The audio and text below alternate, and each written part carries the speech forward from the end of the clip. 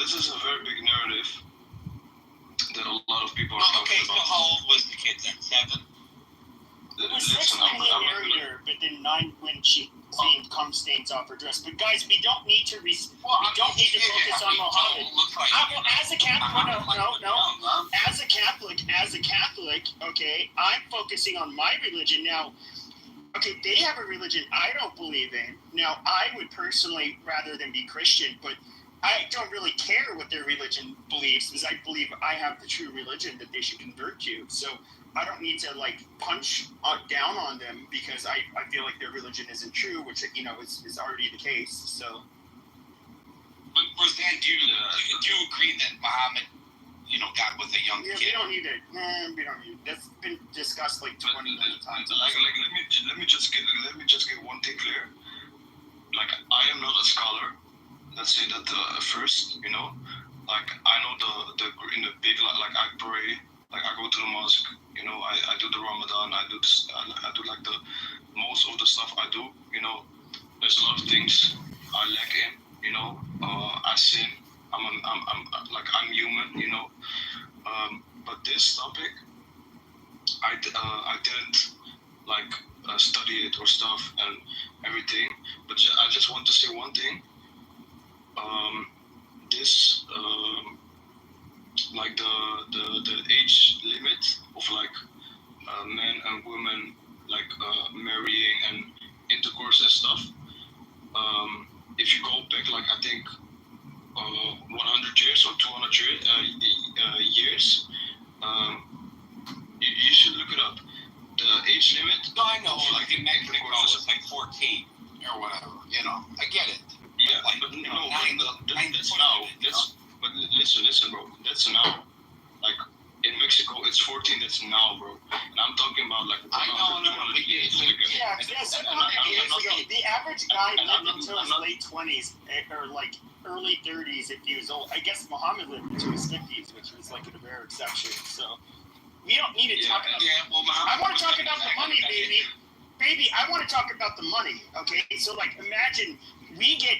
So, like, the first thing I want to do is, like, we end up getting, like, soon as the Christians get control over, I know this is going to sound a little bit sinful, but, dude, like, Gaza seems like it's, like, a nice, just the beachfront property. Like, we need to get these weird Jews and Muslims, like, kind of, hopefully we can get, like, American or Western Christians to live there. I want to see resorts, casinos, high-end, luxury condo towers, maybe some strip clubs. So some of those, sharmutas that got, bombed, their homes got bombed in Gaza. We'll give them some employment. But bro, imagine like we can have like toll roads going to Mecca and like maybe even just like take over Mecca, just because it's not a real religion anyways. But then we build like hotels. We have like, dude, imagine like in front of every mosque, you had like these fucking automated feet washing machines, so they don't go in there stinky footed when they pray, bro. Like, there's so much fucking money to be made. You'll start World War III with the Muslims. Yeah, but you know what it is? Like, you saying this is reaching to saying like, so you free them, but then you don't occupy them, okay? But you don't give them their homeland, So they have like for. But it's our homeland. It's 100 years. Jesus of Nazareth, okay, who lived in Jerusalem. It's our fucking land, okay. Now I don't care what the Jews, fuck them, and then with the Muslims, like, saying like, oh, but it's Muslim land. I truly don't give two fucks. I only care about, being a good Christian. But that's you know what it is, like saying that it's like contradictive a bit, because you were just saying like you respect the Muslims and stuff, like you respect them like living their life, right? But yeah, they should go to like Saudi Arabia or Algeria, bro. Like they're fine. Yeah, but they live there for like how long, bro? They live there like since. Oh yeah, no, you're correct. Like the Palestinian Christians that have lived there, dude, they're gonna live large and in charge. I want to keep them there. But the Muslims, like they're gonna live. They can live there once we take over. But you know, it's probably better they go elsewhere. The Jews, you know, You're whining, like, maybe they should probably go elsewhere too. Just stay But there. then the same mistake is gonna. Then okay, people are not getting killed. Okay, I get it. People are not getting killed. People are being fed. They get work. They get. Okay. Also, let's say you take it over and we live together. But then it's still wrong, Like, Not really. let's say, let's say I go to what's a Christian country, like Eastern European country, Christian, Yeah. like No, that's horrible. You guys shouldn't. like Slovenia or stuff, Yeah. Slovenia or something, or Serbia. You guys are a Let's- bioweapon. Like we don't want you guys imported into European countries. I can't believe you say No, but I'm just giving a scenario. Let's say they are okay. Let's say Ukraine. I don't know if Ukraine is Christian. If it's a Christian largely country. Christian, yeah. There's a Christian. Okay, so they are at war, right? And let's say Saudi Arabia helps Ukraine to end the war with Russia, right? And let's say the Saudi Arabia say, "Oh, we help them end the war and get the Russians out of their country." No, instead of like only helping them and leaving them be, or like getting good ties, like because you help them, like we can be business partners and stuff or something like that. No, instead of that, we just take the country and we make it an Islamic I country. think you misunderstand. Like I want to do the work of Jesus. I want to take over Israel. Okay. The IDF will no longer exist. All of their weapons get taken away. All of the Palestinians' weapons get taken away, and they will be treated, equally. But but there's good. We're gonna try to teach both of you guys, naughty boys and girls who aren't Christian. You mean like the Native Christian. Americans? Well, somewhat similar. These were pagans. Like Geronimo and all that stuff. Yeah, they're savages. I guess you could say. I guess if you want me to be clear, I think you have the naughty Jews, which are whiny savages, and you have the Muslims that, in my opinion, are just like inbred angry savages. And we need to stop the cycle of violence. It just has to stop. Okay, but there are 1 billion people who are Muslims. Yeah, well, there's a million bad muzzies that need to learn how to behave. Very naughty. They need to go to confession in a Catholic church. How does that sound? They'll be cleansed of their sins. Which Muslims? They'll be cleansed of their sins, and they will have a relationship with Jesus Christ. He will cleanse them of their sins.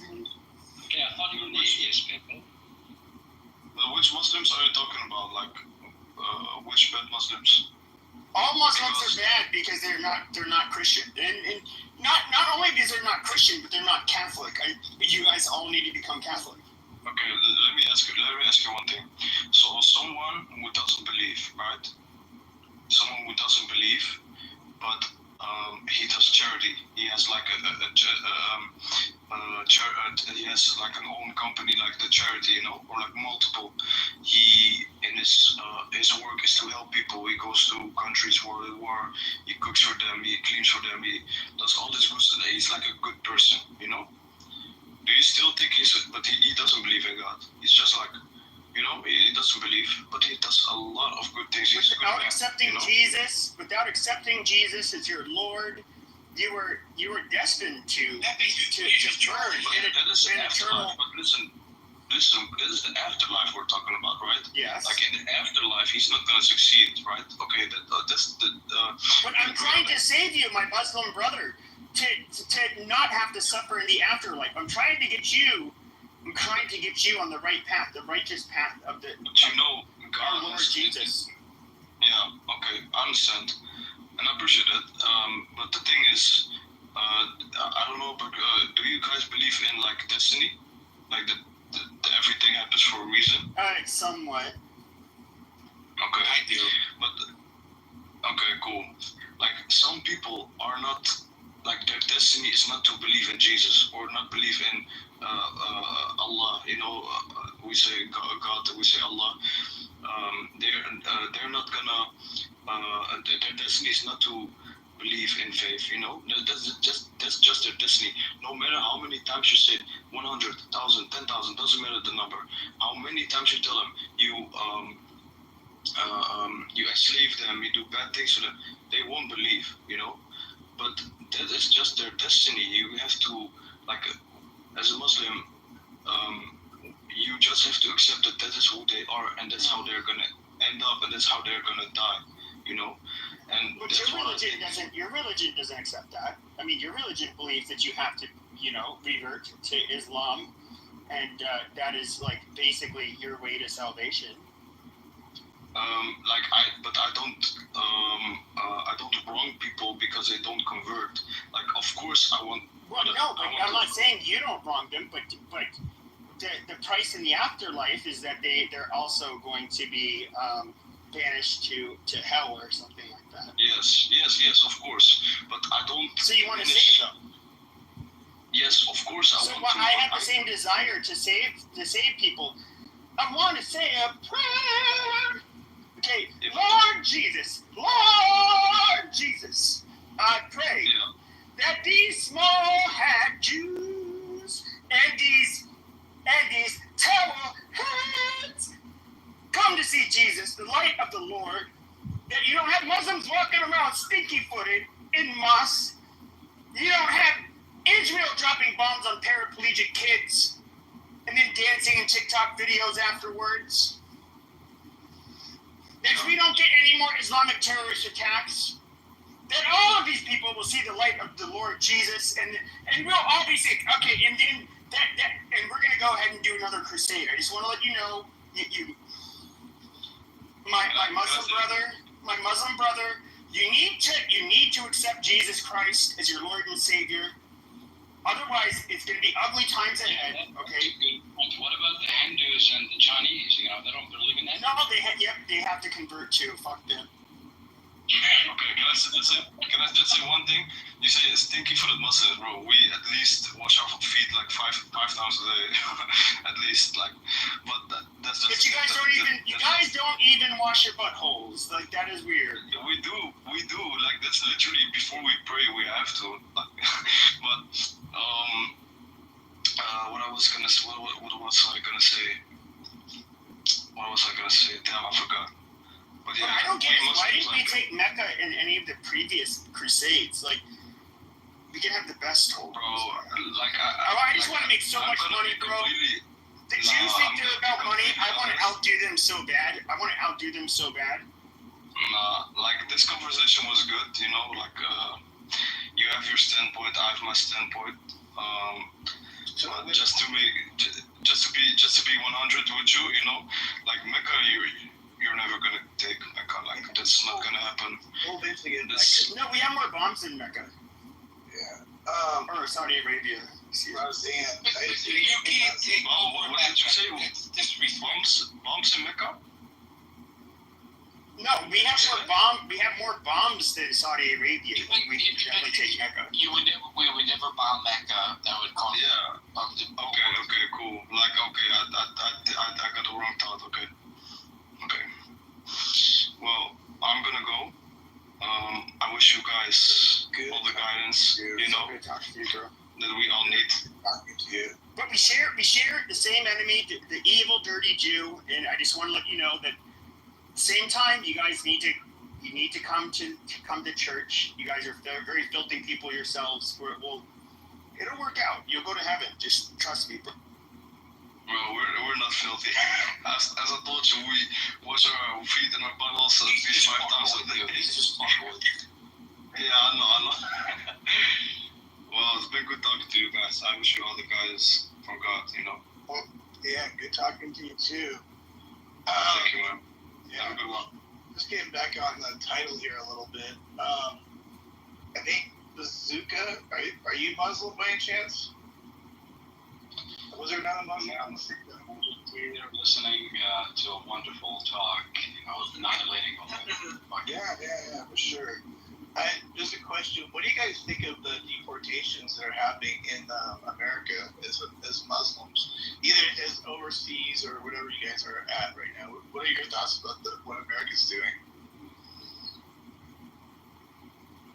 Any Muslims here? Yes.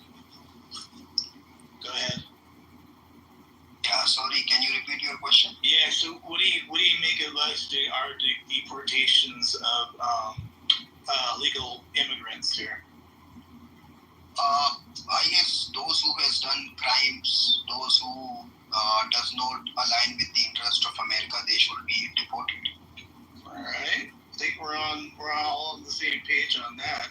Yeah, anybody who has breached the law, any law, who has done any crime, who has done murder, who has who are not good for the communities, regardless of religion, regardless of caste, they should be deported because in fact I believe that when you migrate to another country, in fact you should live up to their culture, hold their values rather than assimilate, right? Assimilate is what we call that. Yeah. Yeah, I mean, folks, a lot of folks they come to US and they don't speak their language. They speak their own language, bring their own culture. I respect all the cultures, but at the end of the day, if they have given you opportunity to live there, earn there, and so we should mingle ourselves rather than becoming a threat to the community, to the existing community. What about the Hindus that come here? And I think you Muslims are way better than the Hindus, but that come here and take smelly. What? They take smelly, dirty shits on the streets. Wait, why are you making fun of Hindus? So They don't cause problems. Jacob, you like Hindus? Interesting. Okay. Wait, they open up businesses and what? But the Muslims don't poop in public. The Muslims won't poop in public. But the Hindus, they will. And with all the spices they eat, they take these they're very nice people. smelling shits. I've never seen that in my life. Where have you seen that? But yeah, I agree. This is what I talk. We should hold the culture and live up to the culture of the place where we live. They brought a lot of spices and they given a lot of spices to the world. But yes, I have seen a lot of Indians, so they even don't learn the language. The people who are old, like they came many years ago, so they even do not learn the language. And I don't know. When you eat a lot of curry, you fart. Fart. Yeah. Yeah, I mean, I'd be pooping in the street probably on accident. Do you think I was thinking okay, so I think a requirement that you should be able to write and read English. I think that's pretty common. I think you should be able to do in a country that you want to be part of for many years coming up. And maybe if we could do a test to people later on, they've been here 6 months, maybe a year, maybe 2 years. We kind of just run a test by them to see if they're actually able to speak English. And Well, British tried that for 200 years. they have to go. They can't speak English. 200 years the British have tried. I actually dated an immigrant. She converted, and it's just the 8th grade level of civics. They just have to know how democracy works. And you apply for it, and blah blah blah, and she's very proud to be American. I mean, this country's built on Americans, just not illegals. No, nobody can ignore the contribution that immigrants had been made. I mean, immigrants, they contributed a lot. Even in fact, today, they contribute massively. But at the same time, I traveled to other countries as well. But one thing which I have experienced, the people in America in general, they are more welcoming, particularly, no offense to everyone, but particularly white people and the other people, they are welcome generally. If you go to somewhere else in another country, for example, in the Europe country where you might encounter the language barrier, so you will find that people are not as much welcoming as you find here in the US. Exactly, Hassan. Now, Jacob, I see you kind of with the bat, making sure that maybe my idea, doesn't probably get implemented in a way, but like, I'm just saying, like, 5 years in, you're here in the country. What's your idea again? Oh, yeah, sure. So, like, maybe like, you're going in this country for, if I'm trying to find some, like, humanity and all this, like, okay, you're in the country for about a year or two, maybe 3 years, and like you get a chance to like kind of like assimilate, like at least have an opportunity to do that, and maybe like learn the language, maybe learn how to write the language, just a little bit, like I think like maybe just a little bit, Well, it depends how you enter the country. If you enter illegally, then we're talking about a felony right off the bat. Oh, okay, you're on board. So then you're operating at a deficit, no matter what you do. Got it. You have that gun, Yeah, let me just you can't do that. let me just finish my thinking. Yeah, okay, so you're somewhat there. I'm saying like, okay, so we have Juan, he's out there on the farming. Juan knew what he was doing. Yeah, exactly. And then we show up and like we're like, okay, Juan, you got to take a test, for English and writing right now, like kind of like on the spot. And like maybe if he passes it, we can work something out. But maybe if he doesn't, then we just gotta like figure this stuff out and kind of move him along. You know what I mean? I'm just trying to think of like another workaround on this. Like, How about this? If Juan's never committed any criminal record while he was here, let him go. If he's committed a felony, deport him. Okay, this is interesting. I had a similar view on that. Hassan, what do you have to say on this? Yeah, I mean, one thing which I can see more visible is that I grew up in a third world country. I grew up in Afghanistan, lived in Pakistan, and all the way. So one thing, which is a very gray area when it comes to deport all the people who entered the illegal. So there are so many people who entered the illegal here in the US, but a lot of industries depends on them, and if they have not done any crime, so if you live in a third world country, so there is so much true that there is so much violence, you cannot express your opinion. For example, if you are in the Pakistan and you are Christian, or you are in the minority, so it's so much difficult to live there. Honestly speaking, if you connect with any person who's from Pakistan and is in minority, so those people who fled their land just because they were not being treated equally, and then came to US or to the other European countries. So if they have not done any crime, and just sending them back is also because they cannot live there because of their religion. Elected representatives to represent. Okay, shut up. Not you. I meant the other guy. Go ahead. I'm sorry. John's up here. That's my bad. Yeah. Oh yeah, Hassan. Yeah. Sorry. So for example, you can just Google it. Blasphemy cases in Pakistan. So a lot of Christians being killed on no basis, and the people who are ruling, for those people who fled their lands, you see the situation of war in Afghanistan. So sending these people back to their countries is also not good idea. Just because they enter illegal, I guess this is some this is a gray area which is very difficult to agree or disagree on. We just want to know who's coming to our country. That's all. And that's kind of like the thing, though. I'm with you on that, Jacob. But there's like a whole group that's already here.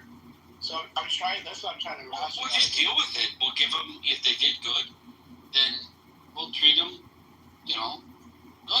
If they did bad, then we get rid of them.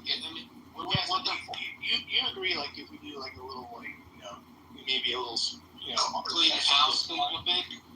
Yeah, I mean, just be like, hey man, you've been here 5 years. You don't even know how to put a sentence together. together. That's, or it's like you've raped 2 women, like well, can't do that, or that kind of thing. And it's like, nah. And I'm gonna have to send you back. I would just. Or like anybody with a facial tattoo. We'll start with that one. It's a prerequisite. Like, I don't think that's gonna work. The MS-13 thing, just all over your face. I don't know how you can have a future in Wall Street with that one. I mean, go back to El Salvador. Yeah. Or Guatemala. Okay, yeah. Personally, I would just put a bullet in their head. See, you don't have to take it that far. Oh my God! Fascist! I mean, like, just dump them into a ditch, just bury them right there. I mean, I don't rapists. I mean, come on, get real. Who cares about them? Yeah, I mean, we give so much leeway to. All right, just put them in prison. They'll get raped anyway. Well, no, but Jacob, the thing is is that if you ever look at like Guatemala, what they do to their own people, if you were to get caught raping a girl, they will literally you'll get lynched by a mob of people. If a foreigner was to in any of these countries was to could factually prove that he did something horrible like this, they're not going to use the first of all, the diversity is not a thing in these countries. They really don't give a fuck. In fact, they're going to find it more offensive that you're a foreigner, an outsider who thought you could come into their country and do that to one of their people. I mean, why? There's no reason to grant these people any kind of I don't know, to take it easy on them. I mean, it's.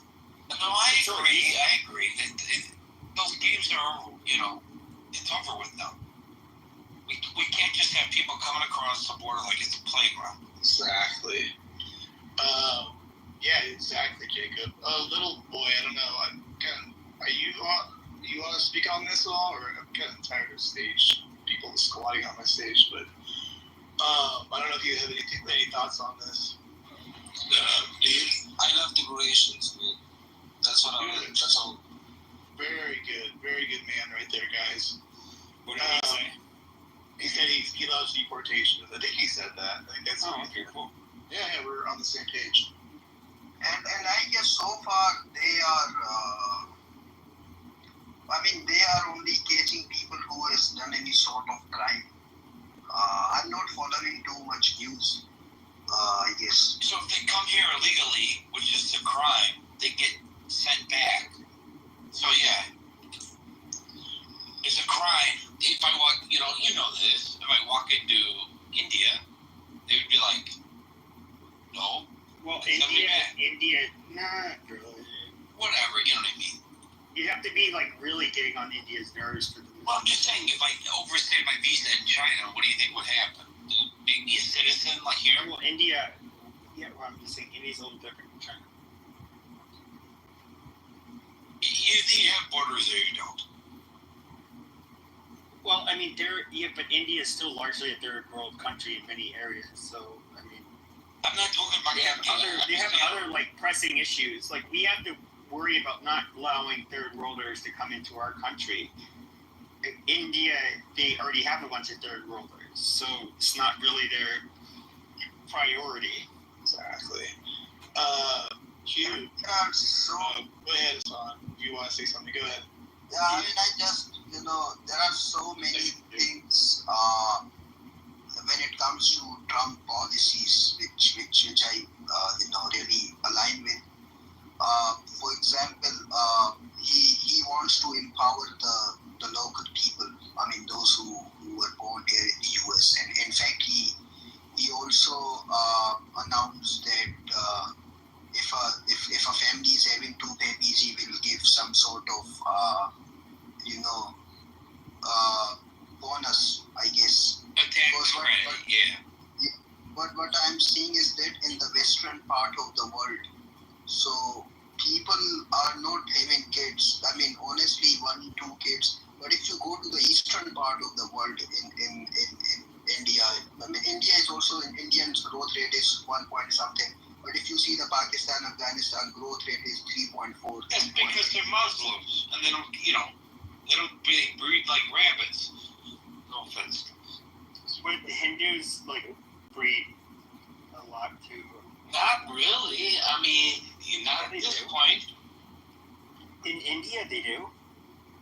I India, I don't think you understand. Like India, first of all, they have a fucking caste system, which a lot of people say like, oh, it's white supremacy. No, it's like it's thousands of years old. It predates colonization. These people, when it comes to India, it's a whole. Westerners, when Westerners tried to like deconstruct India, so like sociologically, they don't. You can't do it from an American lens. It's entirely different.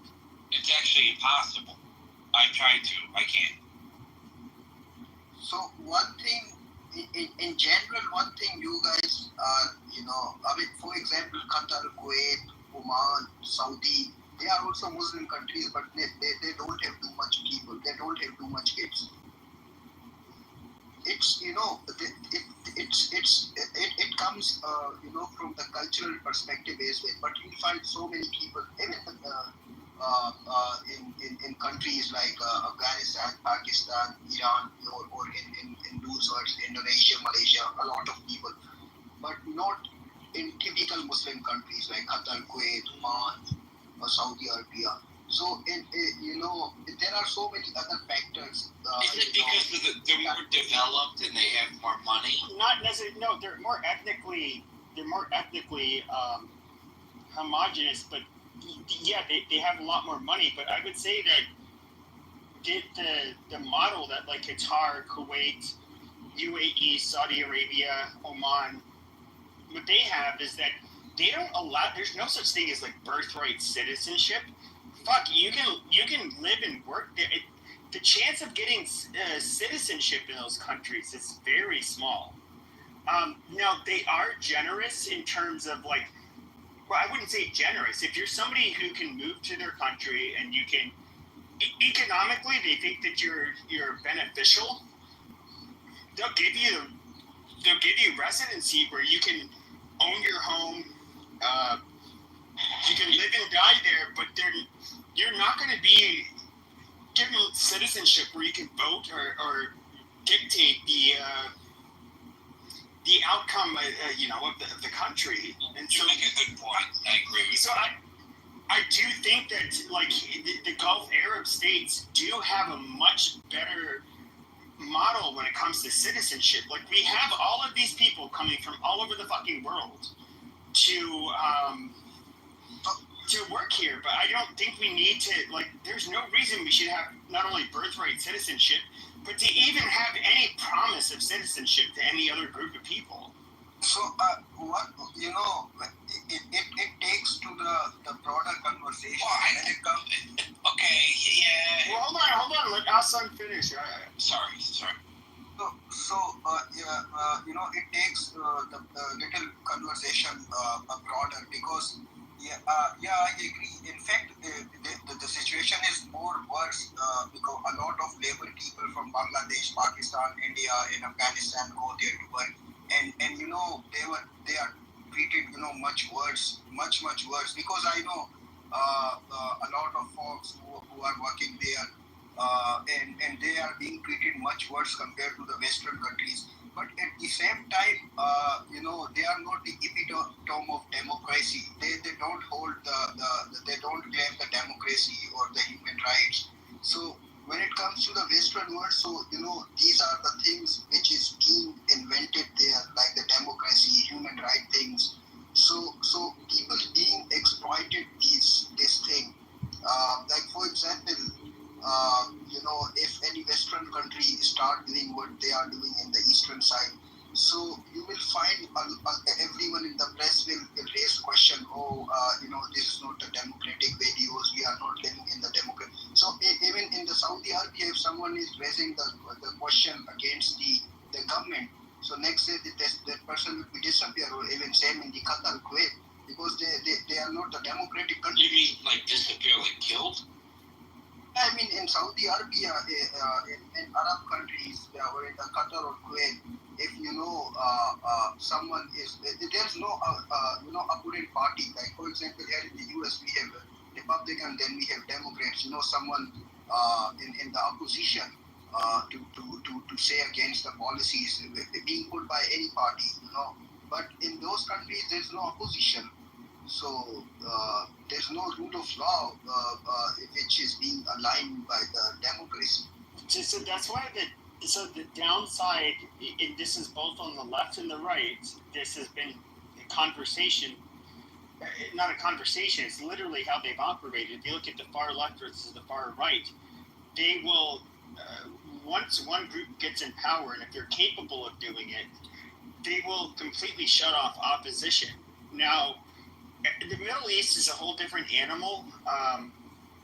They still, in a way, it's kind of like they still have kingdoms, which isn't necessarily bad if you so happen to have a ruler that is adept and has the best interest of the country and the people in mind that live in the country. But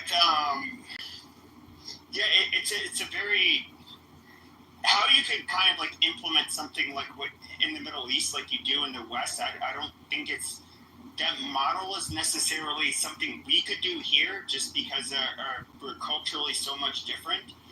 But I do think that there's like how they hand out citizenship, it is so much different, and I think that's a good thing. The only thing when it comes, we get some. The one thing about America is that the people that are the largest innovators, I guess you could say, like the ones that are the most successful, they come here from foreign countries and they get citizenship.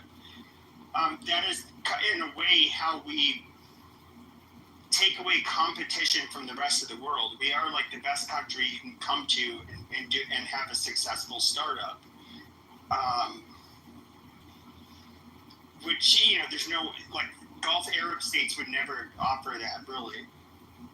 And so, in a way, it kind of helps us, but then when it comes to the majority of the people that we don't really want here or to be voting here, they're not, they're not the 1 in a million or several million successful, CEOs that had a successful startup here. So you're against immigration? Largely, I don't think they should be given citizenship like like how they get it today. Like, absolutely fucking not. Oh no, today it's ridiculous. Look, before 1965, we had the Bracero programs, which Mexicans, there's a bunch of laws and protections for them. They had to get paid a certain wage.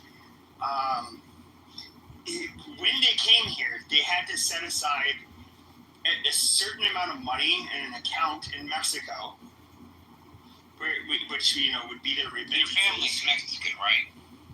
No.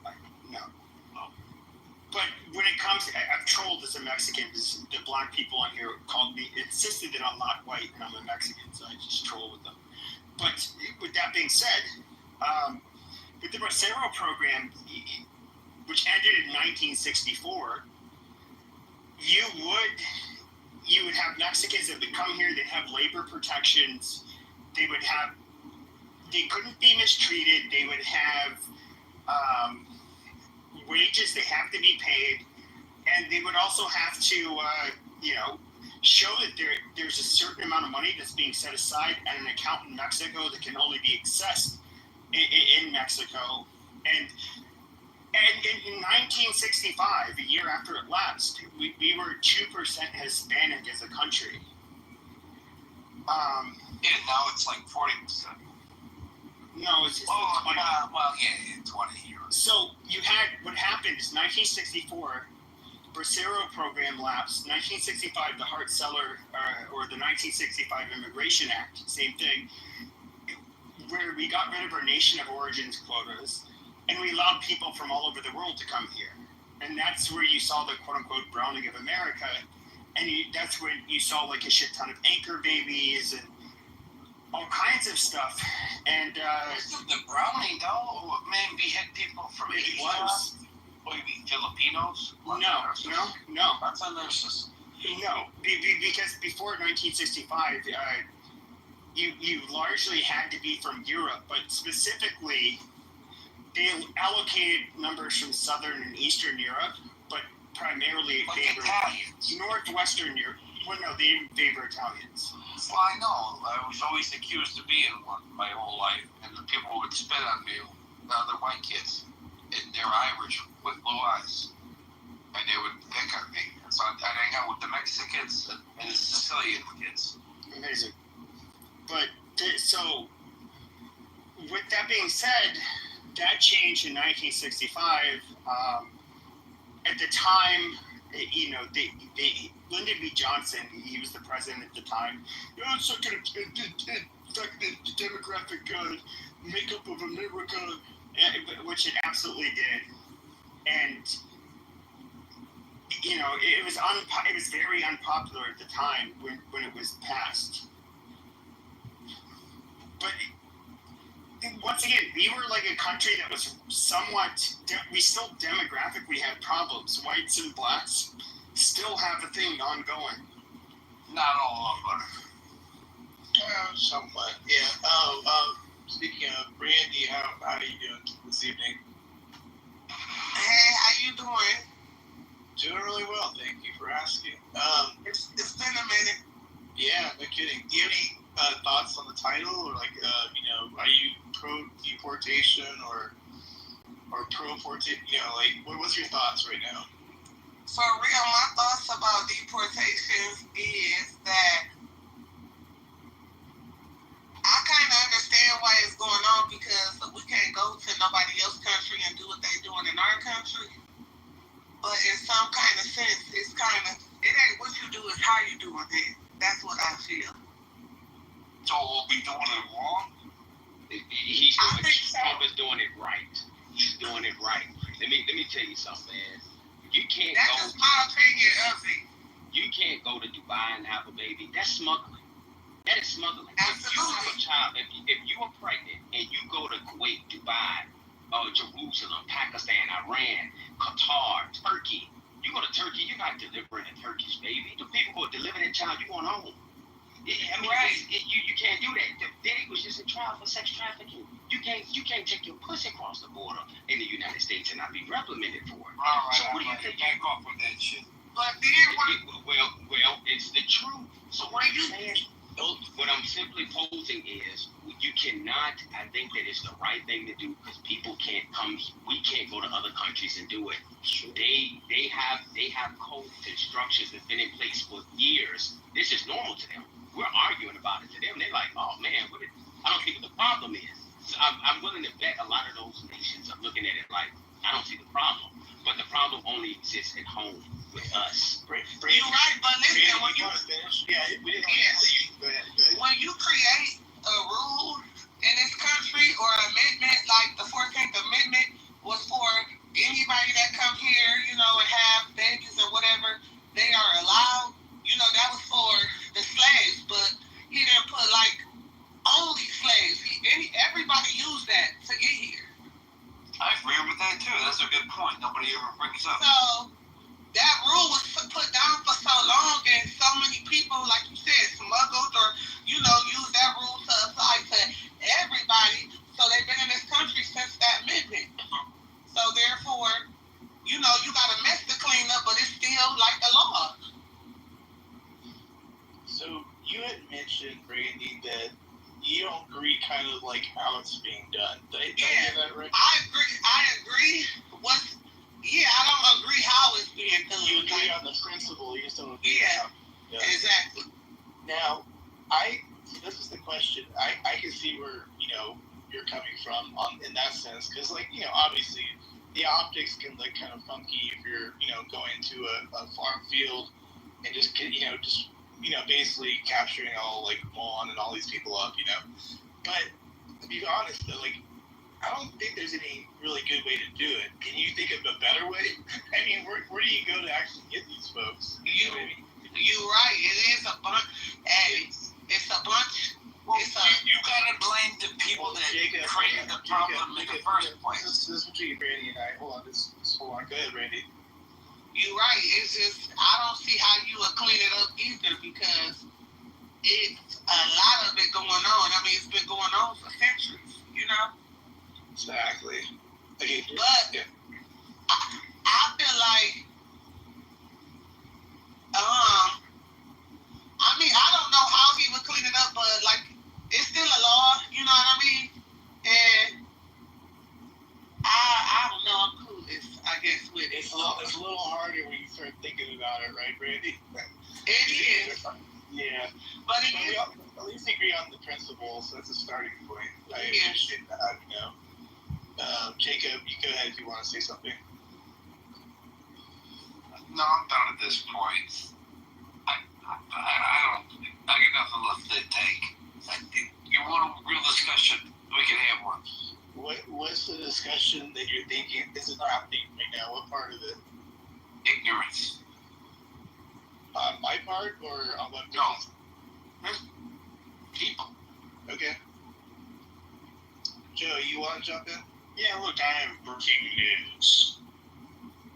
Today, a federal judge ruled that liberal organizations have the right to bring lawsuits on behalf of future persons who are born on or after February 20th, 2025. In the ruling, though, that are going to be born after February 20th, 2025. This is the precursor now for a federal ruling where life organizations will be able to bring class actions on behalf of future persons. That's exactly what I was thinking when you said that, Joe. Yeah, so there's now a federal ruling that's out there. Look at the You want me to get it for you, Abby? dichotomy on that one. That's bad. Joe, I want to see that. If you can post the link, I want to see that. Yeah. Hey, Joe.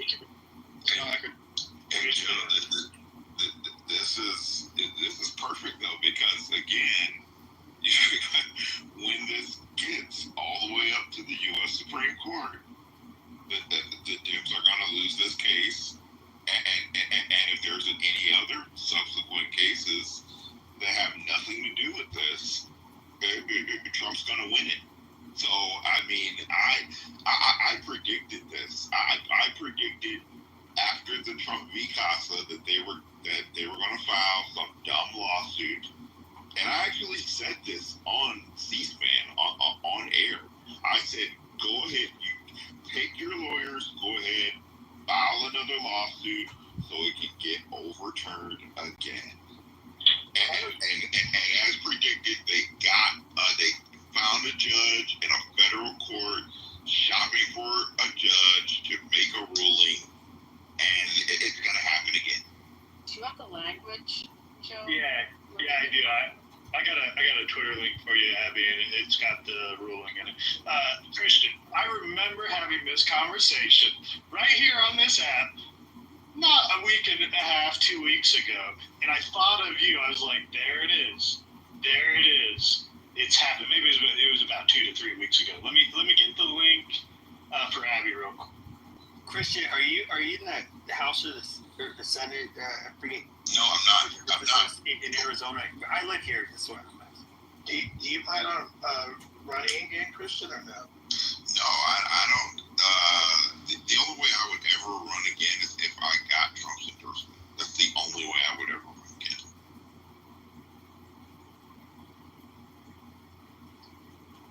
There it is for you, Abby. Pinned at the top. It's going to be Barbara versus Donald J. Trump.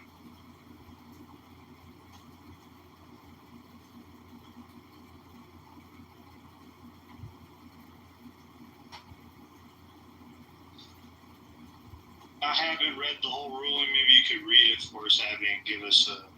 Yeah, I heard it on Tim Pool. I was watching Tim Pool earlier, and they were talking about it. I was like, oh well, look at that. Christian was right. Matt, give me honest feedback. It's like it's not my room, but like I was trolling that guy for like quite a while. Was that a little excessive? No, you're okay. it was fine because you're gonna do what you do a little bit. That's fine, and maybe you went over by 10, 15 minutes. But no, you're good. And you didn't go down too much on the Jewish route. You hit up the Muslims pretty good too. So no, I do that because it's like you gotta like say like because he wanted to say like watch Candace Owen. Oh yeah, he came out of nowhere. That is true. Yeah, and so it's just like no, I agree. But then I do like the Crusader bit, and it's just like and then I insult Islam a lot. I'm gonna take power over them, and he still it's like still as long as I'm anti-Israel, I can be as like anti-Islamic as I want. The thing is, there is some crossover with deportation and exactly what you're talking about, and we did hit upon that a little bit. So you're not completely off, but yeah. I came in the room just as you were trashing Jews, so I'm like, what the fuck? Did I just walk in? Abby walked in. I had to leave, but I don't want to hear it. I know what you're doing. I did the same thing, but I just couldn't. So to answer you. By the way, you guys do the right thing. You guys leave the room. I really appreciate that. Instead of causing a big stink. So I appreciate both Sarah and Abby. And anybody down below in the goo or on stage, if you don't like stuff, you don't like hearing, just leave. There we go. But I don't get it. It's like I was saying, if you listen to Candace Owens and think they're being more enlightened. The shit's crazy.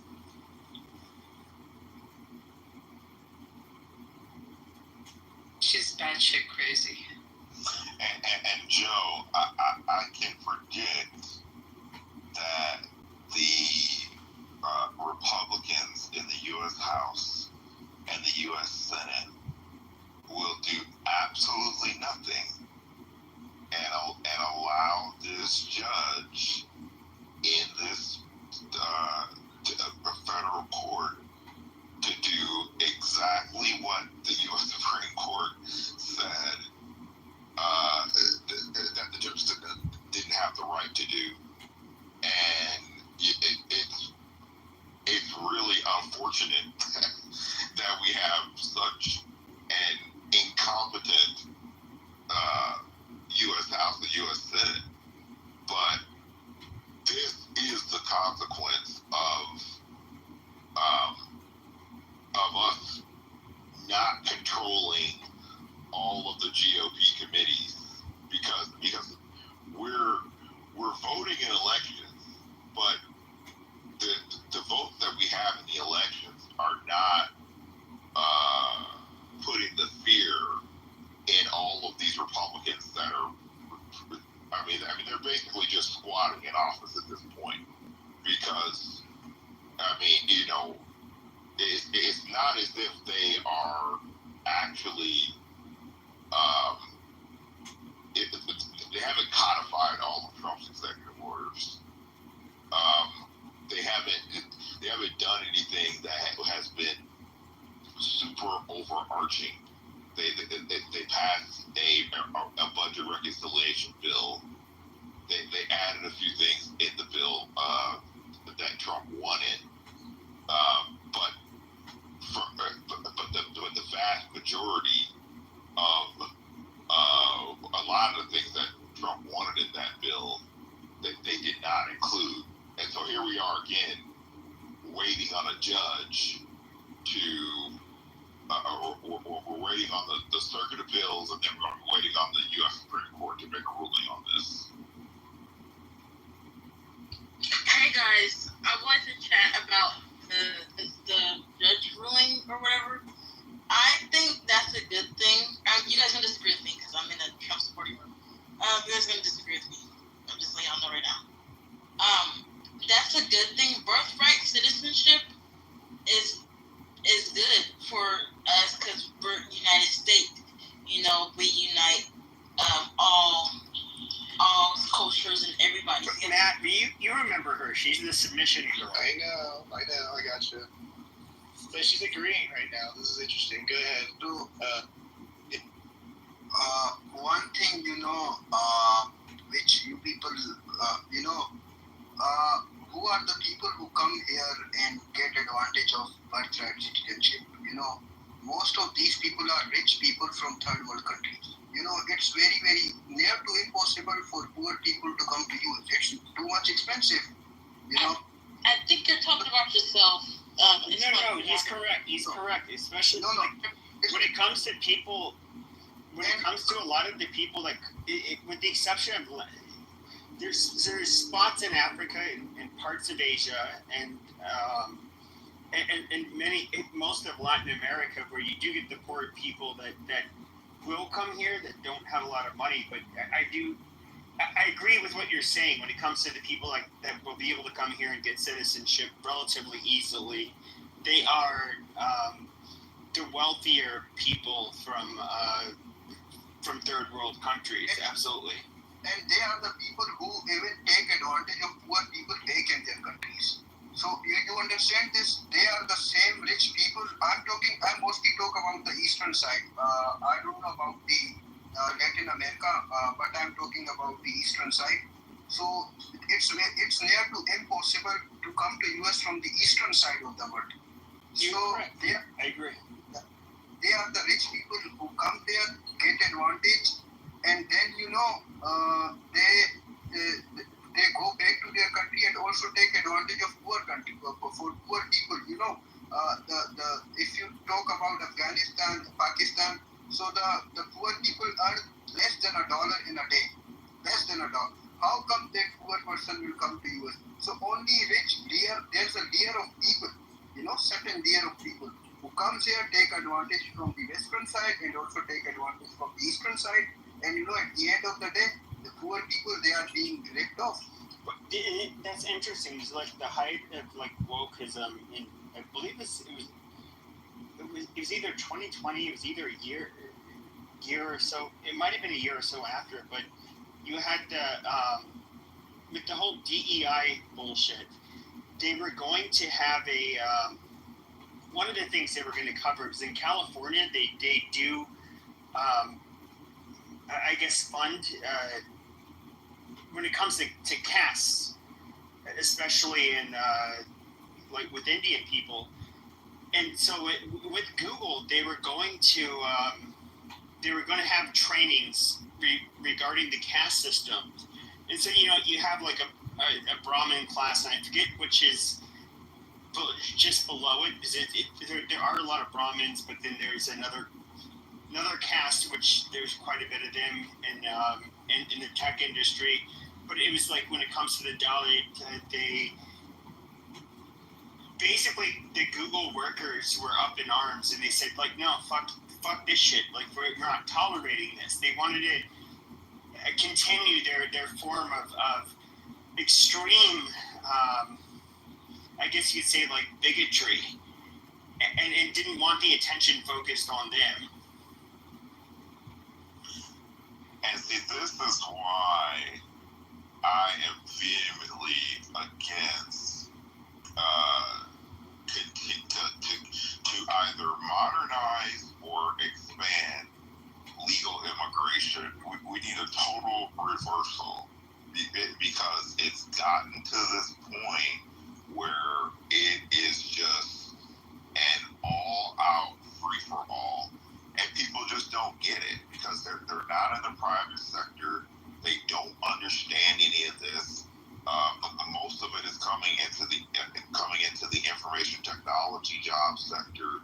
So people just have no clue, no idea the damage that this does, and because we're cheering it on because people are saying, oh well, we need more legal people here. No, we don't.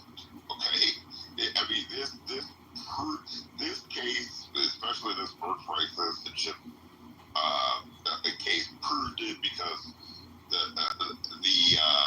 the Dems and Trump's detractors were in court basically saying that if they couldn't continue birthright citizenship, then they could not reap the benefits, which are the federal benefits from birthright citizenship, that a ton of entitlements would be lost because they would not be able to claim federal benefits as a result of this birthright citizenship.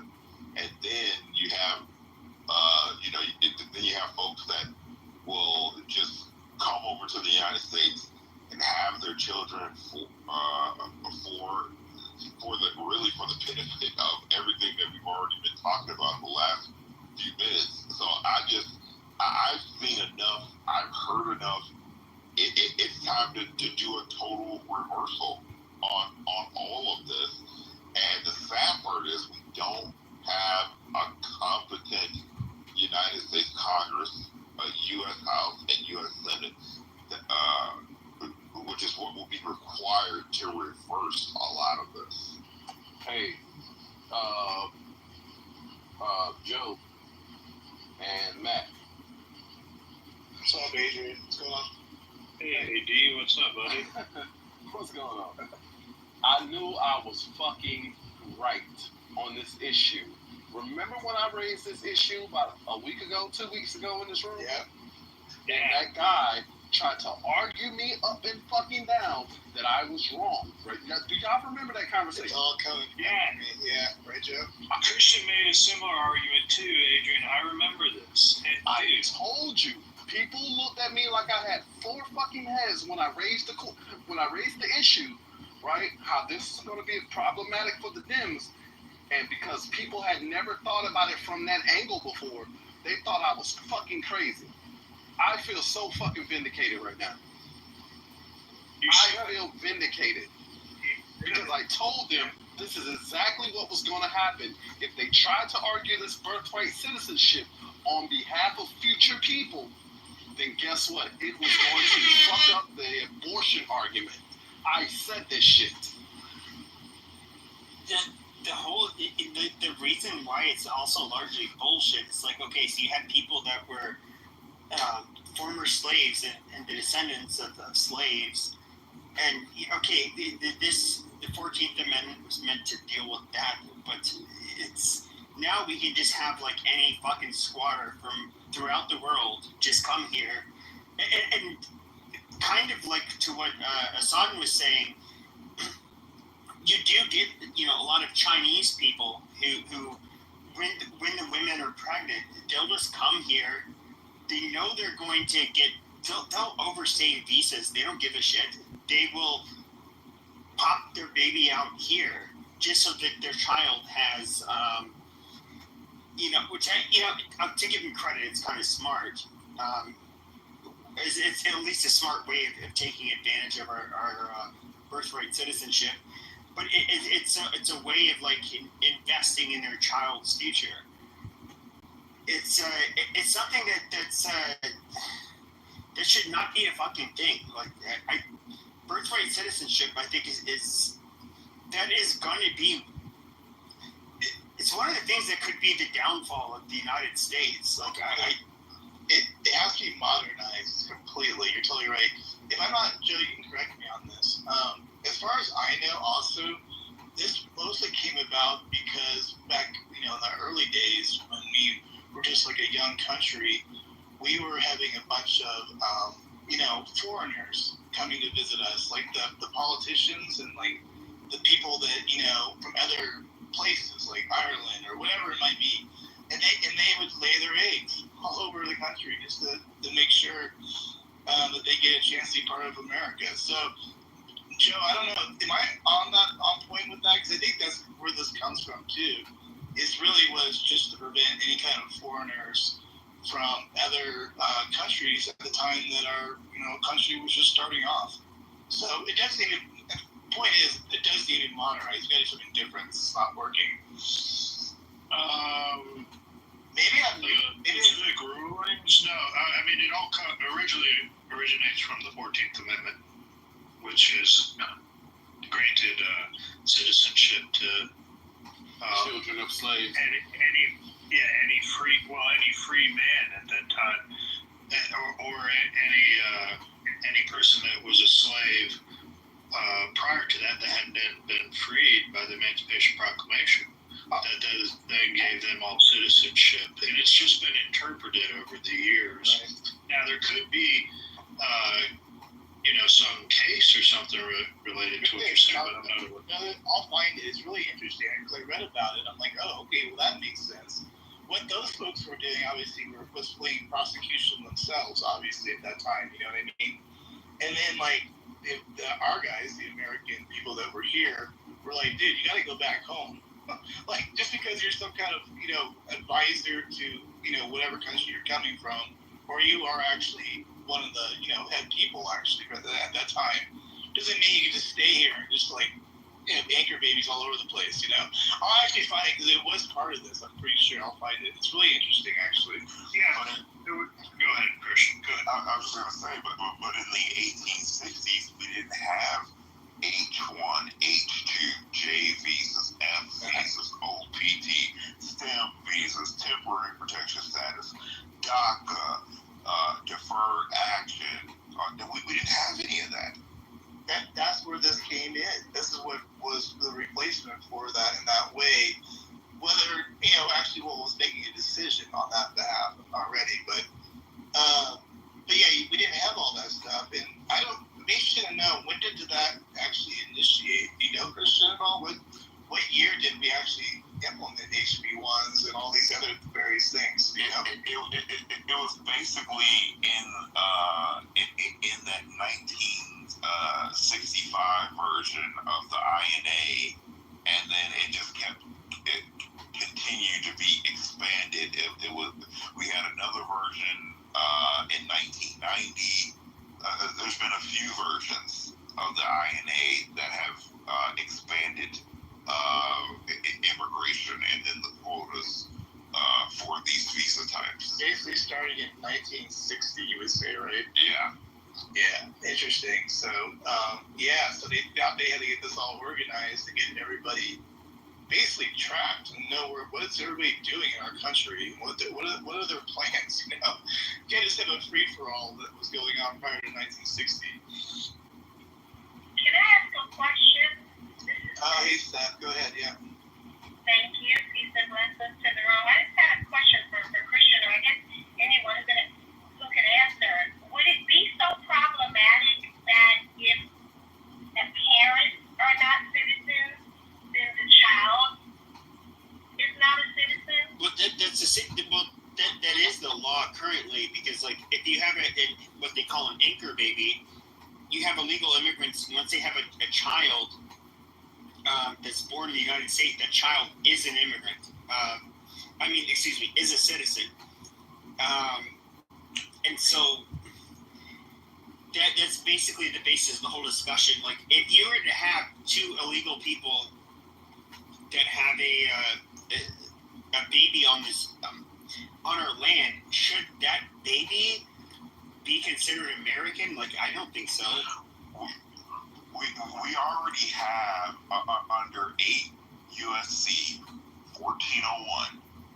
The United States Congress has already created criteria for who is allowed to be considered a citizen. That is actually federal immigration law. This is actually cited by Trump in his executive order. So the only difference is that because Congress has granted the President of the United States deference and discretion on alien entry, on the revocation of visa petitions, on expedited removals, the Congress has already given the President discretion and deference to do the policy that he wants as far as entry into the United States goes, and who's granted citizenship and a whole host of things. So all this back and forth that we're seeing between the judge shopping, the DC circuit, and now you got New Hampshire, and the ninth we saw with the Ninth Circuit in his first term. The only reason we're seeing this back and forth is because they're just trying to stall Trump's policies from being implemented. That's the only reason that these cases are even being open at all. When I was detained in El Salvador for 6 weeks, Shut up! This is a troll. Shut up, Point. why are you being rude? Shut up, Point. Go back to the waiting room, bitch. Shut up. Okay, I just had a follow-up question. And what I was referring to was... These must be fat, ugly bitches. Shut up. Oh, Goodness gracious. Go ahead.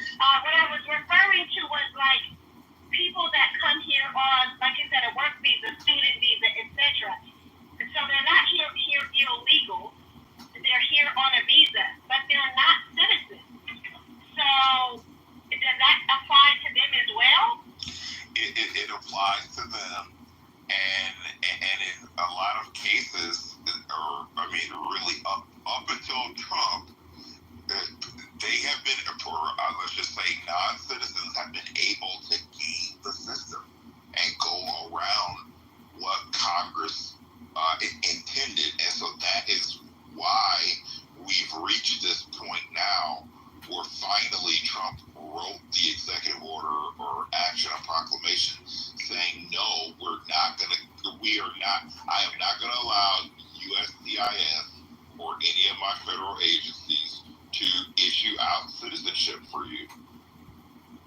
And I love it, man. Because the way my mind processes it, it's like smuggling the citizenship.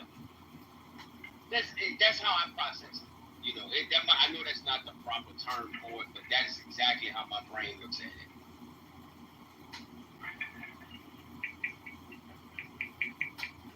MC, can I just go ahead, yeah. Shout out to the deportations going on. Fuck with the deportations, man. Get these motherfuckers out of here, bro. Fuck with it. I got it. So hold on a second. Ahmadon, did you want to say something? Yeah. Good afternoon, good evening, wherever you guys are. Just want to add something relates to this visa process that Christine was actually talking about, different types of visa. My concern is that there haven't been any proper kind of vetting system for these people coming to our country.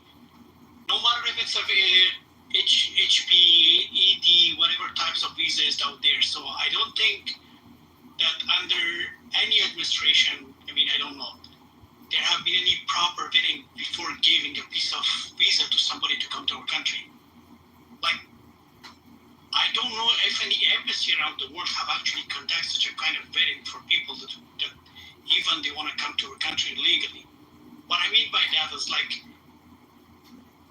somebody applied for the visa and nobody conducts some sort of background check for that person that's coming from that country. He could be a student, he could be whatever they want to do, but guess what? That person could be like, let's say, completely criminal person in their country, but they will get the visa and come to the United States. But what I like about the new administration that, we don't want America to turn to be like an European countries. Look what is going on in Germany, what's going on in France, what's going on back out. Some kind of process or some kind of thing had to happen in our country in order to get these people out of this country. This is not Europe, this is the United States of America. I'm proudly African American, and I live here for a long period of time. No one wants these guys to be around our families, regardless of politics, regardless of who's who here. But we all want to have a peaceful environment, peaceful neighborhood, people who live around us, and you don't want these people to be around our families, kids, wives, husbands, and all those people. We just want to live in peace. I repeat myself. We don't want the United States to turn to be like around like other countries like Germany, France. Look at the crazy things that are happening out there. So thanks, President Trump, and be proud. Regardless of all these things, this kind of deportation had to happen. Look at the ICE website. These guys that have been captured and have been deported, think about who these guys were. Eventually, they could have been a very, very dangerous for our country, for our communities, and for our people. So I really support this. And I know people have different reactions. People will not like this, but believe me, this is everybody will eventually understand who these guys were and what they were actually doing here. So I know it's gonna be really hard. I know some videos will be disgusting, but we have to do some cleanup here in our country. We definitely respect people to come legally to our country. We do respect people to come through the legal process. The legal process is out there. Nobody has banned that. It's out there, but we don't want illegal immigrant to be in our country. Thank you. Hey, Christian. Okay, so Hold on for a second. Christian. Yeah. You said something about immigrants or illegals coming over here, gaming the system. I know what you mean by that. A lot of us a lot of people in this room may not know what you mean by that.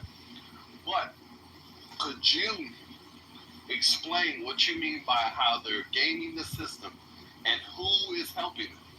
Because I know how they're being helped, and I know who's helping them. But a lot of people in here may not know. Can you explain how they're gaming the system, sir?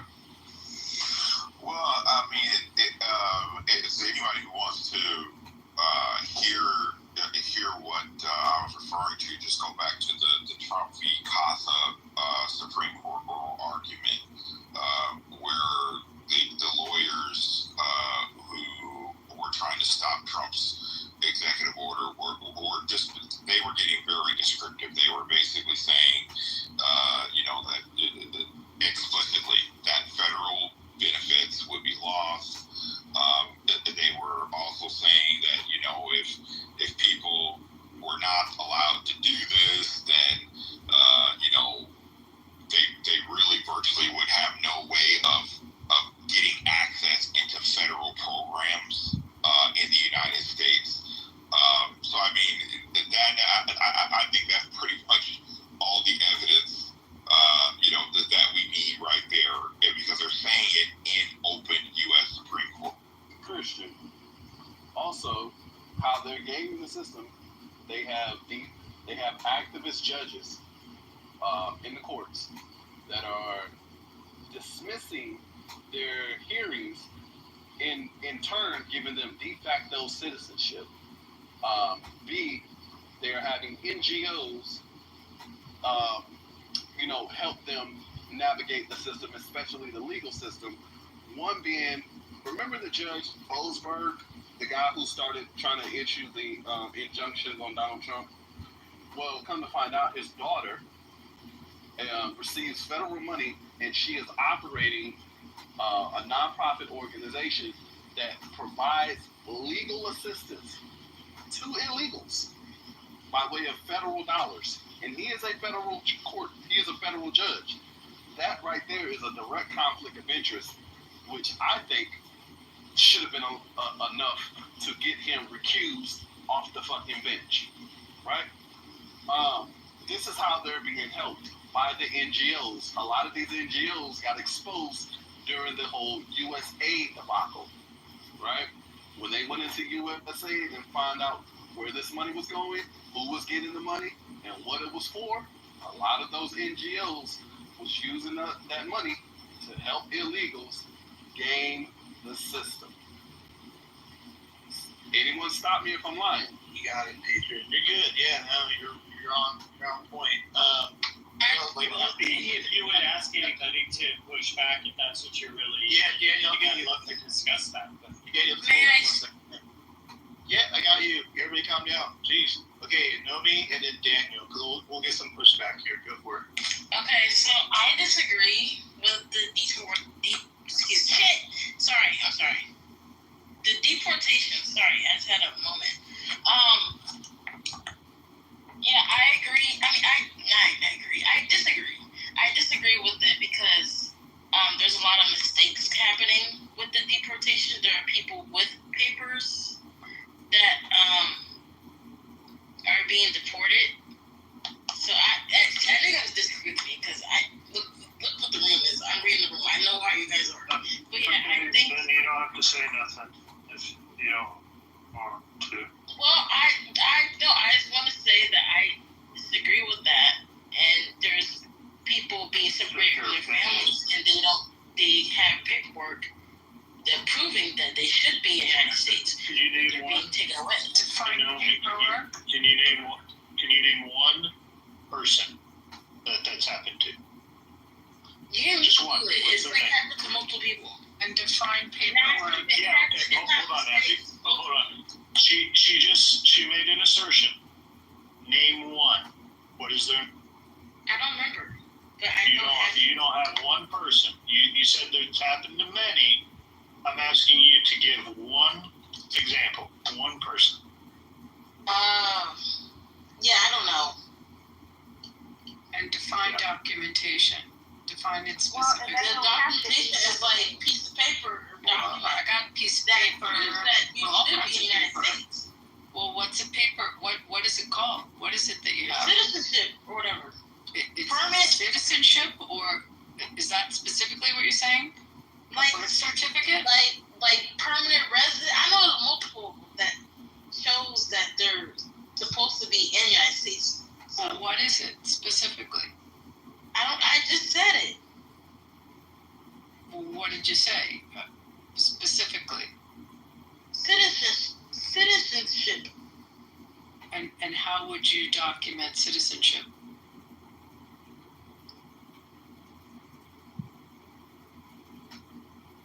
Paper.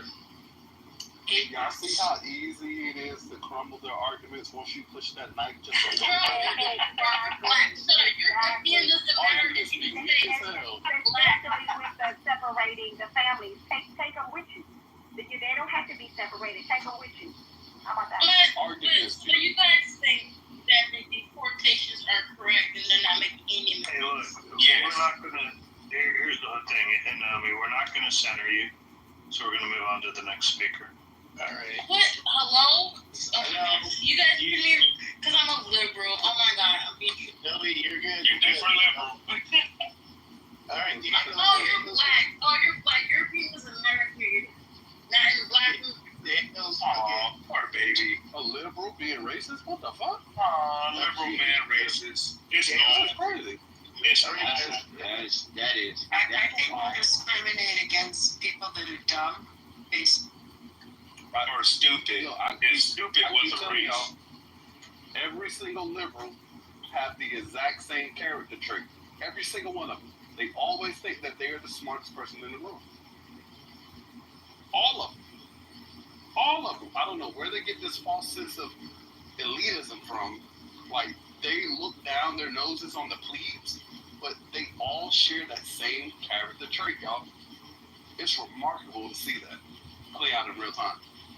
Hey, Emma, can I give you some advice just generally in life? When you're talking about something, don't just say papers. It just sounds like illiterate. Be specific whenever you're talking about something, what your document is. When you say the word papers, it just sounds like you're clueless. It just generally in life when you're describing something. If you get sued and you call someone and you got sued, don't say I got papers. No, Say, I got a summons. don't say that. Okay, But got that? I'm just giving you some advice. Documentation sound better to you? It sounds like it's from the hood. Oh my god, I'm such a fucking black person. So like I don't know what color you are. You could be purple. I'm just telling you, don't use the term papers. It sounds stupid. Real stupid. Excuse me, Javier, can I ask you a very fundamental question, if you don't mind, since you're so something we call is a due process. As far as these criminals that have been deported and are in the process of deporting from our country, do we legally do they have to go through this due process, even if they're, let's say, green card holders or whatever type of visa they have, do they have to go through the due process? That's a very good question. I don't know how to say your name. I'm there. Okay, that is a very good question you just raised. I would like to know the answer to that, because when we're talking about due process and getting these people out, how the fuck? Like, why the hell did we have to go through due process to get them out when they didn't go through due process to come into the country? Can anyone explain that? Everyone's afforded due process. You have to define. They have the right to go through our legal system. They have a right to counsel. They have a right to notice. But with respect to people that are illegal, illegally, they're subject to our laws, and our laws are pretty clear on our right to deport, as well as if someone is a security risk to the country, which can be determined, and there's federal law, in fact, that supports that our Secretary of State can make that determination. They do have a right, as anyone that's here, to go through a court process and utilize our court system. And no one's taking that away. You're so correct, Abby, because I raise this question a lot, this issue a lot, when liberals bring up this due process argument, right? Now, just imagine, hypothetically, had they won the election, would they be screaming about due process now? No, they wouldn't, right? They're only screaming about due process because their grand plan backfired. It didn't play out the way they thought it was going to play out, right? They didn't win the election. So now this is their de facto argument that they're talking about is due process when they didn't give a flying fuck about due process when they were just ushering their asses into this goddamn country. They weren't thinking about due process when Joe Biden on the main stage said rush the border. No, surge the border. That's what he said. Surge the border, y'all. When he got rid of Remain in Mexico clan, they weren't thinking about goddamn due process then. Due process, it was the furthest thing on their fucking mind. But now all of a sudden their ass is lost, they're salty, they're licking their wounds. This is the only thing that they can muster up as an argument is because their grand plan did not work out. But Adrian, So now, they are having a due process. They actually are. Every single one of them, they are. Even though they really shouldn't and they don't deserve it, they do.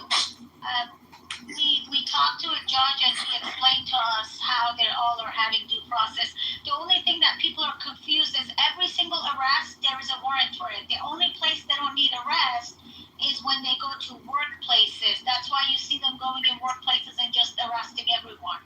At the workplace, they can go, and they're not even arresting. It's called detaining. At workplace, federal agents can go in there and ask for paperwork, and then they can detain people until they show paperwork, or they put them through the due process. But every single illegal right now is going through the due process. What the media is saying is absolutely lie.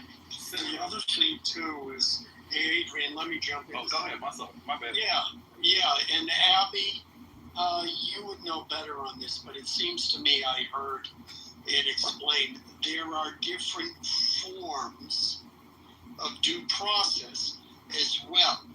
And what the left is promoting, this whole idea that, well, you have to go and then you got to go through it in front of a court and there needs to be a jury and all these, Perry Mason type trial. And that is actually, I remember it needs to be the due, if I remember it correctly, it needs to be a legal process as set by the Department of Homeland Security or it's something along those lines, to where the Democrats are saying, oh, everybody, all the 11 million or 20 million or whatever it is, they all need a court trial. And that is actually not the case, as I understand it. I put that in the chat, Alan. There's an exception. If they're apprehended near the border, they can be removed in an expedited way, and they don't have to remain within the system on the 2-year period. And Abby, didn't Tom Homan say, hey, we're going after criminal illegals, right? If we raid a home, right, and your ass just happened to be there while we're raiding, or you're in the vicinity of someone that we're raiding and arresting, if you happen to be illegal, you will be arrested too. Did he not say that? Yeah, he did. And it also reminds you that even there's due process and right to counsel and right to notice, even with the people sitting in Guantanamo that, we're holding for 9/11, they still have due process. They still have right to counsel. They still have notice. They still have a trial. None of that goes away. But we were just talking about this before, and I sound redundant, but it's an administrative law proceeding when you go through deportation. It's not in our judicial system. It's in the executive agency, the executive branch. It's administrative law. Poor Pepe's heard me say it how many times. But it's still, you're still having a proceeding. You still have the right to counsel. right to a fair trial and notice and to present a defense. None of that goes away. Yeah, it'd be likened to if you reach over your allowed driving points because you got too many speeding tickets, and then your license gets revoked, and then you go through an administrative hearing and they pull your license. You don't go in front of a court for that. So the entire narrative about there not being afforded due process is just gaslighting and lying to America. I want to say something else. So, I voted for Trump in 2020, believe it or not. But what he's doing now is he's getting out of hand. It's like he's almost taking it on himself. I can't deal with this. I can see. Like, nobody cares, Nami. No one cares what you did. Nami, what was the reason why you voted for him? What was the policy that you voted for Donald Trump? She said 2020, not 2024. We don't care about what she did in 2020. Well, I do. I do. I really want to hear this. In 2020, why did you vote for him? Because Biden, I saw a thing, but Biden in the past, he said the N-word, the hard R, and he tried to fight so hard for my community, and it was weird to me. I felt weird about it. So yeah, that was one of the reasons. You voted for Trump because Biden said the N-word? He said the N-word with the hard R. Back in the, was it 80s? But you weren't alive then. I seen it, oh my goodness. I didn't see it myself. I seen it like online. I wasn't there. Yeah, but he said a word at a time when you weren't even alive. And that made you vote for Donald Trump? Did you vote for Trump? Why are you questioning me? I'm just curious. Yeah, I said that was one of the reasons. There's other reasons why I did too. You know what? I'm sorry, fucking black. So what is Trump doing now? You not just have a reasonable conversation with someone without melting down? What the fuck? What is he doing? No, I'm just tired of these black men always questioning me, trying to make me look stupid. Hold on. I just asked you a question, baby girl. What the fuck? But you are. Shut your black ass up. Hey. All right. Racist mutt. All right, conservative, calm down. Okay, Lo, you came up. Yeah, I was just wondering, what is she doing now that she said that is different from when she voted for him in 2020? Because if it's deportations, that's been the thing before him. I mean, Obama has the most deportation under his record. If it's DEI, then I understand Democrats probably told you to be upset about that. But I just don't see what has changed your mind so much. You said that Biden said the N-word, but he's said and done so much worse during his presidency these last 4 years. So I really don't understand where the hate is coming from. Thank you.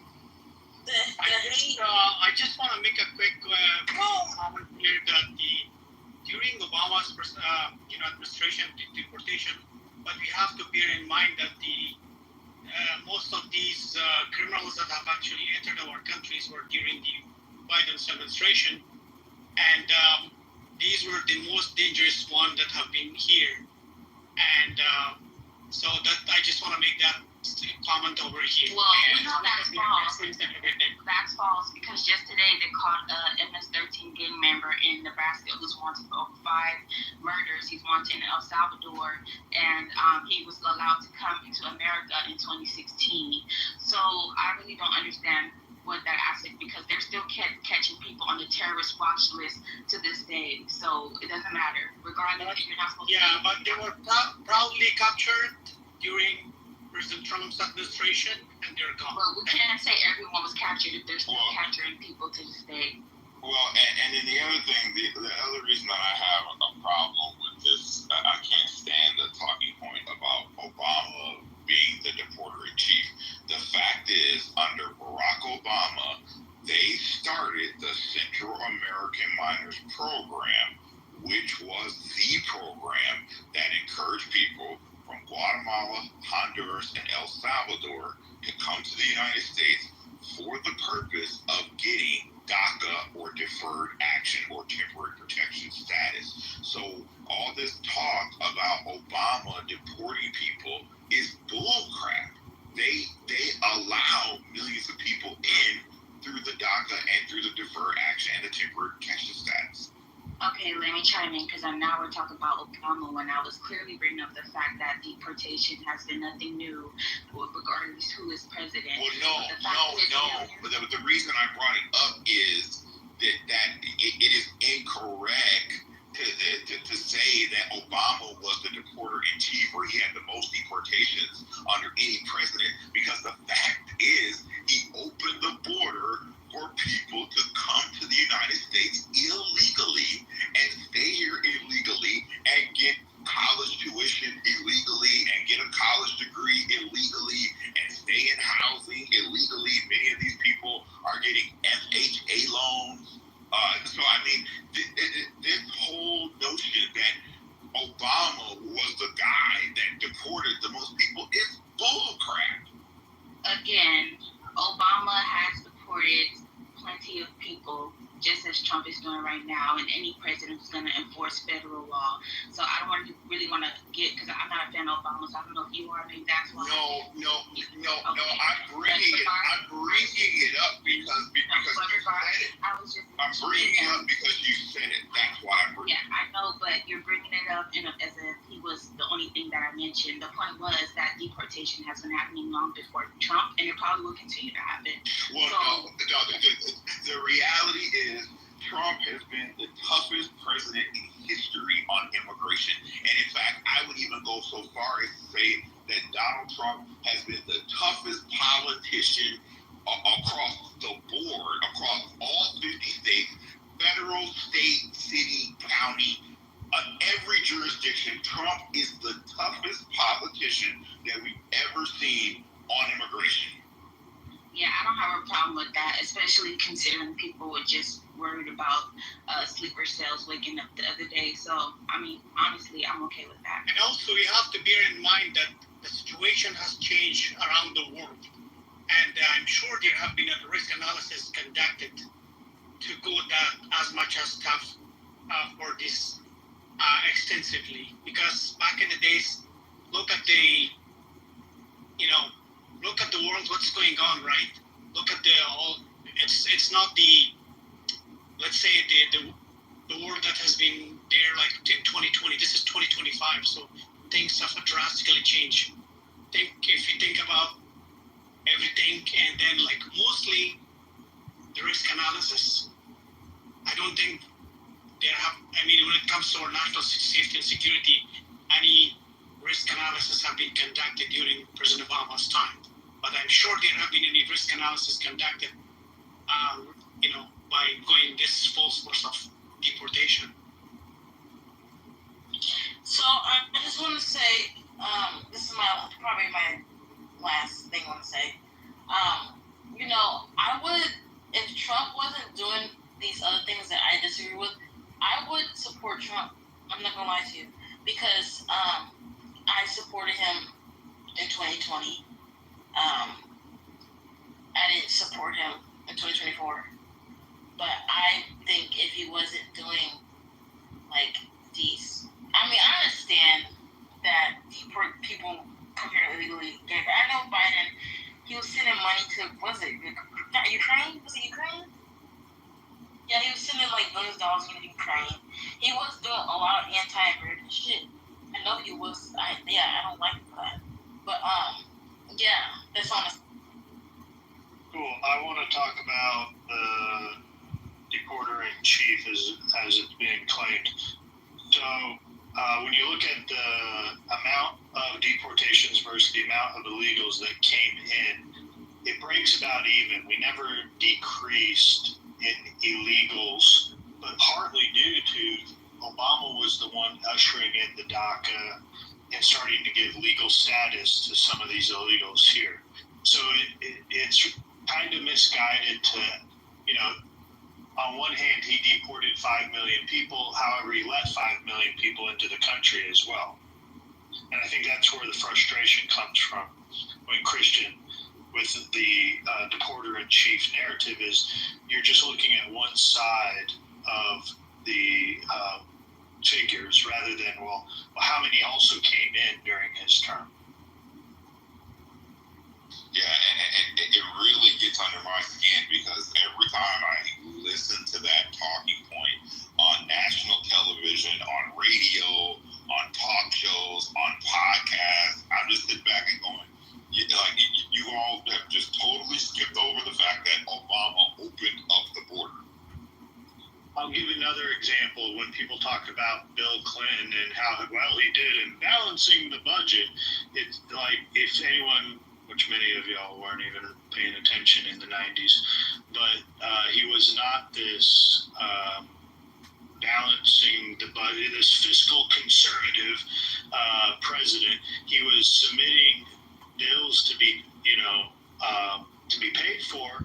However, Newt Gingrich and the Republicans were pushing back on it and not allowing many of Bill Clinton's agenda that would have spent a bunch of money and put a big deficit onto the spending package. So y'all have to be careful that the past gets reframed years later in politics.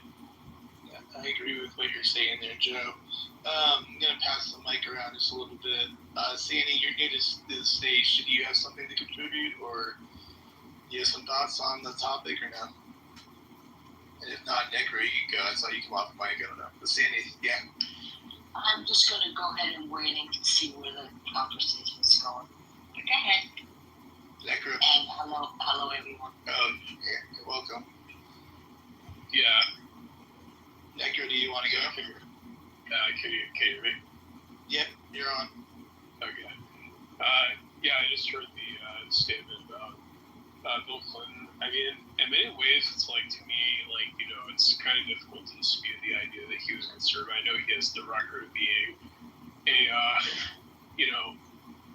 liberal hero of the left, but it's like, if anything, I mean, he self-identified with, as a centrist, but, when he was in Arkansas, he mostly governed as conservative. It's one of the ways that he won the South, mainly. But in general, though, it's like, I mean,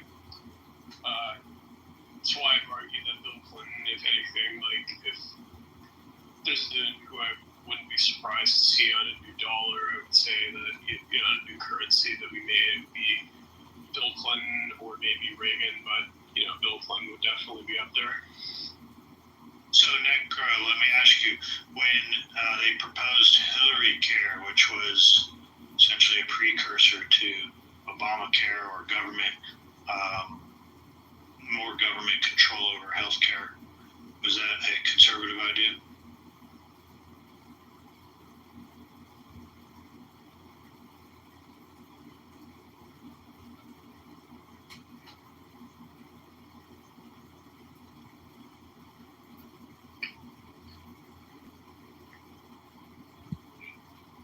Sorry.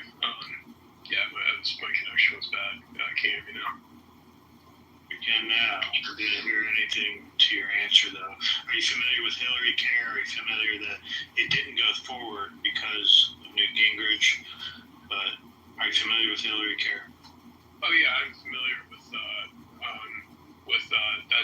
Clinton was, that healthcare was one of his plans that he put forward.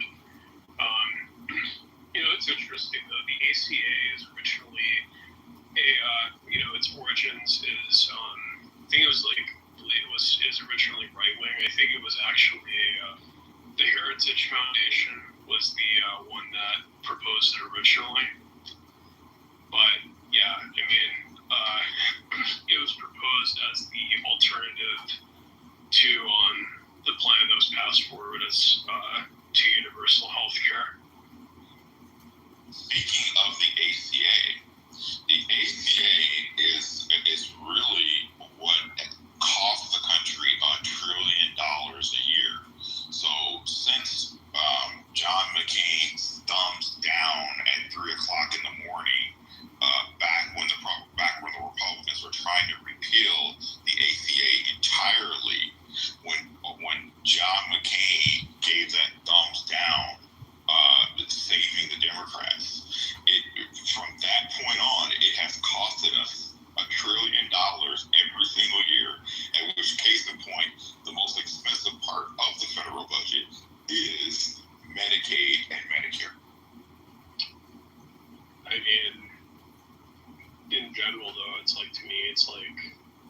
to make like the argument that people make about like abortion though, it's like to me it's like who cares ultimately. But please make the distinction. It's really important, and Christian, I wanted to say this. The fact that Medicaid is called Meta, it has nothing to do with Medicare. They're completely different. There is no discussion of any kind to touch or do anything to Medicare. And it gets people riled up because they get confused between the two. But it's incredibly important to distinguish. They're two completely different programs. And the emphasis has been on cleaning up Medicaid, which has nothing to do with a program for when you're 65 and up.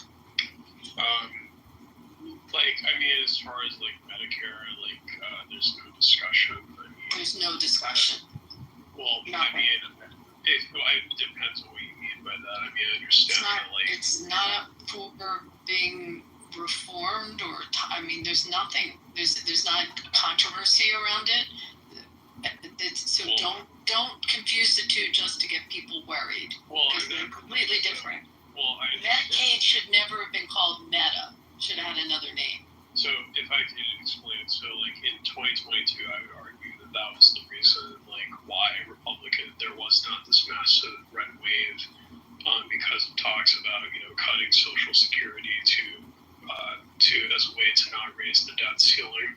It wasn't the overturning of Roe versus Wade, like every news outlet reported. That's as a person who's pro-choice, I believe that it wasn't. Really? Why did every television commercial around for every person running for office was about abortion? Just curious. Ask any Dem, I'll tell you that's what they ran on. I understand that a lot of people in the media, the fact was, if you looked at the polls back then after the overturning of Roe versus Wade, roughly only 12% of independent voters were concerned about abortion, while 40% were concerned about the economy and 20% were concerned about threats to democracy. So, I understand people in the media, the media tries to, focus on the things that really don't matter to everyone, but it's the polls themselves speak for, how people really feel. And I think really it's, in general though, better explanation to me for why there wasn't the massive red wave was because of talks about cutting Social Security as a way to not raise the debt ceiling. Or for example, when they're telling people as a solution to the rising cost of insulin to, just eat right. I have a question for the room. Why are Democrats so ignorant and dumb? They were born that way. I've heard that in liberal rooms about conservatives too. Thanks for your opinion, Daniel. The perfect person just came on stage to answer that. It was not. Welcome, King. Answer what? How is that he just totally teed you right? Naveen, answer me this. Riddle me this. Why are Democrats so naive and dumb? I think it's the water. Is it the brain-eating amoebas in the water? In the water in the blue states. One thing I will concede at this point is that the fact that, essentially that the Democrats, their main strategy simply is to say that at least we're not Donald Trump, simply. So I would concede that, the Democrats seem to not have much platform other than that. What are you saying? They're not Trump? They didn't go to Ivy League University and get a degree from Wharton? They're acknowledging they're not that smart? I think a lot of Democrats are not smart. I think most politicians aren't smart. But I would say that the Democrats, my point is essentially the Democrats, their main talking strategy is to say to people that at least we're not Donald Trump is their main strategy. But we talking just about the politicians, or we talking about people when you answer that question? I'm talking about politicians. When I say Democrats, I'm usually talking about politicians, not the voters. But I don't think that's the question he was asking. Well, let's ask that, though. Are the voters than the Democrat politicians. Absolutely. No. So, Joe, Democrats don't use their brain, okay? They operate off of a fluid, which is emotion. And so, like if I say to you, Joe, I want to show you a story here. See this mother who's dying on the side of the road?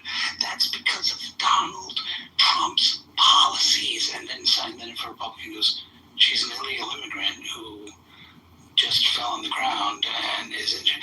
Doesn't matter. The fact is, Donald Trump caused that. And so you feel this emotion, and so they play off that. And so Democrats have now been trained to think with their emotions and not with their brain. And that is the fundamental problem. I can say something. Bless her heart.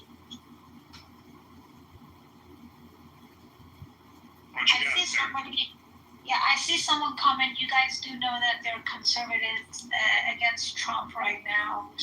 You're not blind to that, are you? This is what I know, though. Conservatives who don't like Trump, they didn't like him in November either. So I don't believe we have many people who voted for him who are mad or against him, Daniel. I don't know anyone, actually. I'm sure there are going to be some people, like statistically, scientifically, it's just wrong to say there's absolutely no one, but I don't know anyone. I know people who say, I would agree. let me finish, please. Let me finish. I know people who say, oh, like, I'm a little bit disappointed for this policy or that policy, but I don't know a single person who voted for him and want their vote back. So, yeah, my point is not who would my point is not who would change their mind or anything. I'm just saying there are some conservatives on certain kinds of quoted conservative principles, speaking for what Abby mentioned, for example, which, some people in the room don't feel is right. If people came in illegally, why are they getting legal status of, due process at all? I heard somebody say that's a very fair question. And as Abby said, these rights, most of them, not all, do extend to people, not just citizens. And, this is kind of what America is unless it's changed, and you could, of course, change it. But it isn't just what happens on voting day for a mandate. That's why there are basic rights. But I said it earlier, if you want another day, we can talk about this. I can make sure you're there so we can literally open up this due process. MC was there. We talked to a federal judge. I asked him a bunch of questions. He explained every single one of them. Every single illegal that's getting deported or it's getting detained, they are having due process. Yeah, if that's happening, everything's fine. But I'm just simply saying that there are. And I'm simply saying that's a lie, propaganda, and people keep repeating it. But every process. Yeah, I'm only making. I'm going to answer you, Daniel, on your point. There's a group called the Lincoln Project. You know who they are?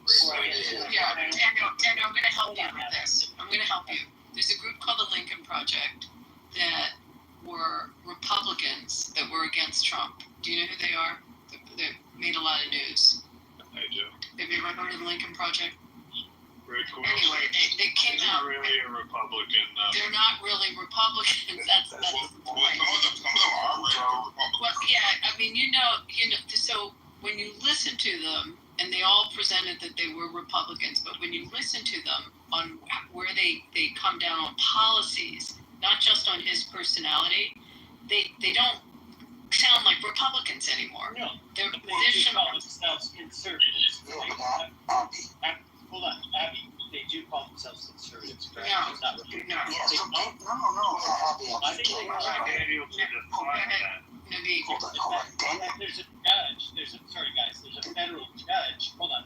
There's a federal judge who comes out very strongly on.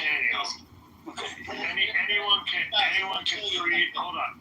Daniel, anyone can freely register as a Republican. Exactly. Anyone can call themselves. Anyone can call themselves a conservative. Joe, he's playing into the narrative. You guys are all into it because they're registered as a Republican. Let me finish.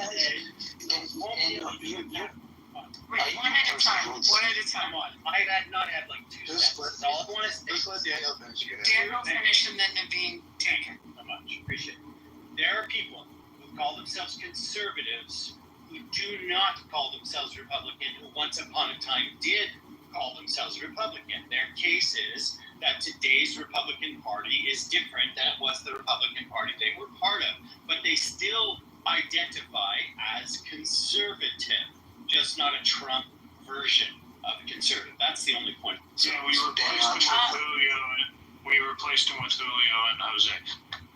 Yeah, I just want to say two things. Number one, I identify as a millionaire. I guess that means I am, number one. Number two, I just wanted to say also that, the problem is that these are all people. Okay, so did you know that Krispy Kreme also calls himself a conservative? Did you guys know that Mike Putz calls himself a conservative? Okay, did you know that, Mittens Obamni calls himself a conservative? Okay, so are these the people that we want to be the standard bearers? By the way, people don't understand. You guys, first of all, everyone is an idiot. If the country was led by Paul Ryan, we would have one of the worst countries in the world. Why? Because Paul Ryan doesn't know how to create a solution. If you believe that either conservative or progressive ideals are the right way, 100%, all the way to the right, all the way to the left, ideals are the way to solve things in this country, then you're an idiot, because you have so many different kinds of people in this country. So it doesn't mean you have to be a moderate. That's different. It means you have to understand how to make your policies work. And Paul Ryan wasn't one of those people. Neither was Krispy Kreme. Neither was Mike Putz. Okay, neither was some of the other people. Neither was on her knees Haley or any of these other people. So I mean, up the ass Lindsey Graham. All these people are not that way. So right, I just want to say, so to speak to Daniel's point about conservatives who are against Trump, one of the common criticisms from conservatives I've heard from Trump is the fact that he runs on populism, in that it goes against one of the principles of conservatives as being tellers of harsh truths or hard truths, which is something that, traditionally I would say is a conservative principle, is that, essentially that you can't rely on the government to fix everything. It's something that is traditionally conservative value. Yeah. Hold on, Negro. It's fascinating. All the conservatives that said that kept running for office all the time and kept talking about solutions that the government can do to solve your problems. Amazing. Like, nobody calls them out for those hypocrisies. I mean, Joe, you and I had conversations about this all the time. It's like, they say, we need to have term limits. We need to have this. We need to have that. And then they keep going, I'm running for re-election. But I'm a conservative. I'm a principled conservative. Or Mike Putz, God, what's it? God, family, and then conservatism in that order. Like, what the fuck, bro? You try to use your conservatism or your designation of what you call yourself to give yourself clout, but in reality, maybe you don't actually follow everything you believe in, but then you want to call out others that may not do it. And that's what the Lincoln Party is. You have people that radically pull. I'll give you an example, and I think Joe will appreciate this. There was a lady named Anna Navarro in 2016 that came on TV in CNN claiming to be a John McCain, Lindsey Graham strategist, okay? Republicans, and she was going, I'm a Republican strategist, I'm a Republican strategist. And I'm thinking to myself, I know why Lindsey Graham's a piece of shit, and same with John McCain, holy shit. So, but she was coming on everyone, she was anti-Trump. Suddenly her values changed all the way that she's supporting, communist type of policy. Yeah, she's supporting AOC. Even look at Bill Kristol. He's supporting Democrat values. So if you really believed in what you take Paul Ryan supporting Biden in office and said, well, I'm doing it for the future of conservatism. And then supporting Kamala Harris, you guys are fucking idiots. So if you really believe it, look at Liz. My dad was VP but could never be President Cheney, supporting. So I'm a conservative though. Fuck you, you're not. You were just using that to make money and move forward. It's clear. these career politicians just say whatever they want to be able to continue to make money. Chris Christie had a mega donor, the owner of the New York Mets, that doesn't like Donald Trump, that was funding his campaign.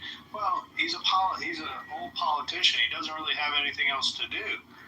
So this is a paycheck for him. He gets to drive around in a Subaru or in a big old, SUV and stuff, and gets his lunches per diem. I mean, it's a business. Joe, you're wrong, and I just need to correct you. Steve Cohen, who's the owner of the Mets, was funding the events for Chris Christie, which had free food, and by the time people showed up, there was no more food, and that is one of the reasons why he lost. So I just want to be clear on that, and I think we should, own up to that. Number one. Number two, Krispy Kreme is pretty pissed at Trump because Trump called Iran and said, I'm going to drop Chris Christie from the B-2 bomber, but the problem is Chris couldn't fit in, so they ended up not doing it. So just want to let you know that. Thanks.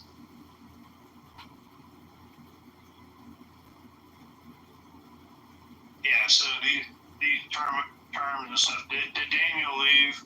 I wanted him to define conservatism. What does it mean? What does conservatism mean to you?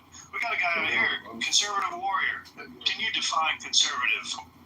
As conservative warrior, not necro.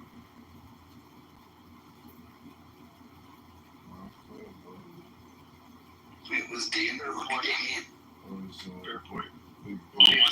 Daniel was in here. Yeah, no problem. I want to hear from conservative warrior. I like that name. For me, I feel like it's for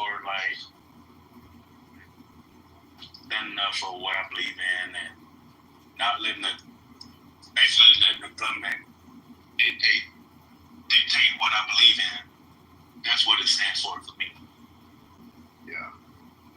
For me, as a person who's not a conservative, the idea of conservative believing in small government, and by that, government spending, not necessarily government authority. So there's a wide variety of different types of niche conservatism. There's social conservatives that have an emphasis on traditional social values.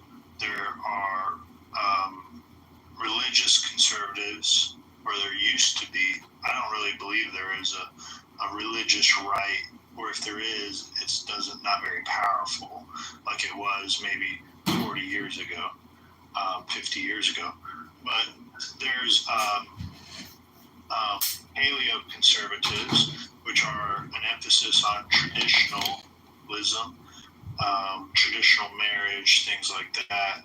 But it refers to preservation of our values, preservation of the Constitution,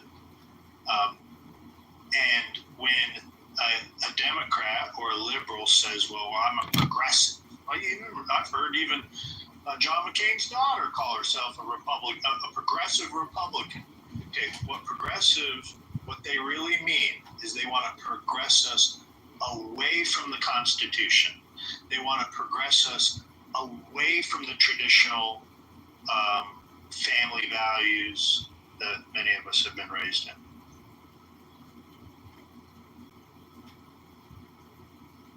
I see you don't agree, Necro. What do you think progressivism really is all about? Because that's what they sell, bro. They sell families of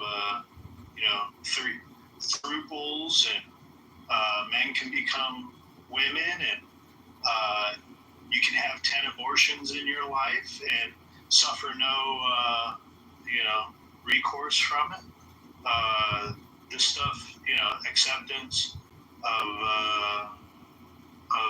degenerate values, largely. So I would say that progressivism just recognizes that change for society, benefits society, and while conservatives believe that that preservation is something that benefits society. But I mean, to argue that there are, like, to speak to John McCain's daughter, that he mentioned, called herself progressive Republican. I mean, the traditional Republican hasn't been so monolithic. I mean, you had Teddy Roosevelt, who was, I mean, granted, he was an outlier for his time.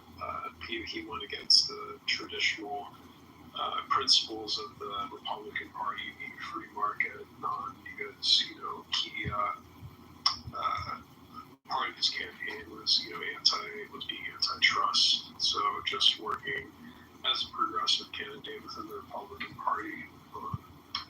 But I mean, the tradition of Republicans hasn't been strictly free markets, although that has been something I would say would be more consistent to the Republican Party, frankly.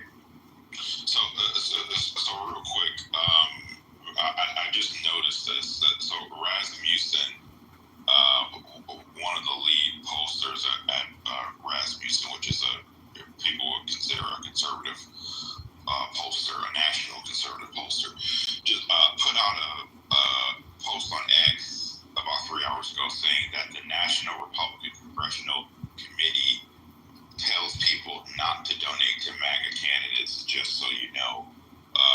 And I'm asking him if he can give a link or a source or anything else to back that up, because I've been talking about this for a very long time, that the GOP and the RNC is very much anti-MAGA, and when you start deconstructing the GOP at like a county level or a district level, and even a state party level, you will find that the people that are running the GOP are very much. I think the people on Social Security are about 50 million. The Lincoln Project, basically operating the Republican Party as a.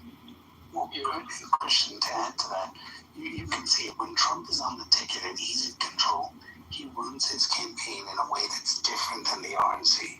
Okay, but you look at the down ballot candidates. How many of them ran far behind Trump the last election? This coming election, they're going to be running the same fucking people, right? And Trump will be in the ticket. So people aren't coming out to vote for Trump. They're coming out to vote, and even though Trump tells them, and Obama at the same time says, come out and vote, right? People are going to go, I'm not too excited about this candidate, because none of those people are willing to say the thing that needs to be said, except when they're on stage with Donald Trump. Because authenticity is what the voters look for. Look, Trump is doing a lot of things right now that a lot of MAGA people are pissed at, right? But there's a wide opening right now for someone in MAGA to come in some of these different areas and say, look, I'll hold Donald Trump accountable for the areas that he's veering from what we want. But here's what we're going to do. And it's just an opening. But the problem is, all of these Republicans, the Nikki Haley, the Mike Putz, the Krispy Kremes, the, Mittens, Obama, all these people are colluding together on a federal level to take things back to the way they were before Trump, I'm telling you. And so their view is, I should have been president. Oh, I should do it. Look at Mike Putz today. He was going all over CNN and other places, giving interviews, getting ready for 2028. And he says, I'll be out there supporting 2026 candidates so that we can hold the House and hold this. And I said, dude, don't go out. You going out means we lose, bro. Like, shut the fucking Krispy Kreme's like, I'm ready. I've been called by many candidates. I'm like, what, to eat the food at their rally? Like, what the fuck are you going out for? And Rayla Hood, who was Kamala Harris's surrogate, Rayla Hood is a Republican, and he was Biden's campaign surrogate. He basically admitted on C-SPAN, he said that they are, ever since 2020, they have been working behind the scenes to prepare the GOP and the RNC to go back to the days of Bush and Romney and McCain Christian, I think you're onto something. I think it's just going to get worse, right? As we get closer to Trump moving himself out of the party. I think we're going to have basically MAGA hunters. You know what I mean? They're going to try to snuff out anybody that supported MAGA. That's going to take up. What's your feeling about Mike Johnson? Curious, guys. Yeah, so Abby, two things I'm going to say, and I will come on stage and eat crow if I'm wrong, but I'm pretty sure about this. Okay, this is what's going to happen. Mike Johnson is not going to go right now. First of all, do you guys, anyone see Mike Johnson go doing nationwide events selling the BBB to people? The Big Beautiful Bill? No, you don't. You don't see Republicans doing events everywhere talking about it. You see them playing defense on it, which just tells you, like, all right, we fucking did the shit Trump wanted, all right? And so what's going to happen is, essentially, the House is going to get taken, right?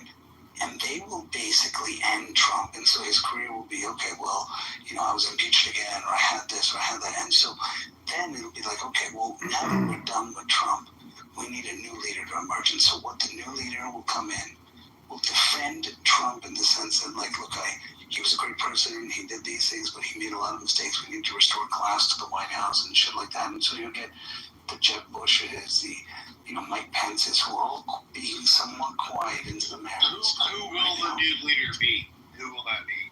Well, I'm taking myself out of just to be clear. Well, taking a myself lot of out. people think Vance. I mean, that's obviously I'm surprised. Vance or Rubio or like the big names. I'm surprised that I'm surprised. Well, I'm just saying what circulates around are those names. You don't have a crystal ball. You can't predict 3 years down the line. I don't think it's Vance. Personally, I don't think it's Vance. Yeah. I mean, assuming this early out, the easiest thing to say is it's clear that J.D. Vance has the inside track, but that it's going to be a wide variety of candidates, just like it was in 2020. But I'm saying MAGA candidates. There was one MAGA candidate in this last presidential election, which was Donald Trump. And there was another one that was kind of, okay, I'm MAGA adjacent, which was Vivek Ramaswamy. Everyone else was kind of, you know, like, fuck you, Trump, but I don't want to say to people that I'm fuck you, Trump. Like, you know what I'm saying? Do you think Tim Scott was? I mean, he seemed to be on the. Tim Scott was on the I'll be nice to Trump when I can. He and Lindsey Graham are like, oh. Well, except Lindsey Graham is like, you know, like Trump's best buddy. Lindsey Graham is such a joke. That's funny. That's funny. Well, I mean, the thing is, pretty consistent, whether you like his politics or not. I think one of the things you can say about Graham, especially with Iran, I mean, he got his wish. He's been pushing for this, but he and Tom Cotton and Senator. Don't even bring up Tom Cotton.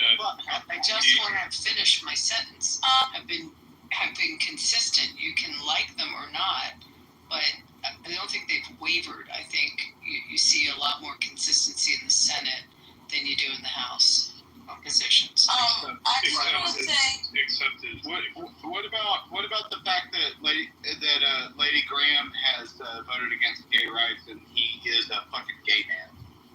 I just want to say that progressiveness. Republicans, it'll be weird if a Republican is a progressive person, because progressive liberals, honestly, they're fucking stupid. They're fucking dumb. Because why they progressive. Is that saying right? Progressives. What do you mean by that? Like the liberals that see themselves as progressive. Wait, that's an offense. How do you define that? How do you define that? Is this the black man talking to me again? I just wanted to say something about it. Bro, I'd rather have a white person talk to me. Shut the fuck up. I just want to say something about what the fuck? Well, I don't like black men. Black men can be ignorant. I'm sorry. What happens when low IQ people sit racist things? What a fucking moron. Get rid of her. Somebody get rid of her. How are you mad at you not black? Play nice, Casey. Play nice. We even though we give her a hard time. I like her. She had me at a very interesting event the other night, so that's why she's up here right now. Sorry to hear that. Yeah, you would be saying that. You heard it. So I just want to say about Lindsey Graham. I mean, I don't know about everyone's policies, but like his positions about Donald Trump have aged like 10 years ago. I mean, you know, he called Trump, quote, racist, xenophobic, religious bigot. I mean, he also. Can I just ask who he is? I don't know who you're talking about. He's the gay senator from South Carolina. He's Lindsey Graham. So we're talking about Lindsey Graham. There you go. See, when you describe him right, everyone knows who he is. He also. I made the argument that he's been consistent in his politics. There's also literally a video that where he destroys his cell phone after Trump taxes him. It was pretty funny, I thought. He's also slept with a lot of men and a lot of boys. Show you young boys, by the way. What you're saying? Why don't you show your proof? I'm sorry. Again, you like them or not, my point was there's more consistency out of the Senate than the House in terms of flip-flopping on policy. And definitely out of the Foreign Relations Committee, they've been consistent. He's been a strong voice for a long time. Mike Johnson is he's not an America First person. What is he? That was actually what my question was. He's a religious. Break it down on him. Mike Johnson is a religious conservative, very similar to in policy and in positions to Paul Ryan, except he's a lot more kind of religious. Like he believes, he goes a little bit extreme on religion, which is totally fine, but he does that. But he's a lot like Paul Ryan. I mean, if you listen to some of his speeches even 3 or 4 years ago, he sounds like the second coming of Paul Ryan. Like, he talks about, getting rid of Medicaid, getting rid of Medicare. He talks about using like the private sector and private investments to take care of that. I mean, these are things that are, truly conservative, right? And so he's always just ran on the Republican ticket for that reason. Now, with Trump, he's learned how to dance the line, okay? Which is great. He learned how to be pro-Trump and how to make Trump, how to work things with Trump, which Kevin McCarthy could never do. But here's the thing, the minute Trump is less powerful and less strong. See, the thing people need to understand is yes, you got the big beautiful bill signed. I guarantee you there's nothing else signed for the rest of this year. Which then will make you wonder, you got a trifecta, right? I mean, you can get so many things done. Why wouldn't you get other stuff done? Why wouldn't you pass those bills? Why wouldn't you, put in law, like change the immigration laws? Why wouldn't you do this stuff, right? So, because you can do it, right? But they don't do it. And so that's the whole point. And I think what happens is they understand that Trump doesn't, and still, I think Trump knows better now than he did before, but he doesn't understand the legislative process. He doesn't need to. So I think what they do is they say, hey, I want to do this. So that's why, the concerning thing to me is Trump is doing a lot of executive orders, which is great. But I hope people know that executive orders can be overturned in the next administration. So unless you codify a lot of those executive orders, you got a problem. So the question I've asked my congressman and I've asked other people is, why the hell are we not codifying a lot of those executive orders? Like, for example, eliminating the Department of Education, right? Why is that there's bills been introduced, but Mike Johnson isn't putting it on the floor, but he knows how to work with Trump. If I come and defend him, why are we to destroy the Department of Education? Why are we to do that? I mean, explain that to me. Department of Education, sorry. We should get rid of the Department of Education, right? There's no... Yeah, that's what I said. Why should we get rid of it? Why? Because it sucks. Oh, because it sucks. That's a great reason. Okay, Casey, let me ask you a question. What is the federal Department of Education good for? Tell me. It funds a lot of states. It funds a lot of fucking states that don't have much money to fund themselves.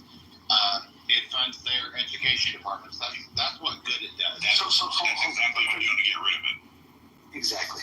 And what you don't understand is this, right? So first of all, New York is one of the biggest, they get the most money from the Department of Education. But wait a minute. You said states that don't have a lot of money, so there you go. Just debunked you on that. Okay, that's the first thing. Okay, Alabama's one of the gets one of the least amount of money. Why are you whispering? Can you hear me, or you can't hear me?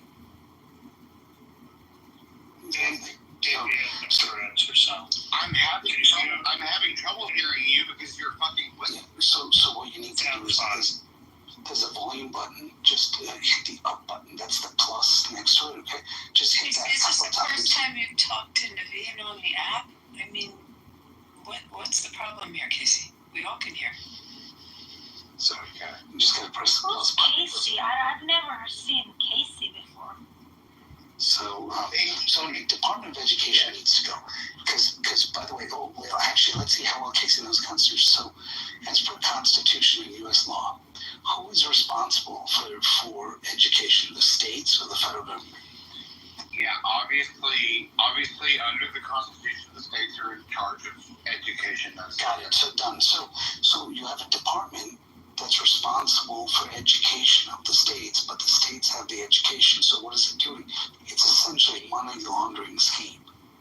And I think Christian, Joe, and others, understand that. Abby, others understand that here is that if you really look at it, right, where does this money go? It goes to states. And is there any? Actually, let's ask this question to anyone in this room. How does the federal government police if the money I gave for your schools is actually going to the schools? Does the federal government have a person sitting in every single thing saying, here's where the money goes? What is the recourse if the government decides, let's say New York State receives that money and says, you know what, I'm going to use this for a pension? You're right. I actually support the destruction of the American Department of Education. I think it'll be a great thing. I think all the poor states, all the red states, will absolutely suffer as a result of that. I think it'll be a great thing. Spoken like an ignorant.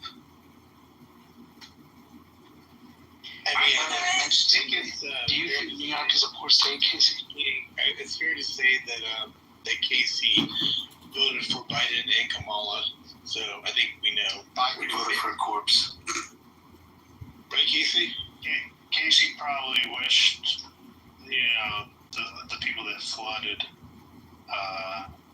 in Texas, they get what they asked for. Actually, I was really disappointed with the fact that the American Weather Service, roughly 1,000 people were fired from the American Weather Service by Trump's administration, and they could have warned people that could have been saved from the flooding in Texas. They could have warned people that could have been saved from the flooding in Texas. They did warn them. Is that a source? The National Weather Service did. Yeah, see, that's what people talk about. What do you mean, can I cite a source? Look it up. The National Weather Service, Casey, let me ask you, you're spitting into the mic, like you're filled with rage right now, and little spit droplets are hitting the mic. So just stop eating the mic so much. Step back a little bit, please.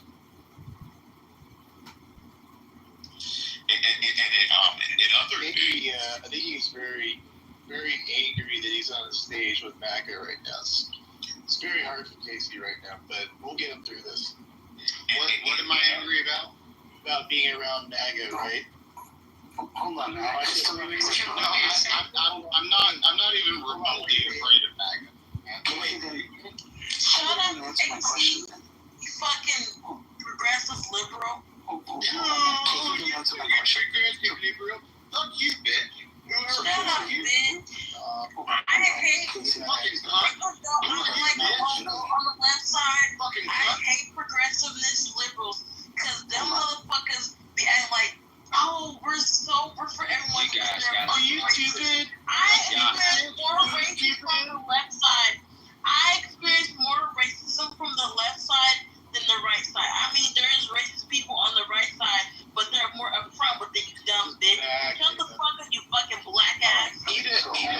me ask Casey. Eat a fucking dick, bitch. Casey, you talked about the Department of Education. You said the poor states are the ones that can suffer because they're the ones that receive the most money. Do you consider New York a poor state? Simple question. Microphone's not working, huh? Okay. Do you consider California a poor state? Are you talking to me? No, I'm talking to the other person named Casey in the room. Okay, dumbass. What do you want to know? You said the Department of Education helps poor states. Yes, Alabama, Arkansas, Mississippi, Louisiana, Alabama, Arkansas, Mississippi, Louisiana, Georgia, Florida, Tennessee, all those fucking poor states. Stop. Okay, so now, Florida's poor. and we established that New York and California and Florida and Texas are the biggest recipients from the Department of Education. Do you consider New York and California as poor states? Have you looked at the difference in population between I'm just asking, do you consider those as poor states? Do you know states? the difference in population? Do you consider those poor states? Do you consider those poor states? Yes or no? It's a simple question. New York and California. New York and California contribute more money to the national economy. New York and poor states. New York and California, are they poor states? Yes or no question. Are they poor states? No. Okay. So now the Department of Education gives them the most money, more money than any other state per person for education is allotted to those states. Ooh, wait a minute. So, but the states are some of the highest tax states. I'm not sure I believe that. Just because you say that doesn't mean it's true. Just because you say that it only goes to other states doesn't mean it's true. Casey, does your black ass, do you sit in the house and watch anime with your black ass? Do you do that shit? Who's asking me right now? Casey, you just asked the room Yeah, believe we both something you have said about a sitting U.S. senator. You just asked the room to believe something that you said about the personal life of a sitting U.S. senator, but now you're just giving straight facts about allocations out of the Department of Education, and you're saying, well, how do I know that's true? Do you understand the hypocrisy? No, there is no hypocrisy here. And there's no hypocrisy, really? So not a fucking ounce. In other news, Carrie Lake yesterday she put out a post on X about the freshman U.S. Senator Ruben Gallego, who's been in the U.S. Senate for like 15 minutes. He is going to Iowa to campaign in Iowa because Ruben Gallego, well, supposedly the left outlets are saying that Ruben Gallego is going to run for president after being in the U.S. Senate for like 15 minutes. No way. He's horrible. Seriously? Well, and Ruben Gallego, who got more votes than Kamala Harris. Let me say that again. Ruben Gallego got more votes as a candidate for U.S. Senate than Kamala Harris did, who was running for president in Arizona. He is planning to go to Iowa, and there have been multiple people on the left. NBC, I saw another affiliate from ABC Arizona, and they said that this all pretty much indicates that he's going to try to run for president. So I'm telling you that, what am I saying? I'm just fucking stupid now. I'm gonna tell you, be quiet, bro. It's fucking black. I'm telling you, Can we just stay on what we're talking about for a second? the vote. I'm talking about the vote difference, please. Please. I'm talking about the vote. I'm not trying to yell at you guys. I'm not trying to do that. It's almost late here.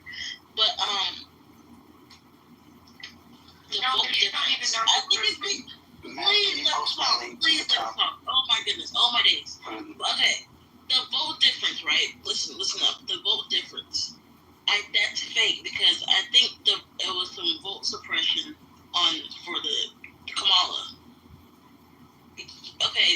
confused me. Okay, of course.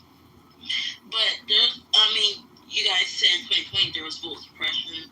You know, you could storm the Capitol, some shit. But I think there's vote suppression on this election because Elon Musk was involved with some weird shit. And I think he contributed. Be quiet, you're black. He contributed to see, now I forgot because it's black ass. So what you told him, I think you're fucking talking about. Okay, so I posted a link. Okay, so sorry, Abby. I wanna, if you post a link about what Christian just brought up, because that's really interesting. Well, before that, I just want to close out what I was saying before. So, Casey, I always back up my comments with stats, and there's the link on top that shows that New York, California, Texas, Florida, and a few other states, which happen to be blue states, are the ones that receive the most, with the exception of Texas and Florida maybe. But Illinois also received the most money from the Department of Education. How much money do they pay into the system, buddy? It doesn't matter what they pay into the system. They do. It does matter what they pay. No, it doesn't. No, it doesn't. It does matter what they pay. So what you're saying, hold on. This is what you're saying. The money they pay in, the state gets back, but it doesn't necessarily go to the people. Got it. Okay, understood. So the no, I'm sorry. That's where you whispering. No, that's what you said. What you said they pay in. What was the argument? The pay into the system. I'm saying Department of Education pays the most to the largest states. You claimed Alabama and others get more. This link ends your whole. Did I tell you they gave more? You were no, I didn't say they gave more. Oh, you said that the Department of Education gives those states the most. Per capita, yes, they do. And it's not correct, and my link disproves you. So you're an idiot, so shut up and let's move on. Thank you. Abby, go back. And if you have data to prove otherwise, do it, but I provided data. There you go. Thanks. And that's how it's done. When you actually have data and you can back up an argument. Christian, what do you think in terms of his following? Just curious. And do you think coming in as Hispanic, like where's that going to play? I think he actually believes, because he got more votes than Kamala Harris in Arizona, that he believes that he's more popular than Kamala Harris, and he thinks that he will be able to, run as a, let me put it in air quotes, independent, close quote.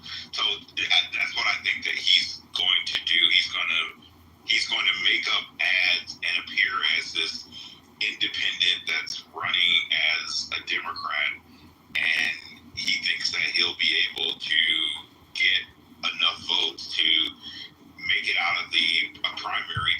The DCCC is entrusting him because that's who's headlining his event at the Iowa State Fair. So as long as he has the DCCC's blessing, the DNC's blessing, if he's got the donors, then he'll be able to at least be a viable debate stage candidate for 2028. It'll be, the plan is, Christian, everyone I spoke to, Nancy Pelosi's nephew, his name is Gruesome Newsom, and his VP may be someone like Gallego, or Krispy Kreme's brother, Big Pritzker, or someone like that, because, that's what they're looking at. And so, Pritzker can't get it. I know, but I'm saying that's what they're saying. They're saying they want someone seasoned at the top who can debate well. So their belief is that Gruesome Newsom, and he has the look and the appeal, and he can go places, he can do all that. And so I think that all these other players are coming in there to, try to shake up the field and get more money and do all that. And correct. And also, we whisper. Casey, I'm sorry, Abby, and you are correct that they are going to use Ruben Gallego because he's a Hispanic, and they think that the Democrats think that they can take that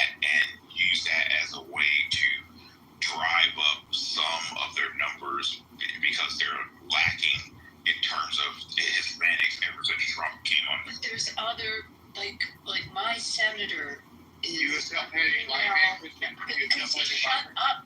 My senator is the female Hispanic. It's a kind of a senator Mastro, Catherine Mastro. Like there's other Hispanics within the Democratic Party that I think have a lot more popularity than him. I mean, does he have money behind him? He does. Yeah, he does, and he does have the McCain machine behind him. So you know, if he can scoop up just a little bit or part of that DCCC support, then he'll be on the debate. Christian, mark my words. I will tell you this: there's one outlier that I'm pushing for in the Republican Party, and I'm going to shock all of you. I want AOC.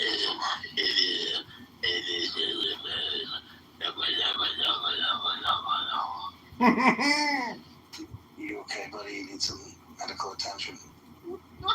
He's gonna take a little time out after that one. He's kind of a little unhinged.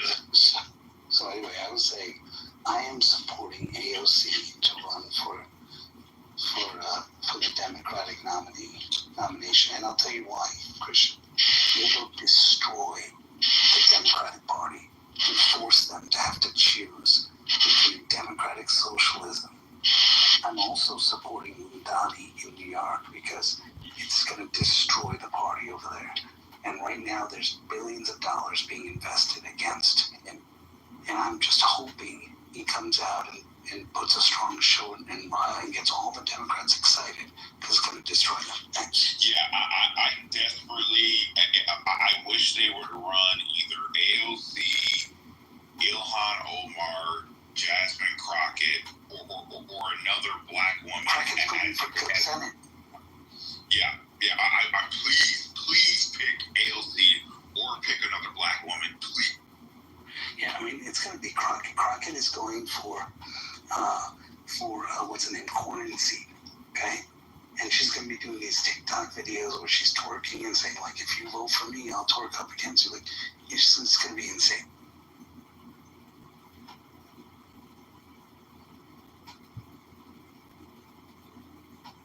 Within Texans would elect her. There's a pretty popular governor, and she's disparaged the governor's disability. Yeah, but Abby, you know what? There's enough. Look, Texas has always been a state that everyone was worried about for the sole reason of this. There's never been a Democrat that can galvanize. See, the problem is that in Texas you don't really have a moderate party. You have Republicans, then you have progressives. You don't really have like a moderate Democrat anymore. And so the problem is that nobody is really inspired. Like the closest was Beto when he was able to get close to Ted Cruz. And it came to the wire. And I mean, he lost by like 3 or 4 points, but it was close. But, since then, the population has grown. There's been a lot of liberals who've come there. There's a lot of pro-abortion people that, feel like the state has destroyed them. So, I wouldn't count her out as given a run for the seat. Well, another good one would be Ayanna Presley. Like, she has that masculine look to her. And, she's been all over the TV screen, so that would be another. What about that Alyssa Slotkin? Yeah, that's another one. Why are all the bad-looking women in that party the same?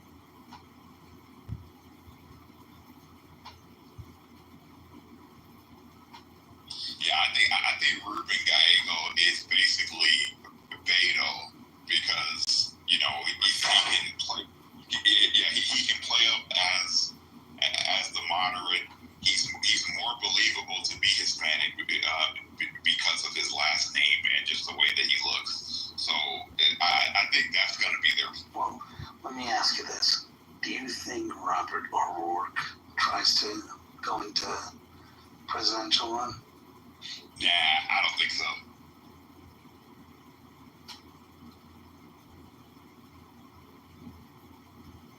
But, remember, Christian, what I told you about the 2020 election stuff, it's happening.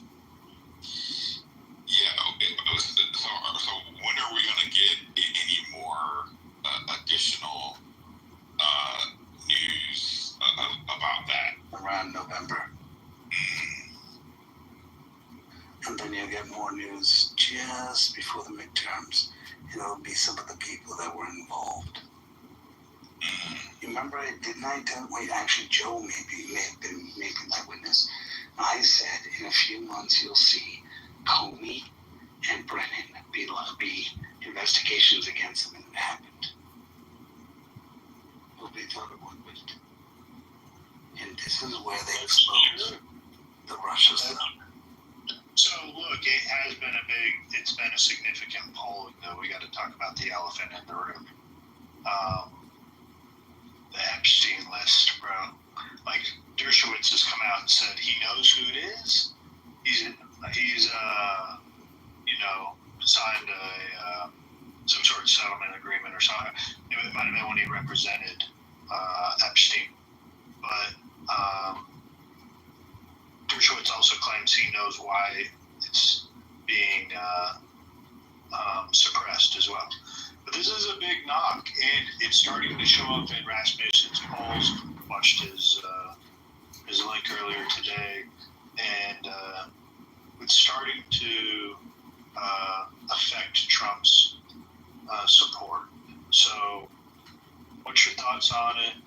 I mean, I think it's a pretty big deal. They have awful messaging with this. This is probably their biggest blunder so far under their term. All this stuff will come out in a few months, in a slow drip, because as they take down certain people, that's all I'm going to say. Oh, so we're back to trust the plan? I don't trust the plan, but I'm saying it'll come out. I'm not saying it'll come out that Trump is doing it. I'm saying it's going to come out as certain people either go down, not because necessarily Cash Patel's locking them up, but because, the people involved end up doing something, and their involvement with that ends up being known. Sure, I hope you're right. King, Trump said get over it, okay? And it's like you're just being very positive about this. There is no plan. They did tell us to get over it. They told us to get over it, and there's no plan. They said there's no list. He died himself. He committed suicide. Remember, there was an autopsy report, but this is very obvious that for whatever reason they decided to cover it up. So it's not. I think it's dishonest of any of us to tell people directly or indirectly to just trust the plan, or that we're going to see people coming down. If it happens, then we can say, oh, I thought this was going to happen, but I really think it's kind of dishonest of us saying. Yeah, so I'm not saying, sorry, go on, Chris. And I was just like, and I'm not in the crowd where, where I feel like I'm surprised that the DOJ or any part of the DOJ is not being transparent about any of that, because from my perspective, number one, Trump has been under the thumb of the DOJ, the FBI, the CIA, the DNI, all of it since 2015.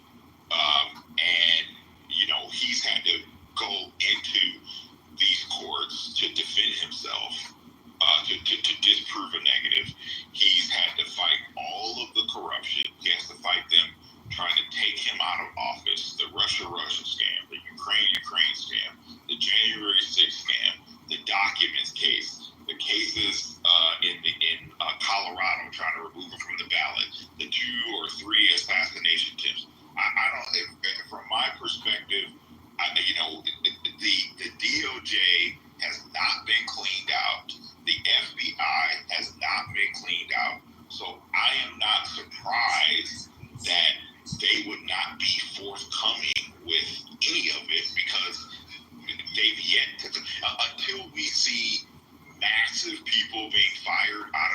DOJ will we ever have any level of transparency there. And the DOJ is being ran by the American Bar Association because that's who those are the rules of the court. The judges abide by that. The prosecutors abide by that. So I don't see that as being any different. Christian, so you don't think this is Trump? You think this is FBI deciding to not release it, or like DOJ? Because that's like kind of crazy to say, though. Well, no, because this is Trump written all over it. Now, I'm not surprised myself. Just like you said, the day that Epstein died, I knew we will never see the list. Like, I had no doubts, and I knew we would never. Fauci would never get. Like he would never go down. I knew that. I knew this. Like I'm not surprised of it, but I'm surprised to see that people in the party, like either justifying it or wanting to trust the plan or wanting to put this on DOJ or the FBI. I mean, I think if Trump wanted to release the list, the list would have been released. This is his decision. Now, I'm not saying it's right or wrong. Like I'm actually, I look at it very differently than most people. If there's a national or international security problems, then the list should have been released. It's simple as that. It is sad, but that's just how it is. Like, but to try to justify it, I think that's like justifying saying like, oh, this is not Trump. That's just weird. Well, the reason why I'm saying that it's not Trump is because they literally tried to destroy the man. So, from my perspective, because basically what everyone is asking is they're asking the DOJ to actually administer justice fairly, and that's just not a reality from my perspective. Because if we see all these things happening in public, like just put aside Epstein, you have the Diddy trial. He was excessively charged with RICO in public, in front of everybody, and all people are talking about is, oh well, he got off, or he. I mean, there's a disconnect. Is what I'm trying to say. There's a disconnect between what people think the justice system is versus what the reality is. And I don't think that people are really, they're still struggling trying to understand why the justice system is the way that it is. And that's not Trump's fault. That's a legislative problem. You have an oversight problem. You have the courts that operate without any check on their power. We see these judges. We see the judge shopping happening inside the federal district courts. So I don't. Because of my view on the justice system, Epstein is a drop in the bucket. The things that the base should be focused on, they should be zeroed in on the American Bar Association. They should be zeroed in on the state bars. They should be all over the RICO Act. They should be all over Joe Biden's 1994 Clinton crime bill. They should be all over having a ongoing task force against prosecutor misconduct. Those things are much more important in the grand scheme of things, not a single case such as Epstein, because Epstein is only a symptom of the problem.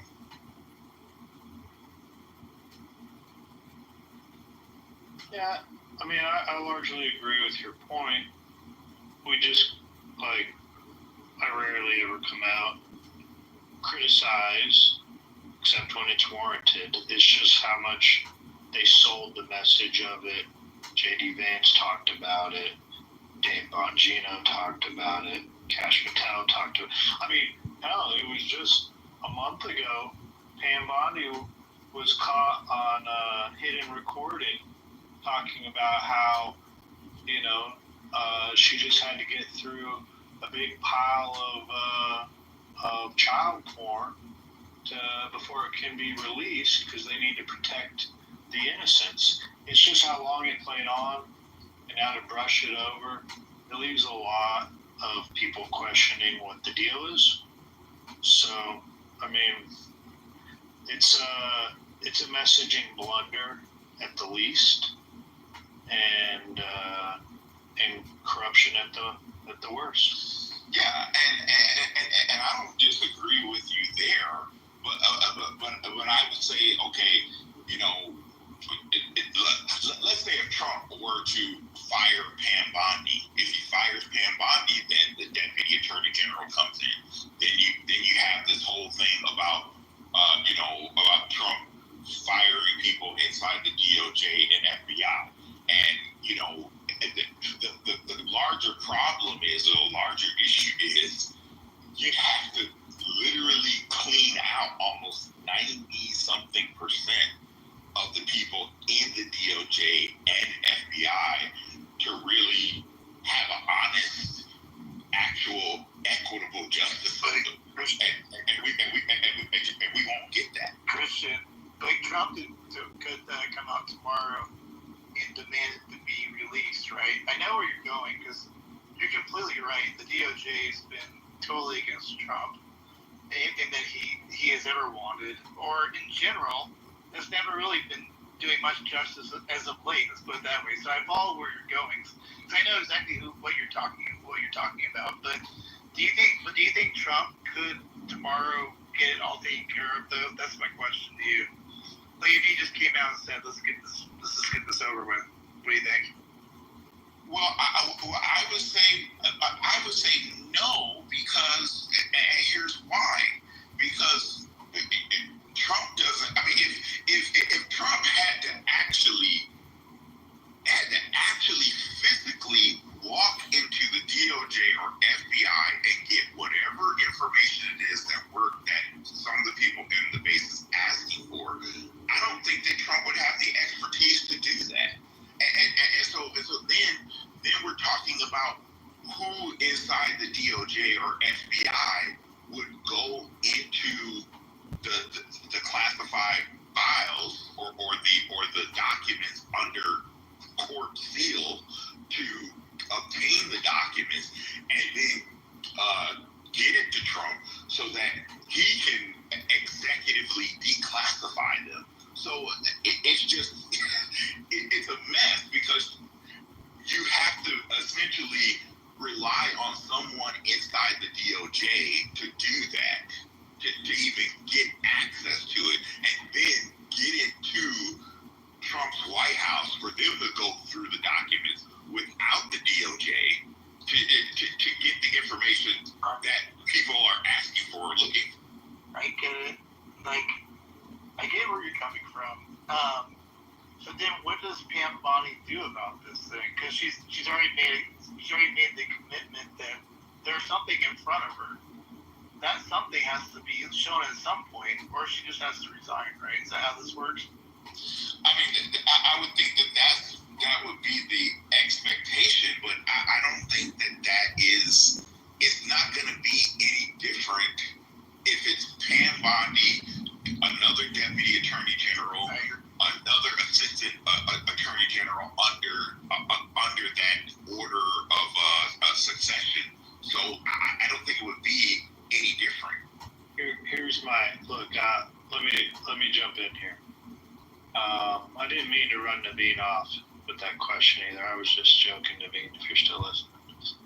Look, it's clear that the threatening of releasing of the Epstein list, the threatening of the release of the JFK files, the threatening of the release of the Martin Luther King files, which we clearly know the CIA was involved with.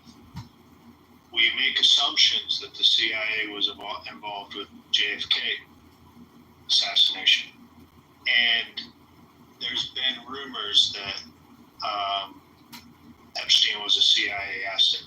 Probably blackmailing world politicians and world leaders, and it wouldn't be, very kind for the American public to find out that the American government was involved for many years with trafficking minors to blackmail world politicians and world leaders. I think everyone thinks it's going to come out and we're going to be able to pin it on Bill Gates, right?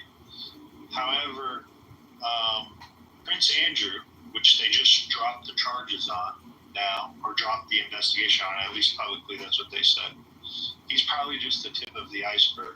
That there is other means that the CIA was using to leverage power against other powerful people in the world. And Trump was using this as leverage against the CIA. I mean, that's the only thing that could make sense of it. And it was used as a big negotiation tactic, even at the risk of him losing support. But he had to tame the beast of the intelligence community. And to expose the intelligence community, as Casey said down here, would be national risk, to a certain degree. I don't agree with it. However, the American government are not angels. They haven't been for a very long time. Look what happened with the MK Ultra program. They just trashed and deleted all those files years ago when they were called out about it. So that's what I think happened. It's the only thing that makes sense of it.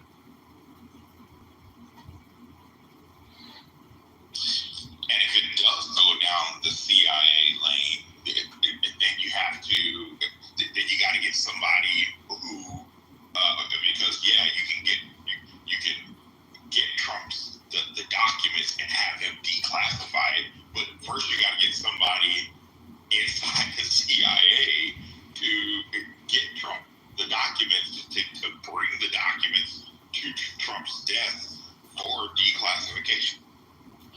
I think this stuff goes way above the CIA.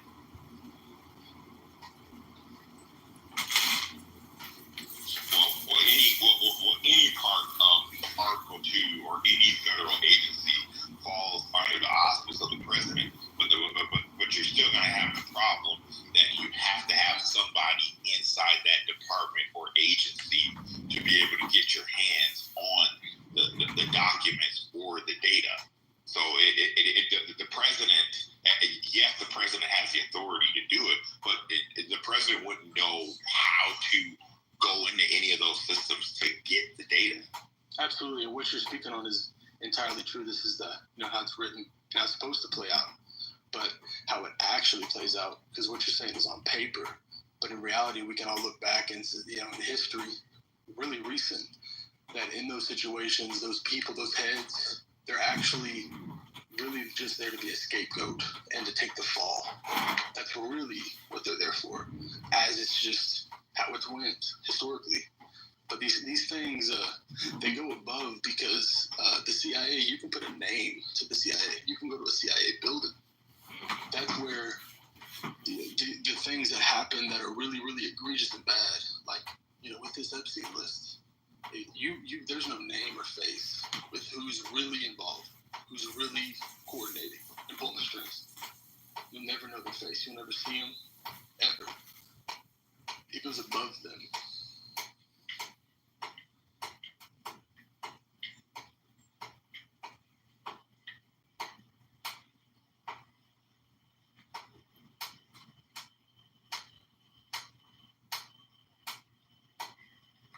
So I just want to say that if Trump wasn't deporting people, I would support him. I mean, not deporting people. But I would, no, actually, I don't know if, the paper,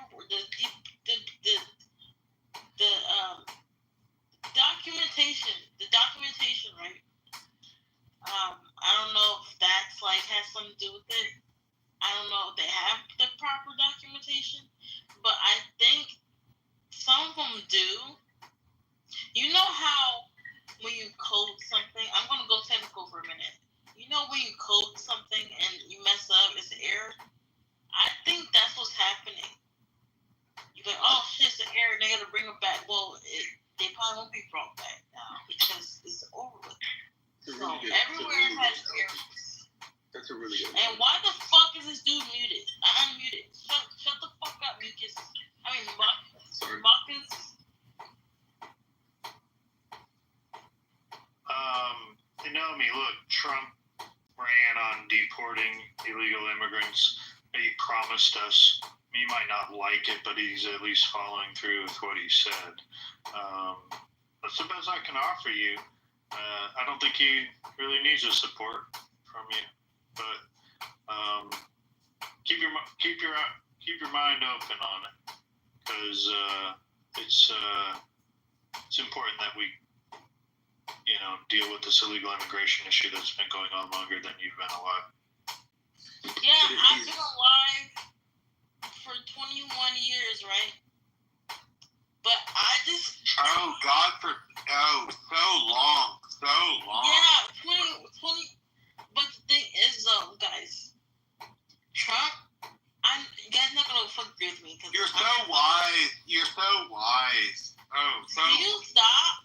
You're fucking black. Shut the fuck up, you black. I'm going to say the hard R in a minute, and I'm going to get moved down. You're going to be removed from the room if you say it. I'm not. We don't do black on black crimes on this thing. Black on black crimes. We don't do that shit here because black men are always cause crime anyway. This girl is fucking drunk. They know. Everyone knows black men cause the fucking crime. Everyone knows this. Everyone knows that. Everyone knows that, you fucking bitch. Shut up. Everyone knows that. You not to the other room. Have you ever been? Shut up. Have you ever been? Shut the fuck up. Have you ever been to other rooms where they be arguing and yelling on the mic? Oh, bitch, come beat me out, bitch. Bitch, that. That's black on black crime. Are you having a stroke? Are you okay right now? Are you okay? Are you having one, bitch? Back in black. Are you having one, bitch? Back in black. I'm sick of my community sometimes. These motherfuckers, they always get mad at some dumb shit. They always get mad. I tell you what, be quiet. Just internalize. Let me have my internalized racism in peace. Let me have my internalized racism in peace. Let me have my internalized racism in peace. Let me have my internalized racism in peace. Okay, anyways.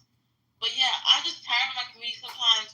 Them motherfuckers, they get mad at every fucking thing and they fucking want to play victim. Like, it's so fucking stupid sometimes. But yeah. Yeah, you're doing it now. Shut up, bitch. Don't fucking say anything, you fucking black ass. Shut up. Can y'all please fix the problem? Jesus, take the wheel. You're black. Your opinion doesn't matter in here. A dead ass. Hey. In the black room, they hate you too. Hey, I hate you in here. Can I ask you a question? What? What do you make of the Epstein list? Like, what was your opinion on that? I didn't hear it. Do you know what that list is or no? It's supposed to be when they went to his island, right? And they did some weird shit. Yeah, do you think it exists? Do you think Trump is on that list, or what are your thoughts? Trump, they got pictures together, so they probably was friends or something. I don't know. Trump's not gonna say it. Every time they ask him about it, he ignores it, so I don't know if it's real. I don't know. Like, I didn't even know who Epstein was before this whole list shit came out. She should have been on that fucking list. She should have been at that house in Miami rubbing his... Didn't know who Epstein was before all this shit came out, but what a joke. I mean, there was so much stuff before. I didn't even know who Epstein was, bitch.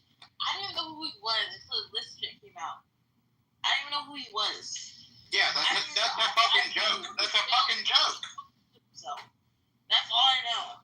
There was more stuff before the Epstein list was even a thing, before Epstein was even in the conversation. There's more things to show how perverted and a pariah he was.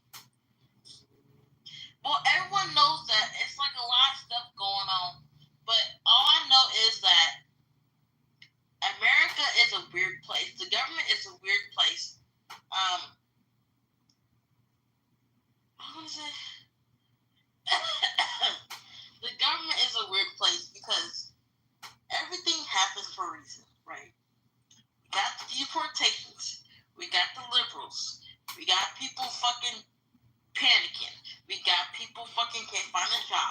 So what is it gonna get worse before it gets better?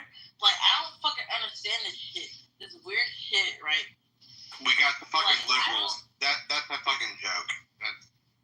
Shut up! You sound gay. Shut up. Y'all gotta realize. You like up the ass, bitch. You like up the ass. The 20 you like spreading ass. Longer than she's been alive. And you like spreading your ass. Got her privilege to start. I'm twice as old as you. You like spreading ass, you stupid little bitch. I'm twice as old as you. Fuck you. You like spreading your ass open. You fucking get.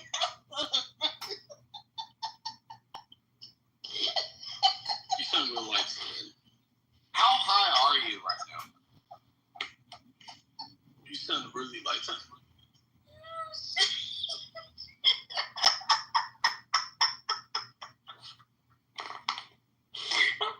I called Casey gay and got mad.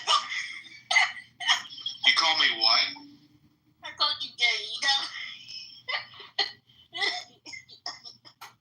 But you know what, guys? When we talk about the Democrats and the realness of the conversation, one always presents itself. Exhibit A. There's like 20 million more of these motherfuckers, man. I can't make this shit up. Well, everybody gets intoxicated. That has nothing to do with politics. Well, I'm just saying the attitude of it, man. Oh, yeah, that's true. What are we even talking about right now? Well, we're talking about the list for Epstein, and the Epstein list. I was saying I didn't know that shit. I didn't know he existed. You didn't know. I didn't even know. Like deadass. I didn't even. You didn't even know what we were talking about. That's crazy. Yeah, I didn't even know who Epstein was. He made headlines a couple years ago. But Casey, I was going to ask Casey, what are your thoughts on this list now? What are my thoughts on what? On the list. What do you think? What's going to happen with that? I don't know what's going to happen with it. I think it's bullshit. I think like the whole fact that they said they've been working on this thing for like 2 years, right? And now they say that nope, that they're not going to prosecute anyone. Like that's bullshit. Do you think that there's a lot of politicians on that list, or what are your thoughts? Like, I'm from both parties. Absolutely, right? There's a bunch of politicians and rich ass motherfuckers, like rich tech people. There's all kinds of people on that list. Absolutely, definitely. So Democrats and Republicans, they're all on that fucking list. Casey, why do you think they're not releasing it? I was just gonna say the spot they didn't know it sent him to. Go ahead, Casey. Because Trump is on the fucking list. That's why. But there's more to Trump. it. You know, Trump I already knew his answer, listen. but I still went ahead and asked. Same here. Trump got a lot of money. He has a lot of money. He could have wiped himself off that list. It's just 2 phone calls away. He could be like, oh, get me off the list. I don't want to be on the list. These fucking liberals. The fuckers. Don't fucking do it. You know, he can like say that shit. So he could have got himself off the list. Like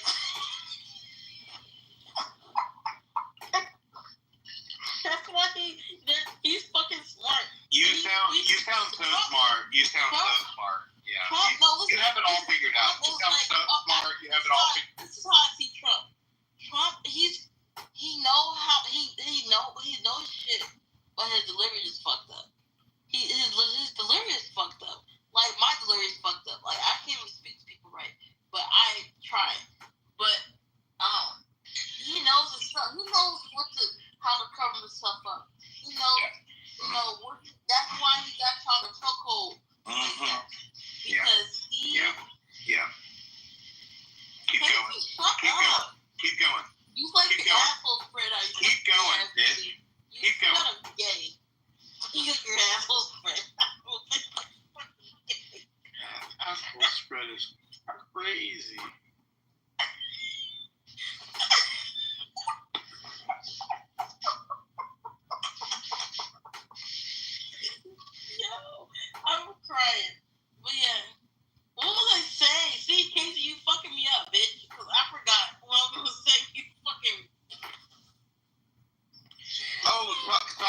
retarded, bitch. Sorry you're retarded. I forgot what to say because you over here is saying weird shit. Like, why? Why do that? Just be yourself. You can be yourself. No, I mean, I think you should run for office. I'm not running for office. I'm gonna run for... do that to us. Right? I'm gonna make my own party. Listen. I'm gonna make my own party, right? Okay. My apologies. I'm making my own party, and I'm like, oh shit, like I'm about to run for myself. That's me cool, right? You know, make my own party. I don't know what to call it. It'd probably be I hate black men party. Everything will exclude black men. You should go twerk. Did I say I hate black people? I meant anti-black man party. Yeah. Oh my God, that's amazing. Why are you so against black men, by the way? It's personal. But She sound like she weighed about 298 pounds. Shut up. And she's struggling in the black. That is not the image of all. He a big old fatty waddy. Look at these men. Can't fit through the kitchen door. We are the clowns of this show, bitch. You fucking idiot. Do you not know that? We're the clowns of these fucking... All these white folks watching us, bitch. We're the clowns, bitch. Fatty, 2x4. Can't fit through the kitchen door. What are you talking about? We're the clowns right now. We're clowning right now. Everybody look on the fucking clown suit. Fuck. You should try being a lesbian. Maybe that's balance. Fucking put a show for these white folks. Come on. Fucking idiots. Dance for us. Lazy. Put on a fucking clown. Let's all put on the clown. We're gonna put on the clown nose, go honk. What? You know them clown suits that we see in movies and type shit? We might as well just do that. Sorry, are you speaking English or are you having a stroke? Do you smell toast right now? Do you smell toast? You're black. I'm not saying anymore. You're just black. But anyway, hey, I got a question for the room, guys. My hatred towards black men is personal, and I hope to work through it. I really do hope. Shut up! I really do hope to work through it. Can you shut the fuck up? I got a question for you. Go ahead, Q. Is it possible that Donald Trump could run as a VP for another president after this? So that was looked into, Christian. I think we talked about this one time, Christian. But it's starting to look like that is not possible. Christian, unless you know something different since the last time we talked. I'm pretty good at the Constitution, and I think that there is not a rule that he could not run as a VP. However, even if he ran as a VP, even if he became VP, he could not become president again because of the amendment. I forget which amendment it is. You guys know. Can you guys let the man retire? I think we need him. We need him. I'm so done with Trump. Seriously.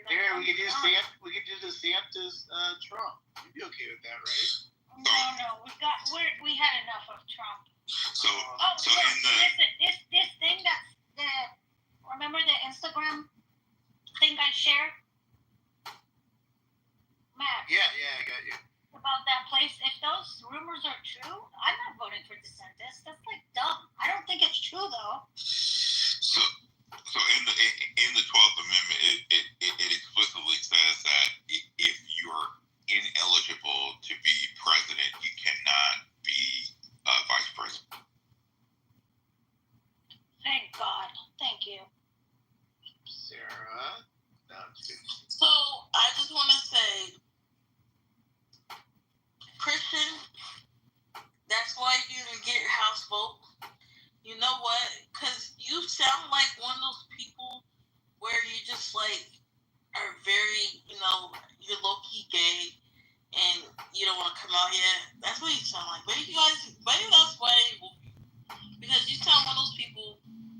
that are gay. You know, you try to hide your gayness really bad, and they can see it still. You know, the fucking closet is last, bitch. You feeling okay, girl? Are you Shut feeling okay? up, Casey. Are you feeling okay? The closet is last for y'all. I swear, I can tell. It's not even me that you're talking to. You're talking to Christian. What the fuck? Community, because y'all fit right in. They'll accept you just with open arms, and they'll be like, oh, you have mental illness like us. Like, we have ADHD and we the autism. We have everything, and you're included with us. That's the leftist stereotype. He sounds like he's got like a sleep apnea issue. That's a Her neck is definitely wider than 16. Shut up. That's a leftist stereotype. But I'm just making jokes at this point. But I know that's a leftist stereotype. You know, they put something else over there. Like, I'm around that all the time, and you get tired after a while. Like, goddamn, these fucking people keep complaining about everything. You just send the ass and fucking let everything happen. Bitch, stop. You're so stupid. Stop. How am I stupid? Leftists sit on the ass and dead ass. Like, listen, I know this. They sit on the ass and complain. Leftist dumbass. What now? Say it again. Leftists. Don't tell me what to do, bitch. What are you talking about? Yeah. Repeat yourself. Let's all clown. You're black too. Let's put on a clown suit and just fight for the white people. Let's pretend we're slaves again. How about that? Fucking idiot. What? I don't know if you're black or white. I'm not gonna lie. I think you sound more like a white person. Well, more like a white maybe. Well, maybe I'll put on a clown suit, and Christian, you put on a clown suit, and then you just talk, and just stand there like a fucking clown. I think that's good enough. All right, some new speakers. Thanks, Anami, for your ads. We're gonna move on. What? Whatever. Joe, you're just too serious. You remind me of my coworker. My coworker, she is so damn serious. I put a joke around, and she is just so damn serious. One of the things that I she's gone out. Well, one of the things that I noticed is like the mainstream, or I should just say Main Street, or like the regular everyday people. They don't really even care that, or they don't even check to see if I even ran for office.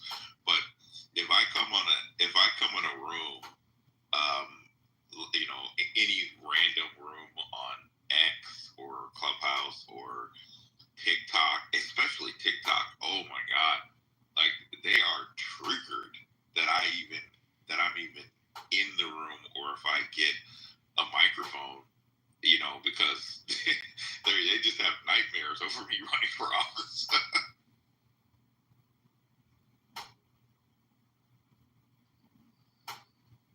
That's why I said, Christian, you should just run just for the triggering factor. Just to tick them off. Who cares at this point? That's half the joy, is just watching them melt down, isn't it? Yeah, I figured that. You know, I would love to be able to do it again. I just would want to have some extra reinforcements, because, you know, I'm gonna have a ton of GOP people that are against me, and so if I have Trump's endorsement, they won't really matter. They would be totally irrelevant at that point. Can you go more MAGA than MAGA, Christian? Yeah. I'm thinking you're gonna have to just go all out and just be like the most MAGA person on the planet right now. Yeah, I mean, if I ran again and I had Trump's endorsement, I mean, it would be, it would be. I don't even know what. It's so bad. Well, he's so proud of himself. Yeah. y'all noticed a trend that all these Biden voters have cat profile pictures? Anomi, Casey, Karen, you.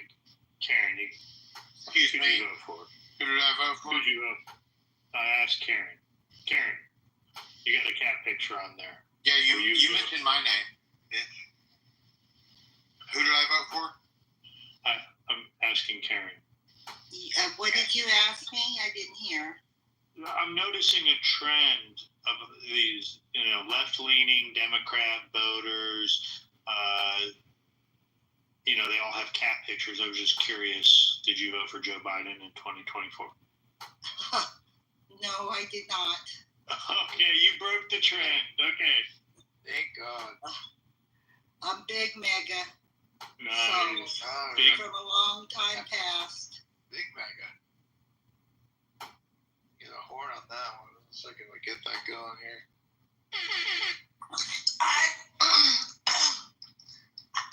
Oh, that's gross. Sorry, guys. Oh, what the fuck just happened? Oh, Listen. My cat is 3 years old. Just because I voted for fucking Kamala doesn't mean it doesn't. The cat has nothing to do with it. Cats are amazing. He's 3 years old. He's lovely. He's my emotional support animal. Yes, emotional support animal. I don't care if that's against it. He's my emotional support animal. Animals should not have rent. It's kind of weird because they can't fucking talk. All they do is meow and bark, bitch. All they do is meow and bark. Why the fuck do you have fees and rent? What? Anomi, let me ask you. What was your driving factor for voting for Kamala? What was like the number one thing that inspires you to want to vote for her? She's, I want to change in America, but Americans don't want that. I wanted a woman president. I feel like she had the capability. She had her degrees. She had her. She had her degrees. She was qualified. We got business majors in office. She was really qualified. Her policies I might not agree with all her policies. Who's saying, "Oh my God"? She was. I said it. She was. I think she was like the best at that moment, but America didn't like that. So I think we will never have a woman president. She never held a corporate job, only government. Fuck. Okay. What about George Bush? He never held a corporate job, really. So Casey, that's what we call. Casey, that's what about. What about George H.W. Casey, He never held a fucking. That's literally the definition of whataboutism. If you're familiar with you're literally displaying whataboutism right now. George H.W. Bush never held a corporate job. What about, right? But what about? Casey, what inspired you to vote for Kamala Harris? Your mom. Casey, do you have any black friends? Excuse me? Do you have any black friends, Casey? Dumb. I'm not even gonna. No. Dumb. Why not, you fucking bitch? Answer the fucking question, bitch. You have to have black friends. You have to have black friends. Bitch, Yeah. answer the fucking good bitch. Answer the fucking question, bitch. Good job. How many, Casey? Anyways. How many black friends? Probably more than you. Can you give us a number between 1 and 10? 15? Asshole? I don't have any black friends. What does that mean? Oh, no black friends here. No black friends It's okay. I don't care. I wouldn't be. Black people, we're in a crisis right now because we don't know where the fuck we came from. We don't know shit. Every time I send that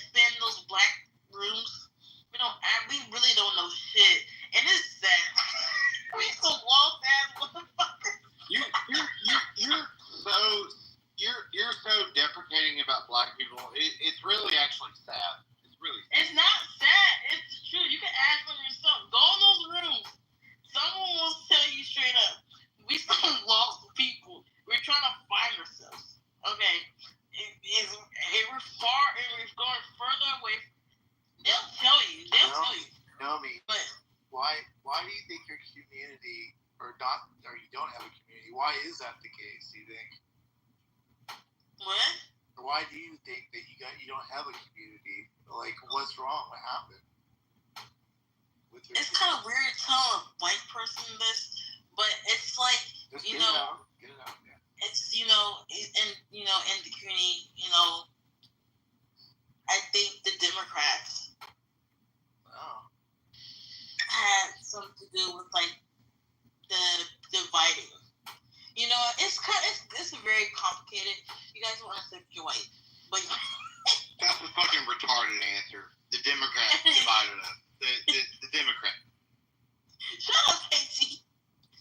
Casey, she's I said Casey. I said the Democrats had like something to do with it. Not everyone. Not it's individuals too. Casey, why are you so angry tonight? What happened tonight? You've been on edge this whole time you've been in the room. Well, Naomi has been attacking me the whole time I've been in the room. So yeah, I am on it. Okay. Naomi. Casey, you know what? Let's kiss. I'm sorry. Aww, make it up, you guys. At the end of the day, I have very bad internalized racism. It's really bad. So I'm sorry. I'm trying to work on it. Casey, do you accept her apology or no? Nah. Oh, Casey, you're an awful person. My gosh. Casey's a miserable The joke is a joke. Yes, of course I accept her apology. Of course. Wonderful, Casey. Wonderful. But yeah, I have really bad internalized racism. But I will,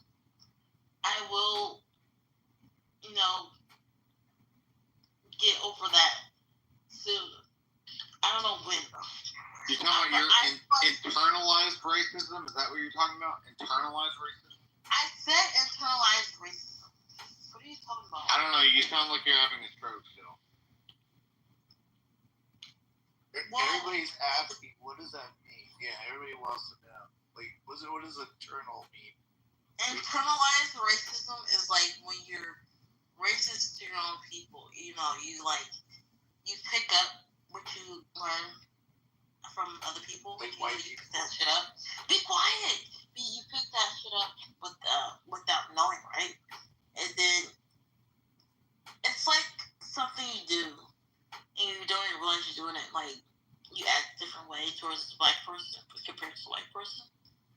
I noticed that with myself. I act a certain way around a black person versus a white person. It's not good. It's not a good thing at all. Let me ask you, Naomi, do you have a different voice for when you talk with white people in person compared to black people? Code switching, yeah. Yeah, I think I'm doing it right now. I think I am. Is this your white person voice or your black person voice? No, I think this is my regular voice. This is my regular voice, yeah. What does that mean? Is this your white person voice or your black person voice? That's not a polite example. That's not a polite thing. I want to ask her that. She brought it up. I want to ask Naomi, give us an example of your black person. I'm not. What? You know what? This sounds stupid. This is my normal voice, but sometimes it depends what group I'm around. I don't know. It's hard to explain. It's kind of weird. It's not a white and a black person voice. It sounds fucking retarded. I mean, oops, don't say that word. That's me. Not that word. That's stupid. Is retarded too far? You can't say No, it's kind of offensive because I used to use that for mental illnesses. But yeah, so that's where you draw the line. You draw the line on using retarded. Yeah, I do. Because, what about to say? Did you just burp?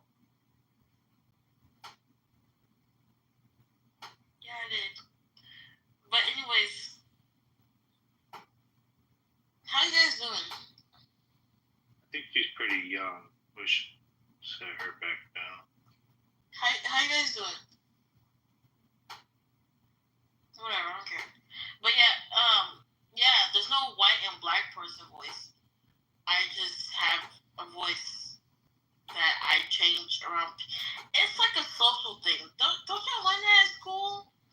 Wait, y'all old. You guys old. Sorry. You guys probably graduated 20 years ago. Yeah, it's getting a little too much. Yeah, I don't even think she's 21, bro. I bet she barely breaks 18, to be honest.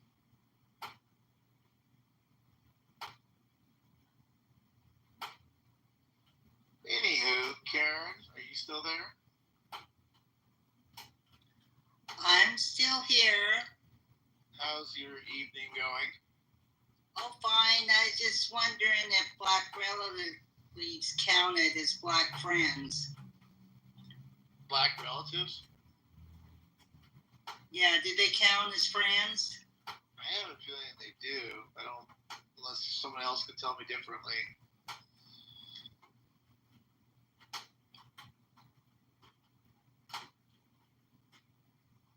American Jonesy says yes, so I think we're good. Okay, the second question I was wondering, how should I change? I think she was talking about personality versus voice. So she has one personality around black people and then one personality around white people. So I was wondering, I really wanted to ask, how do I change my personality to fit better with black people? Great question. I was thinking about that. I was thinking that too. Like, since we got a comedy. Seriously? What's wrong with that one? Fucking birthday. You don't think we should do that? We should accommodate the needs of another community, Casey?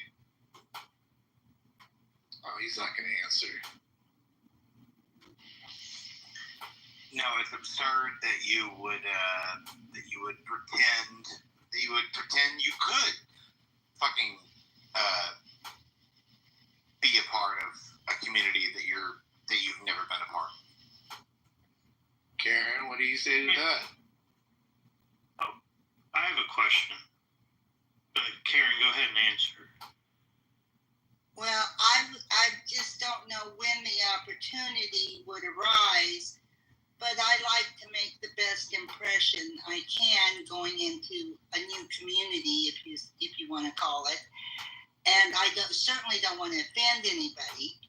So I just wondering if there were any hints, on how to act or how to be. I'm pretty much myself, whether I'm alone or with other people, public or private. My personality is pretty much the same. So I don't know that I could really change it. But, I heard a little story one time that in China you're supposed to burp after you finish eating. That means that you like the food. So, I would try to accommodate, knowing little hints of this and, but I certainly wouldn't want to do something that was offensive. That would be the big thing. So I gotta ask before we go on any further. Where is the black community? Like, we don't refer to any other race as the white community or the brown community or the yellow community. Where is the black community?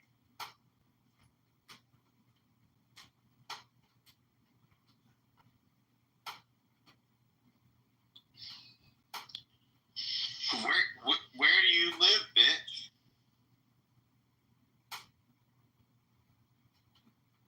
Yeah, I asked the question, Casey.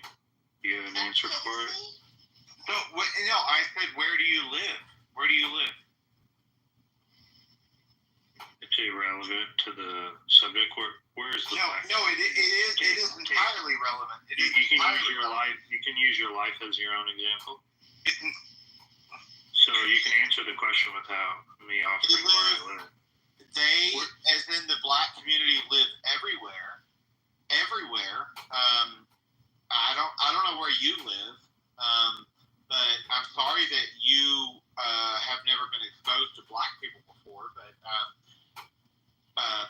actually live. I They live live in in a big world. cities. They live in I big live in cities. a They world. live in the country. They live everywhere. They live everywhere. So I live in a world. So Casey, I live in a world that doesn't marginalize black folk, and I wouldn't necessarily describe. You asked of you black asked people where black as- folks live. You asked where black folks I live. didn't. I said, where's the black community? I didn't ask where Same black folk fucking thing. So why don't we refer to white people as the white community? Because America is the white community. I thought black folk lived in America. Do you see how confusing the leftist garbage is? This reminds me of our conversation. Yeah. Hardy. You enter the conversation with Pandora in the brown bag. I know. That's so crazy. It's a wild world, man. I tell you. Well, it's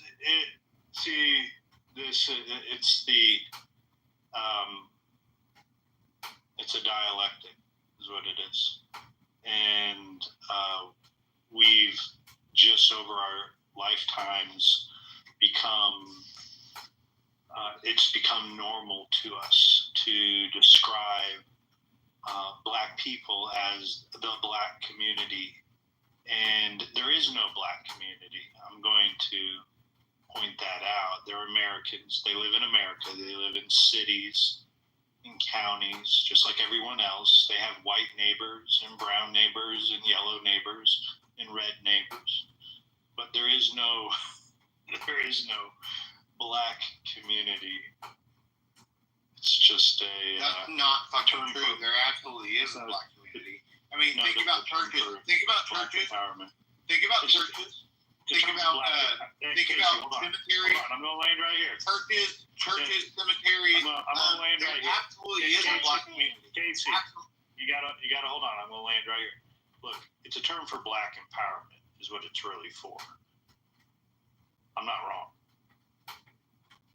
There is no black community. It's a term used for black empowerment.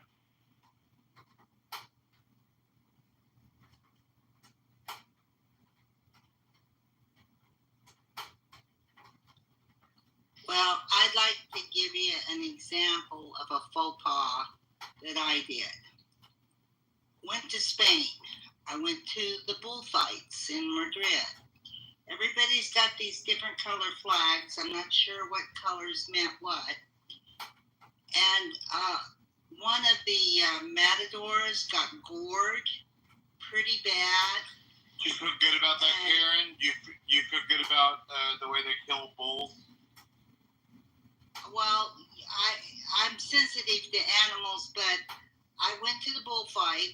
I never been to one, and the guy got gored.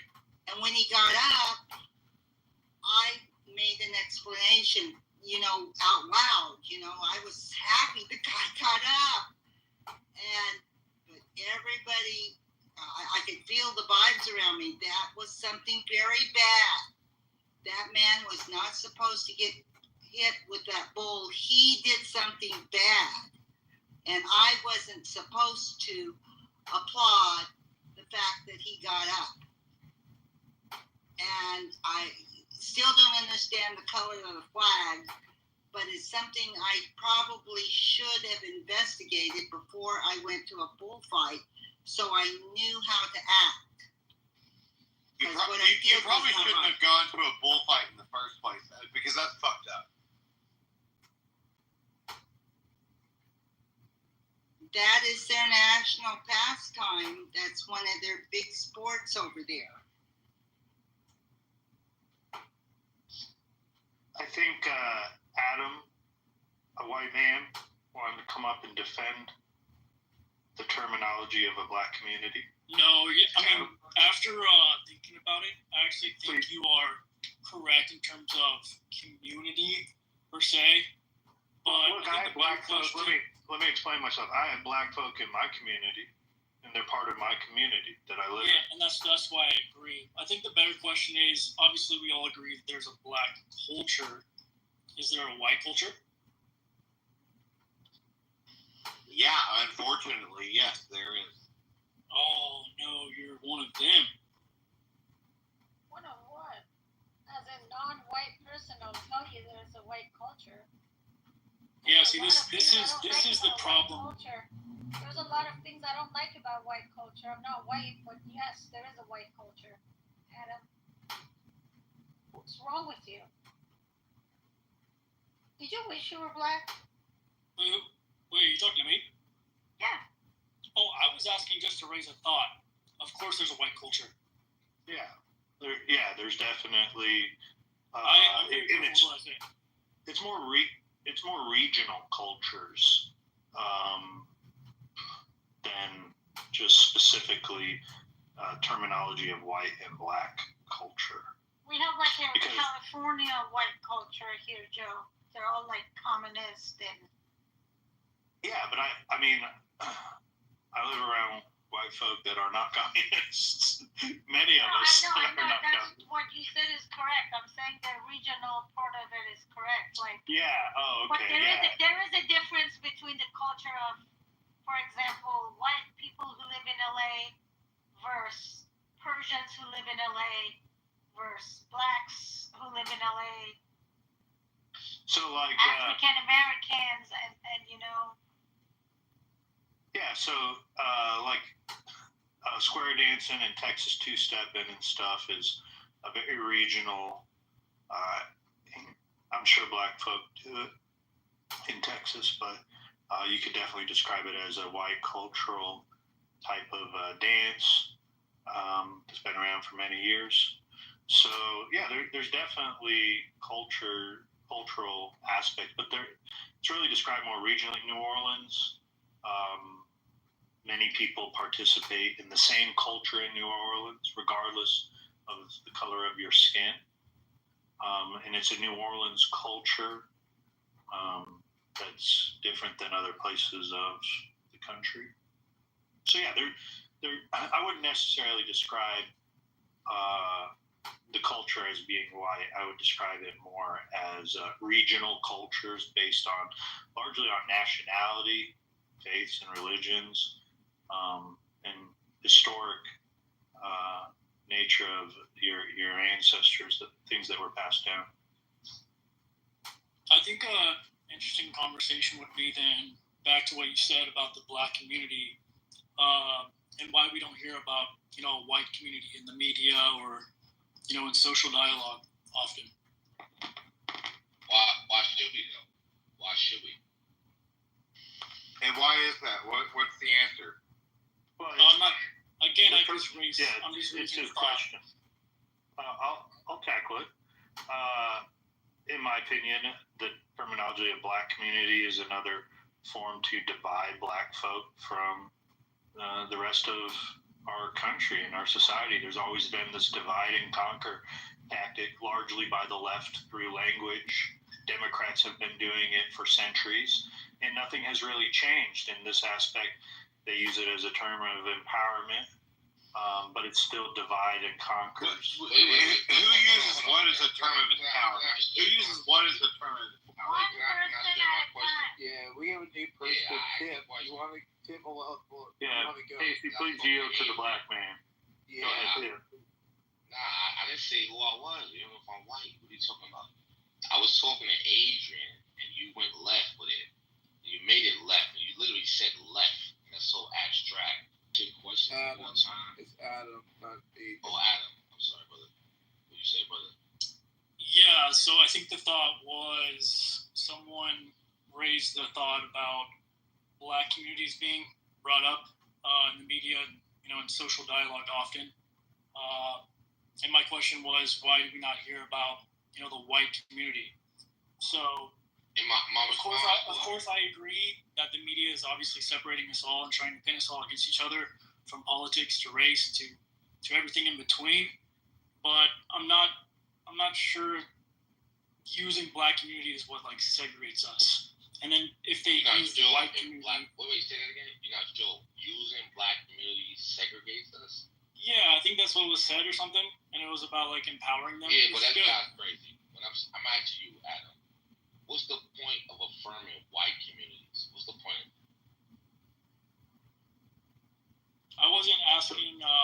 if we should or if we should not. I was asking why. Here, Yo, let Joe, me. I'm not talking Yeah. to you, Joe. No, but I look, I'm a mod. No, Tip, Tip, I'm a. be messy. No, Tip, I'm a mod. I can talk to you. Yeah. So I'm a mod, so you're gonna yield. All right. I'm gonna reset the room. Talk about the left. You're gonna talk about the No, left. I'm gonna reset the room, Tip, and maybe I'm gonna pass you the mic. I'm gonna reset the room. The question was, where is the black community? That was the original question of where we got on this topic. Can you answer that, Tip? Where is the black community? Absolutely. I would love to answer you, Joe. Can I interact with Adam? That's okay with you, good brother Joe? Sure. I mean, all right. So Adam, what's the point of, thank you for that, Joe. Adam, what's the point of affirming the white community? What's the point of it? Well, I think it's nice that most cultures are kind of uprisen in the speak that we have. Like there's a black community, there's an Asian community, and such. But I don't often hear about the white community or white culture very often. Which is why earlier I asked if there was white culture in everyone's minds. Gotcha. Again, I just raise thoughts. I'm not standing on any point. You're good, brother. So is it a point to affirm the white community? That's so abstract. That's gonna create a clusterfuck. There's no patriotism in that. That could be a Yugoslavian. It could be a Russian. It's gonna be everything. Like we're doing Americanism. So we're gonna do whiteness in America. That's gonna look really strange, brother. We saw what happened after the Civil War. It became Irish and Italian and all kind of things. And at this point, we don't even know what American is. American could be anybody. No history, no identity. It's just like, let people be a racial identity. So, with black people, we're asserting ourselves in America. We're recognizing our identity. This is a thing. Like, we didn't have that option until 1965 outside of the volatility that we dealt with post-Ellis Island, post-Civil War. We didn't have that option. And now we're recognizing that doesn't make sense. That's nothing to do with America. This racial thing has zero to do with America. So if y'all want to have a globalist idealism or an idea, like I don't know what that has to do with the country. Let's be a global social society. Let's be global. Fuck it. Let Ukrainians in this motherfucker. Who cares? Let's let fucking everybody in this motherfucker. Who cares? You guys gotta abandon y'all like low level frequency. You have to stop doing this. If you want to protect your country, be invested in your country. Let's do that. Can we start there? Joe? Are you prepared to do that? Oh, no, Adam. I'm talking So, no, you said Joe. Hold on, I get an opportunity to respond. I'd like to include black folk in all the community. I don't think they should be separated into their own community. I do recognize it as a term of empowerment, like you just said, because I don't believe there is a black community. I believe them as black folk are Americans just like me and just like everybody else. And I want to include everyone in the same. So, Joe, let me ask you a question, Joe. What is an American, Joe? An American? Let me say it twice. Yeah, we're a culture, a country. We are defined by our ancestry being here. Joe, what does an American look like? Not aesthetically, but culturally. What does that look like, Joe? Well, we're united upon our differences. It's made up of 50 different states with multiple different nationalities and cultures. And we've been able to create the longest standing country in the world today. Every other country prior has gone through some sort of revolution or major altering of their government structure. However, our country's existed for 250 years under the same rules that we were founded on, even though we have changed and adapted our laws over the years. We haven't gone through a major revolution that, even though there was an attempt during the Civil War. They focused. Yeah, we've been able to establish ourselves as the premier hegemon in the entire world. So essentially, America is establishing a hegemony. That's what you're saying. Not singularly, Like but that's part of what we've been able to do. In one sentence, what is an American, brother? An American is you and me, bro. You trying to appeal to me? Like, come on, bro. That was gay, bro. Wait. Why is that gay? And why is that gay? What's an American to you, Tip? What's an American? Yeah, what's an American, Tip? Who's talking to me? No. I want to know What's an American? I heard you, and I asked you. You said it in one sentence. You limited me to one sentence. Joe. So Abby asked me, what is an American? I want to know who is Abby. I asked you a question, a direct question. I know. And answer I don't have to define myself. I asked you the question. I'm a moderator. What's an American? Answer it. Or American is a person that's anchored. So now I'm asking angered? You, what are that's your definition of an American? When you sing the Star Spangled Banner, you're singing about someone who's angered? That's you say what angered? you're singing to? I didn't say that, man. What did you say? You said something I about said anchored. anchored. You say anchored? Listen. Anchored? Let's Did not you fight. say anchored or angered? Or is it axe or ask? Someone help me with this. Oh, this was so fucking funny. You ask a question and then you fucking talk over somebody when they try to respond to you. This is so fucking funny. I'll try not to talk over people, bro. I wasn't talking about you, buddy. Oh, I'm sorry, buddy. So Abby, I said an American is a person that's anchored, not angered. So can you ask my question? What is your anchored? How are you anchored in this country? Who are you, Abby? I'm a Philadelphian, the city that it was founded in.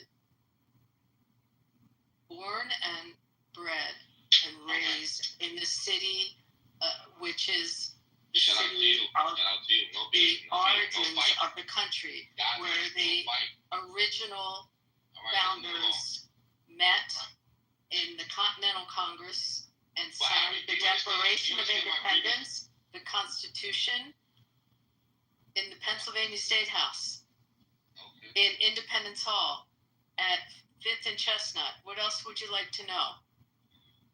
You think I connect to America? Ask me about my history. Ask me about the Revolutionary War. What part would you like to know? You could just say you was an American. Hey, I'm a Billy American. I mean, I don't know, Abby. I'm kind of concerned. You prove yourself. Yeah, I'm also an Eagles fan. You got a problem with that? Go Birds. Let's not fight. I'm not trying to have a contentious. Okay, so I answered your question. What I'm you saying, asked me how I anchored to America. You lose the point. Everybody's an American, and it's just citizens. It's a bunch of citizens here speaking about Americanism. Like, how do you anchor yourself to America? What does that look like? So if you're truly what you said you are, Abby, shout out to you. Somebody interrupted me, and I want to let them interrupt me. They're so eager. They don't want to let me talk. Come on. Just hold on a second. So we have somebody on stage that says they don't give a fuck about America.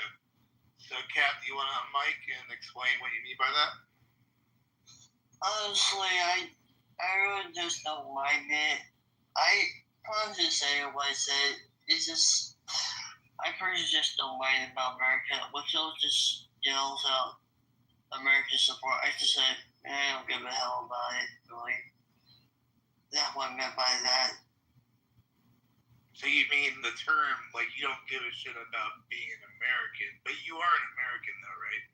Yeah, I live in a couple. I respect Americans some way, but I don't care about it that much.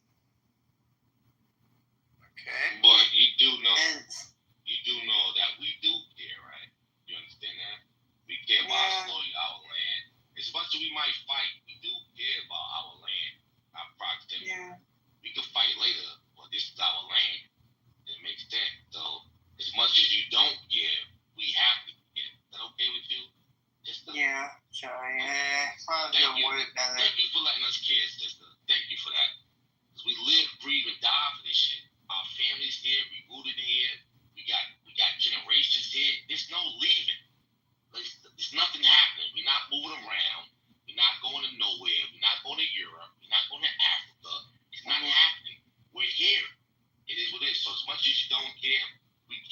you, sister. Is that okay with you?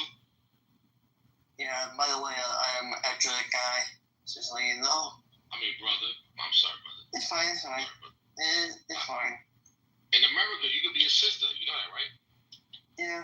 You have that option. You could be a sister. Yeah, but I just don't want to. Okay. Don't worry about it. We're open. No, I would be a derelict of duty if I didn't ask Rob to answer the title of the room. Rob, do you want to take a shot at it? What is the purpose of the question? Are y'all asking like literally? Yep, literally. Right, Adams? You're the one that initiated the conversation. I was the one that Yeah, literally. If it's a literal question, if there's a predominantly black area in your city, there's your black community. If you're looking for like this clubhouse version of what a black community is, like it's a unified black community across 50 states of America, you're not going to find that. But if you just go to any predominantly black neighborhood in your city, there's a black community. Wherever you live at. I like it. Why is there no, is there a white community? And if not... I believe there is.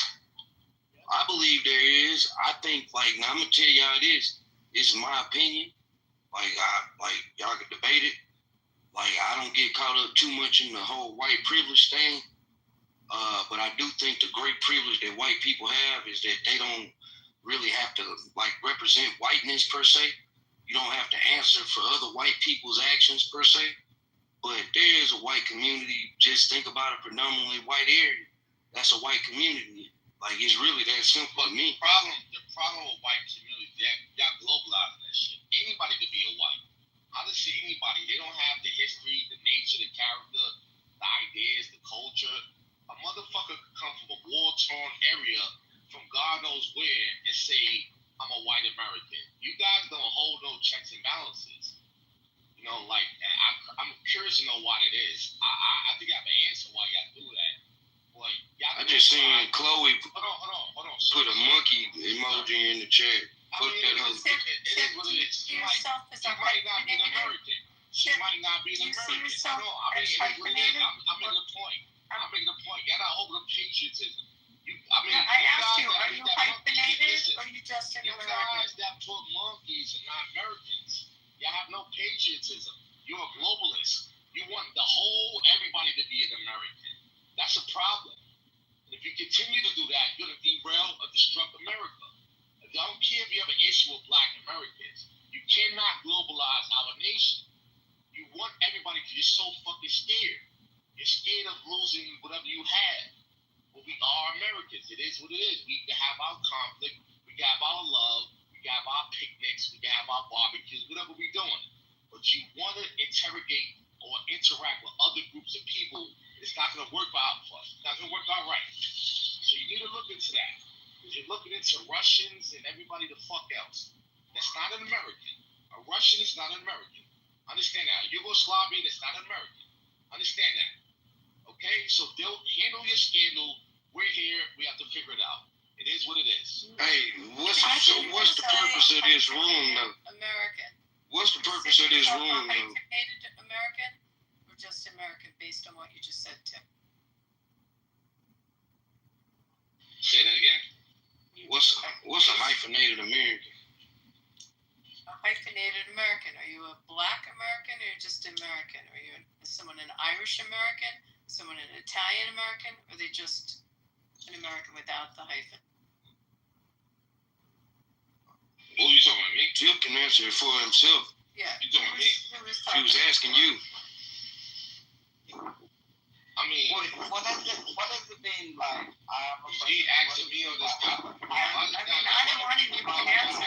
Are you a hyphenated American? I'm a black American. Let's make no mistake about it. Are you an American? Are you an American?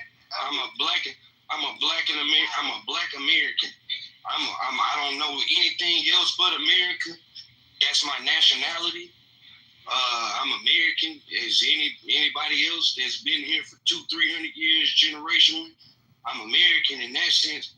My caveat, if you want to call it a hyphen, hyphenated, whatever. I'm a Black American. But the thing is, if you call it hyphenated American, President Kennedy is Irish American. President Ronald Reagan is hyphenated American. We're not talking about Kennedy, bro. Are they American? Bro, stop talking about the picture of the conversation. No, wait a second. Bro, we have a picture of the conversation. That's fine. Now, you get a statement. Kennedy, we get it. No, get it, brother. He get it, brother. You jumping. She asked me a question, though. She asked me a question. You jumping in. That's the problem right there. Oh, your God. Pray to your God, to your country. Pray to your country. Don't pray to my God. Do not pray to my God. Hold on 1 second, check. She asked me a question. I want to answer her question. Sister, are you still there, sister? Black people are gatekeeping God. Oh my goodness, Black people are gatekeeping. Ain't nobody gatekeeping shit. The reason I asked it. Do not get distracted. Okay, the reason I asked it. Hold on, Did my fellow American ask me a question? Do you ask me a question, sister? Yes, the reason I asked the question is there's a very famous Supreme Court justice that wrote an essay about how to be a good American. And it was at the time when we had the wave of immigration. So we had Irish coming in, Italian coming in, Greek coming in, Polish coming in, from all over. And the theory was to keep your heritage, to keep those connections to what you came from or what your ethnicity is. And if you hold on to those, it makes you a better American. That if you're a good Irishman and you have pride in where you came from, then you're going to be a better American. So when I asked you, are you a hyphenated American? If you're a proud member of the your community, of the Black American community, that would make you according to the way his essay read, it would make you a better American to hold on to what your heritage is. Do you follow what I'm saying now? Yeah, I actually agree with that. It was Louis Brandeis, and he wrote it in 1914, 1915, something like that. It's a very famous essay. Yeah, that's why I would never have the caveat that I'm just an American. Like, I am an American. I feel like as a Black person who's descended from American slaves, I'm as American as anybody. But I agree with what you said. Like, for me, it's very important, like, that I don't have to tell you I'm Black looking. No, but it makes me in terms of what is what he's saying. But in terms of me just upholding certain traditions from my community, yeah, I'm with that. In any group of people. I mean, even white Americans, y'all do what you want to do. I don't have no problem with white Americans upholding their traditions. But the issue with that, Abby, he was not talking to historical. If your traditions, hold on, he was not. If your traditions are Confederates, He was not talking to historical America. He was talking to new Americans at that time, if I'm correct. Yes. And he wanted them to uphold that in that moment, and that meant something, and we can explore that.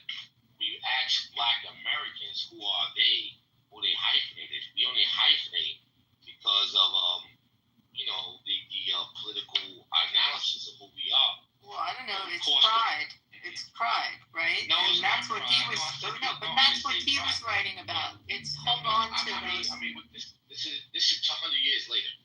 We're telling you right now, it's not pride. It's identifiers. We have the correct identity. We are Americans. It is what it is. If you want to course correct it or dismantle it or delineate it, that's your business. But at this point, you have a person coming from God knows where that can hyphenate or not hyphenate. So I have the option to do either of those things. So to ask me that question, I feel like, where are we going with it? I just want to say, I could read you his essay. The point is that it makes you a better American if you pride in what you do. And it holds true today. By the way, there's a lot of court opinions that he wrote in the early 1900s that also is still good law today. I mean, because something was written 100 years ago doesn't make it necessarily not true or obsolete. No, that's not the argument. We're not saying it's not Well, true. yeah. So I think it's important. the reality is that an Irishman that holds on to his pride, or an Italian that holds on to his history and his heritage, makes him a better American. Don't let go of it. Don't let go of what your community is. No, I heard you. In that moment, it might have made sense. You don't think it makes But sense today? No, but I'm saying that we're doing hindsight. And what does that make sense today when we look at it? What does it make sense for an Irishman in 1920 to hold on his identity to, in fact, be an American? When we know what Irishmen did when they came here, Tammany Hall, the Greggens Coast. There was a lot of things that Irishmen that did was absolutely not American.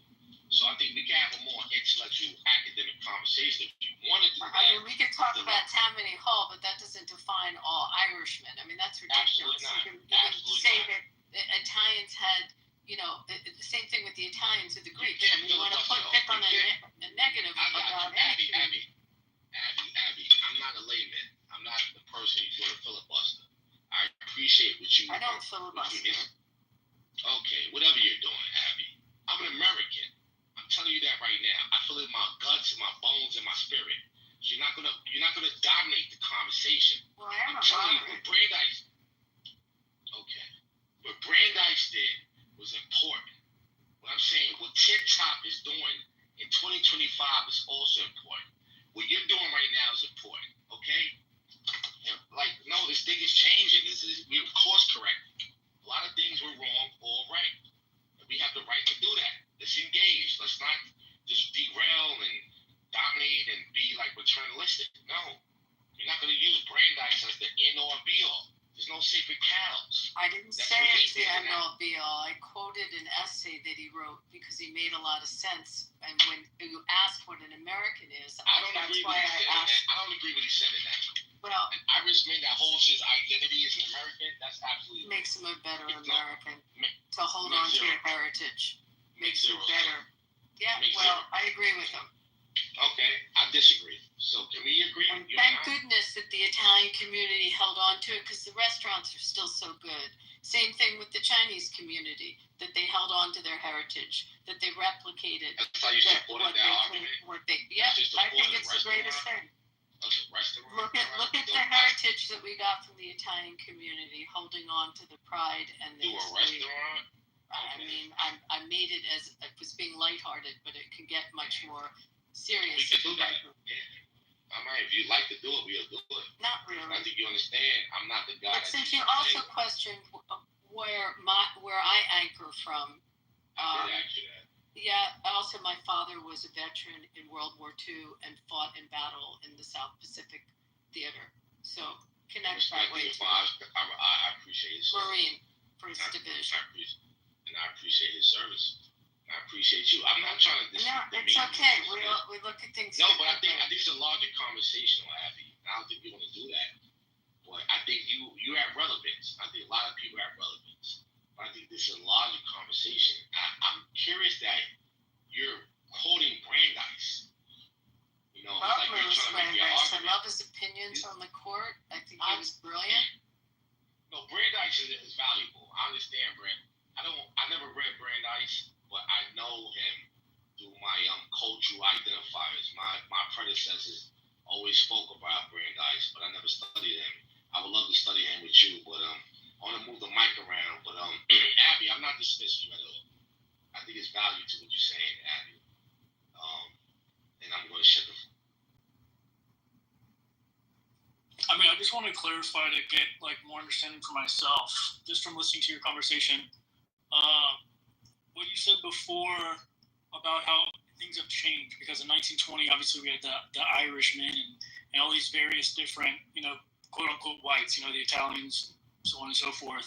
Are you saying now, it's kind of more of a melting pot nowadays in terms of people that have already been here for a long time, and that's why, the cultures or communities haven't transferred over? Is that kind of your point or no? Tim? I mean, white has transferred over. White is ubiquitous. We don't even know what white means anymore. It's just anything. So that's what you meant by us not having a culture per se? It's like there's no like every white person, every white identifying person has a culture. I don't think they engage in their culture. When they come to America, they become some abstract thing. It becomes white. And what does that mean? I don't even know what that means. What is your story? What is your history? What's your culture? We don't know. It's just I'm white. And then but you said you were African American. So where does your culture come from? No, sir. I'm not an African American. I'm an American. Point blank. Period. Okay, what is the American culture? What's the American culture? Identity. It's identity. That's interesting. One identity or a multitude of people coming together like a melting pot? I mean, I'll describe it as one identity. Maybe you won't. I think it's one identity. I think it's also a history. It's innovation. It's industrialization. It's struggle. It's fortitude. It's audacity. It's vision. It's determination. It's audacity. It's a serious identity, brother. If you want me to keep going, I will. No, I'm not trying to make. I'm like reading the chats and stuff too. This is literally my first night on the app. Like I just downloaded this. That's fine. I'm not trying to raise any strong points or have strong opinions. Fuck the chat. Let's do it. Welcome, Let's do it. Welcome, Adams. By the way, Tip and Adams follow the house. If you don't mind, you get pink tickets. What is it? You follow the house. Just click on the little icon. I can't join the house. I think Pepe blocked me. No, he wouldn't. That wouldn't have happened. But again, I don't know why you wouldn't be able to. Okay. Yeah, somebody blocked me. Yeah, I'm not trying to make racist comments or anything Don't worry like about that. what you're not doing. Don't worry about what you're not doing. Tell me what you are doing. Let's do that. Yeah, I think the main thing is just like what we spoke about before. Like it just seems like as I grew up, there was always a black community or an Asian community and all these various communities. That's through your perspective. Whereas that's through your eyes. You truly understand. Yeah, but why is that through my eyes? Why do I? You were trained. You were groomed, brother. I was groomed because of the media and what we're. Okay, whatever. I don't know. It might have been your father, your mother, your dog. I mean, that's not what it is, brother. You want to go into. You want to say the left did it. I mean. Okay. I'm with you. All right. But if that's the case, the point is you don't see people as people. Can we stay there? Those are people. Those are Americans, bro. It is what it is. Those are your neighbors. You're trying to tell me they are this, they are that, they are. What are you? Like, if you want to call them Chinese and black, what are you? Are you a Yugoslavian? Yeah, but is that not a beautiful thing? You don't even know who you are, bro. Is that not a beautiful thing, though? That you can be American we have also. Listen, brother. We have Mercurian candidates on our borders, in our cities. This is a problem under whiteness. You allow a lot of people a lot of outsiders to come here. We're not safe. You're not safe, right? We have to protect our borders. I understand there's a white-black grift, right? But post 1900, it changed. You guys are not you guys, but people have let our leadership have let everybody to fucking hit, and now we're dealing with an immigration crisis. We don't know what people are. You're gonna call a person white. Is this guy an Eastern like what is this? What is the purpose of this person being here? We're looking at the immigration thing. We have a lot of Asians who came in with this birthright citizenship. Like we gotta stop being so despondent with our country. This is a problem, bro. Yeah, and I totally agree. I mean, I was raising more lighthearted things. I mean, in reality, do you know why all this stuff is happening? Brother, I mean, this conversation goes south. I don't want to put my name on this. Just be that, brother. Stop asking questions and make your position. Just make your position. We're not fighting, brother. No, I'm just saying all of this stuff is happening for a reason, and obviously for just conspiracy theory. Come on, bro. Like we're not doing Pizzagate. Just make it. Just let them go. Let them talk a little bit. You know. My bad, bro. Yeah, it's all good, dude. It's all good. Go ahead, Adam. Actually, I really don't want to go. I don't want to go further on the topic though, because it does lead not well. Yeah. This is what I'm saying. You have no idea about this app. Bro. Yeah, You better be ready. I don't want to put my face on saying the things that I knew to be true from studying history. We need to get you some friends too. I mean, everyone Senator Farmer. Adam, I got my own. You know what? You need friends, Adam. Wait, let me just take a moment. You need friends. Adam, you're new to the app. We stand alone. Every man should stand alone. Wait, hold on, guys. Just follow Adam. Follow us. I'm your friend, Adam. Use the blue plus. Teach you how to use blue plus. No, follow me, Adam. I'll teach you how it works. They want to indoctrinate you. Don't do that. What the hell? I just followed him. Why I can't follow you? Why you ain't saying Guys, hold on. Adam, you're new to the app. I'm just telling you, we're all going to follow you. You can follow us back. Yeah. Join the room so that you can come back and have other conversations, and we can bring you into spaces. I'm with it. I'm assuming a lot of you would know why all this is happening. You said you're. It's a power play. It's a power play by the elites for sure. There's no question about it. We just saw. Let me finish. We just saw 10 to 20 million illegals get let into our country over the last 4 years in an attempt to try and affect the next time they do the census sorry, I was feeding my dog. Next time they do the census in 2030, based on a ruling that the Supreme Court ruled that they had to count illegals regardless if they were citizens or not here. So we saw the Democrat Party, Joe Biden, let in 20 million illegals in an attempt to try and bolster the head count so certain states like California will get more House seats in California and as well more votes in the Electoral College vote, and ultimately leading to generational voters.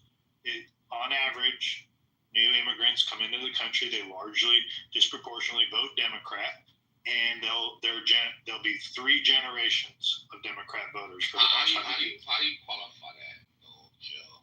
You said a lot. That was very polarizing. How do you qualify what you just said, brother? Just have to listen, bud. Adam, Adam, hold on. That's how this thing works. Joe, you said that I have to listen to what? Can you provide some sources?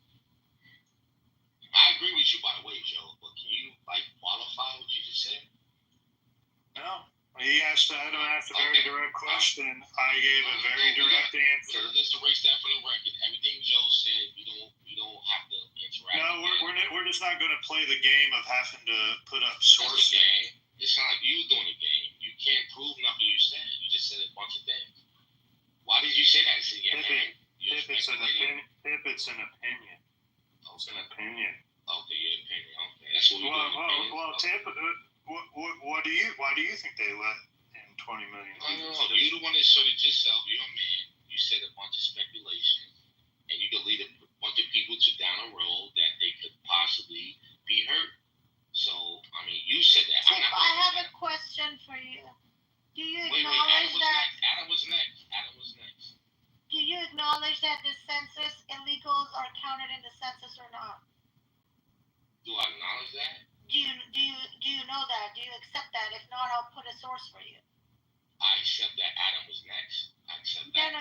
It's fine. Adam can wait. I'm the mod. You're not the mod. You don't make decisions of how this. You have an accent. Where are you from? I'm asking you.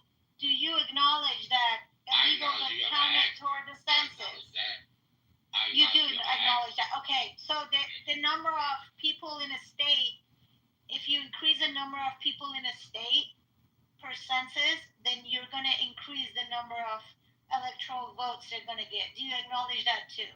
I'm not interested in what you're talking about. You sound like a mid-period candidate. I don't know if you're literally what I just said. Do you want me to ask I don't know who this person would ask. I'm not sure. No. The reason he doesn't want to speak is because the reason you don't want to answer is because you know exactly. You know exactly what I'm telling you. That's what the communists did in the country you left, right? They told you how to think. Now you telling me how to think. I was born in Dallas. So shut the fuck up. Now you're telling me what to think. I'm born in Dallas. Sarah's an American. Hold on. I can run for president. I'm running for president 2028. According to your rules, I listened very carefully. According to, hold on. I'm American enough to run for president. Do not jump me. Do not jump me. You've been real good. Hold on, Tim. Sarah is as well. Sarah is, listen, according to, so you're gonna protect, and I agree with you. You're not gonna protect me. You're gonna protect the communists. If she's from Dallas, she's an American. No, she's a communist. She's from a communist country. She's communist. Well, no, it's actually the country, her nationality. Even my parents' nationality, it's not communist. But it's a theocracy is her nationality.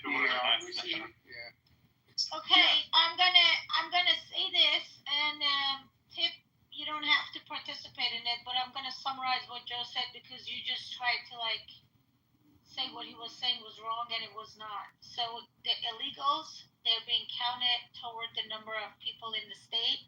The more number of people, residents in a state, the more electoral votes. And then we had this president that allowed millions and millions of illegals inside the country. And then we had all these democratic city and state, the state governors that were flying them in. And we spent $150 billion paying for them to stay in hotels. Hey, it's our government. The American taxpayer. Yeah, I'm not. Okay, if you can't stay mute until I'm done, then you're going to be moved down to the audience. You want to do that anyway, you communist? No, I don't want to move you, but you're making me. If I wanted, I would have done it by now. So you want to say that you don't know why they let millions and millions of illegals in, whether they did it directly so they can just, gain more votes or not. That is going to be the results of allowing so many illegals and then spreading them into the democratic states. So whether you like that, what Joe said, whether you liked it or not, whether you agreed with it or not, that's what it is. That's what they did. That's all I was going to say. And you don't need to respond because I really don't care about you. There's statistics on how many Social Security numbers were applied for during Biden administration in the state of Texas, which you were talking about.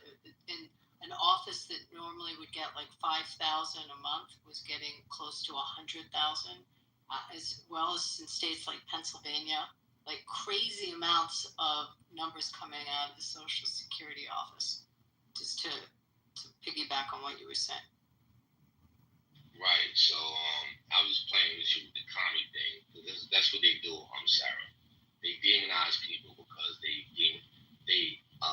label them as commies. But I think you have a voice. I think you said.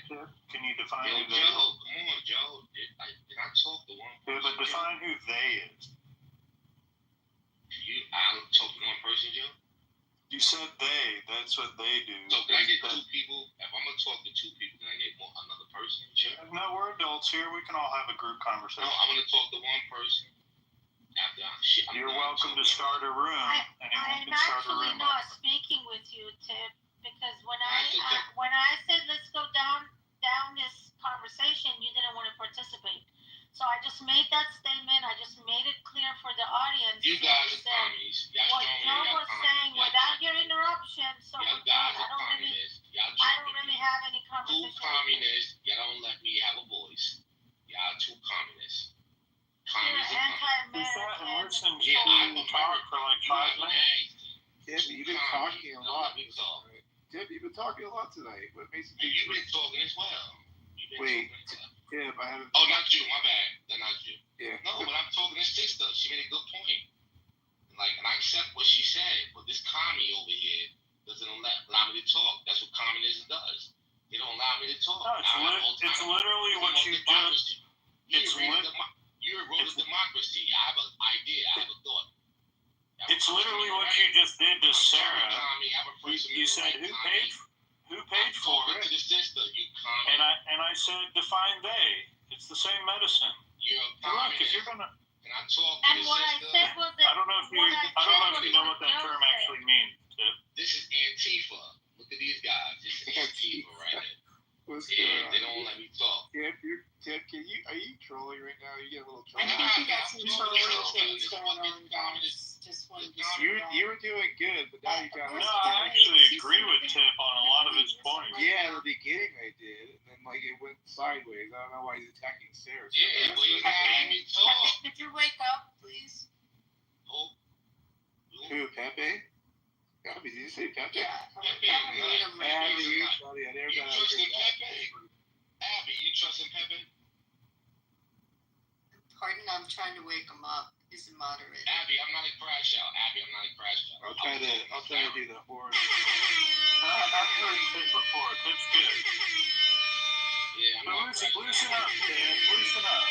I don't want to talk to you, Joe. I don't want to talk. No, it's 2 a.m. It's 2 a.m. I don't want Loosen to up. talk to you, Joe. I don't want to talk to you, bro. All right, can we? Let Sarah get a point off. She asked a question. Let her get it off. She don't want to talk to you. It's okay. It's all good. She asked me directly a question, bro. I know. Directly me. She doesn't want No, to I talk. did not direct you any questions. I just repeated what Joe said, so you can answer to Joe. Can we just get a new voice real quick?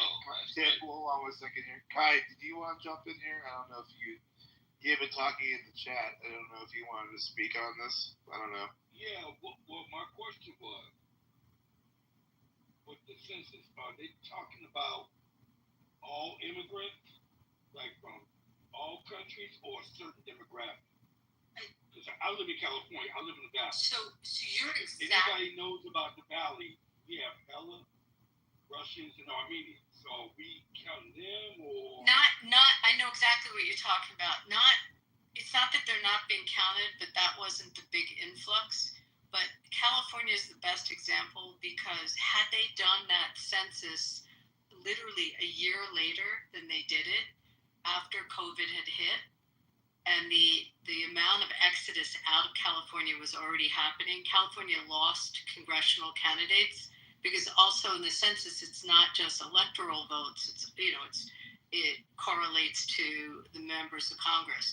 Had it been done a year later, you would have seen I think I read this, maybe could be 3 to 5 more congressional seats they would have lost. And if they do the census today, you're going to see a big drop in California. What states picked up? Texas picked up. I'm in the neighboring state. I'm in a border state to California. Had they done it, we picked up so many Californians during COVID. Had they done it today, you'll see we'll pick up a congressional seat. But it's not so much, and I know where you are and who the population base is. It's really not that influx that we're talking about of someone correct me, 11 million that came in during the Biden administration. What's the percentage that came out of Latin America? Hold on, can I just finish? I'm answering to the Californian. I forget what the percentage of the 11 million out of Latin America, but what they were really hoping for, and it becomes the workforce, it becomes that demographic for them, and also especially in a state like California to pick up the area where you are in the Russian and what's it, Armenian. I'm trying to think who else would be living where you are. Maybe Persian, Ukrainian, yeah. But that's a much smaller percentage than what came out of Latin America during this big influx. It's not even relevant because. Does that answer? Hold on. Does that answer your question a little bit on it? Yes, ma'am. Yeah, thank you.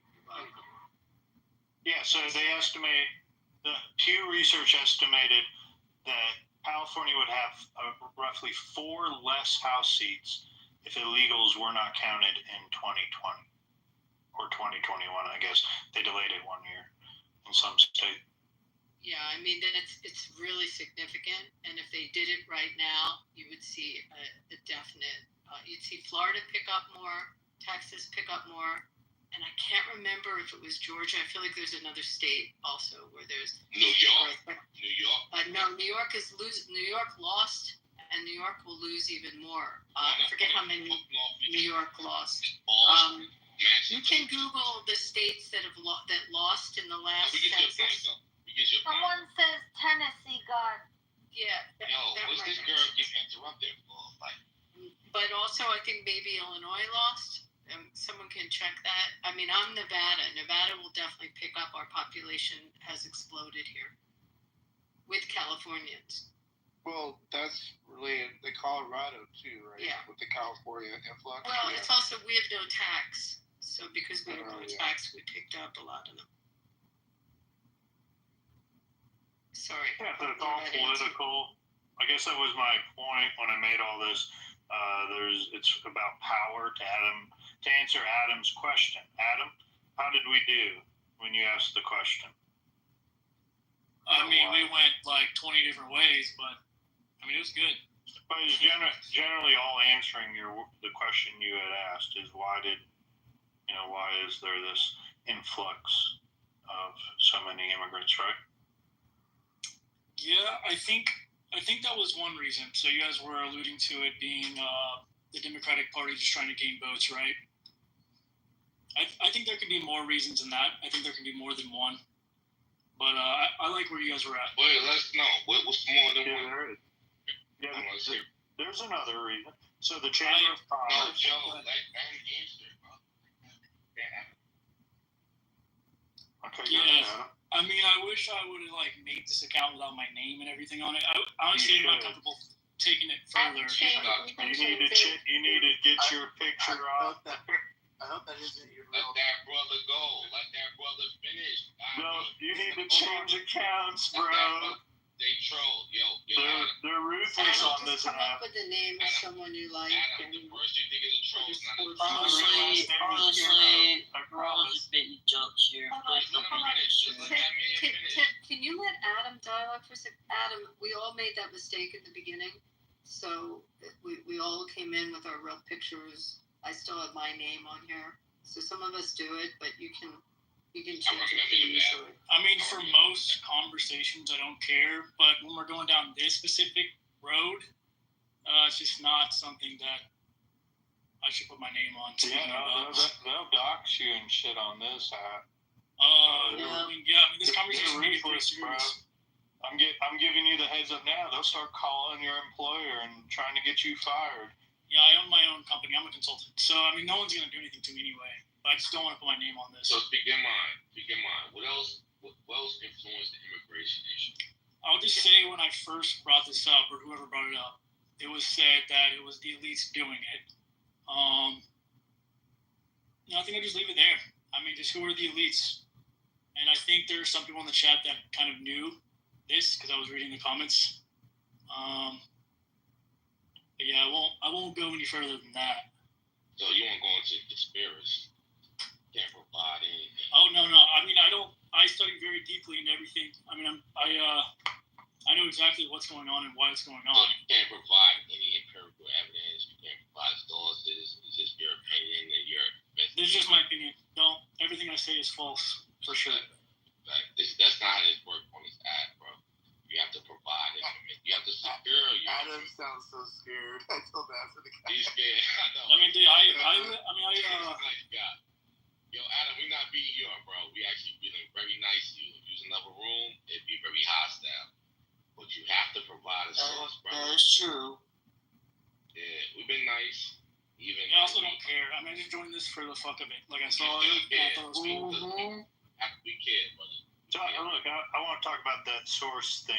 So there's leftist articles that were written that Russia had literally taken, Trump as one of their hostile Manchurian candidates, and that Trump was working at the behest of Putin. They wrote actual articles about this. So when people are demanding that someone post a source, if I post an article from the New York Times saying that, Trump is a Russian asset, does that all of a sudden make me right? Joe, what's a leftist? What does that mean? Tim, we're not playing this game. Look, I asked the question. Answer my question. Empirical. No, but he was wrong. No, but I'm just asking about sources. No, so if I post a New York Times article that alleges that Trump is a Russian asset, from back in 2017. One at a time. I'm going to moderate one at a time. Okay. So Joe is talking. Let him talk. Please don't interrupt him. Let's just try to get some decorum back. Yeah. So I'm offering a new thread to discuss. Is everything centered around posting sources when we know for sure the American media has been lying to the American public? Do I have to remind everyone that Joe Biden got up on stage and clearly stated that if you took the vaccine, that you would not transmit COVID? I mean, like, sources are questionable, and I don't think we should just have to play this game of you have to post a source for any comment you make. That'd be actually pretty. Right. Hold on. I mean, I'm assuming Hold on. So, Abby, you allowed that to happen. He doubled down with so much density. Like, he said, we can't provide sources, and he articulated an article, and he gave his own biasness. Like, Abby, I think you're biased as hell. Joe is not providing any substantive, like, analysis of what we're talking about. Well, actually, that's not true. No, Tim. Again, I'm gonna push back on it. I'm gonna push back and tell you that I'm coming from wrong. No, Tim.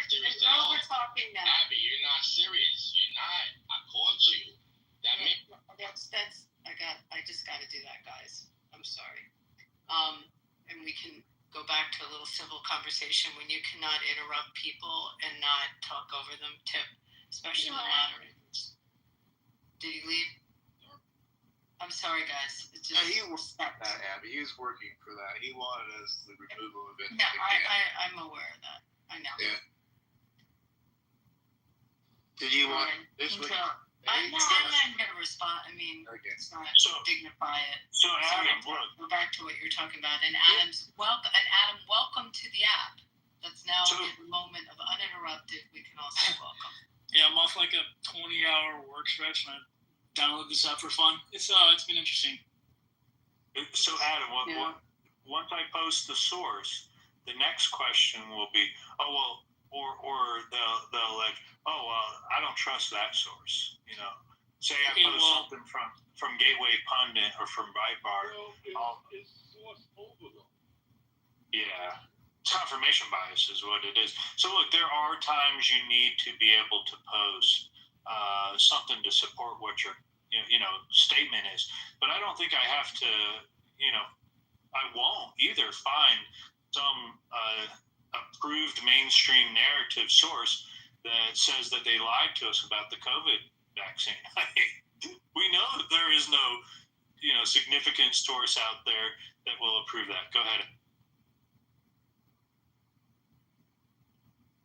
I just want to add something to that, Joe. One of the things that I learned to do is sometimes when you have all the social media feed and you have news articles and it might say at the top CNN, often news sites are hijacked, and these are coming out of and this was one of the problems they saw out of some Russian propaganda and also Iranian propaganda. They do this, and they'll manipulate the American public, put a news source at the top that you're comfortable with and that you would cite, and in fact it's not that news source. So one of the things you have to sometimes get in the habit of doing, and it's a pain, is go on the actual website of the news agency and look for that article and see if it corresponds. And if you can't find it, then you may have been typical victim of a fake article.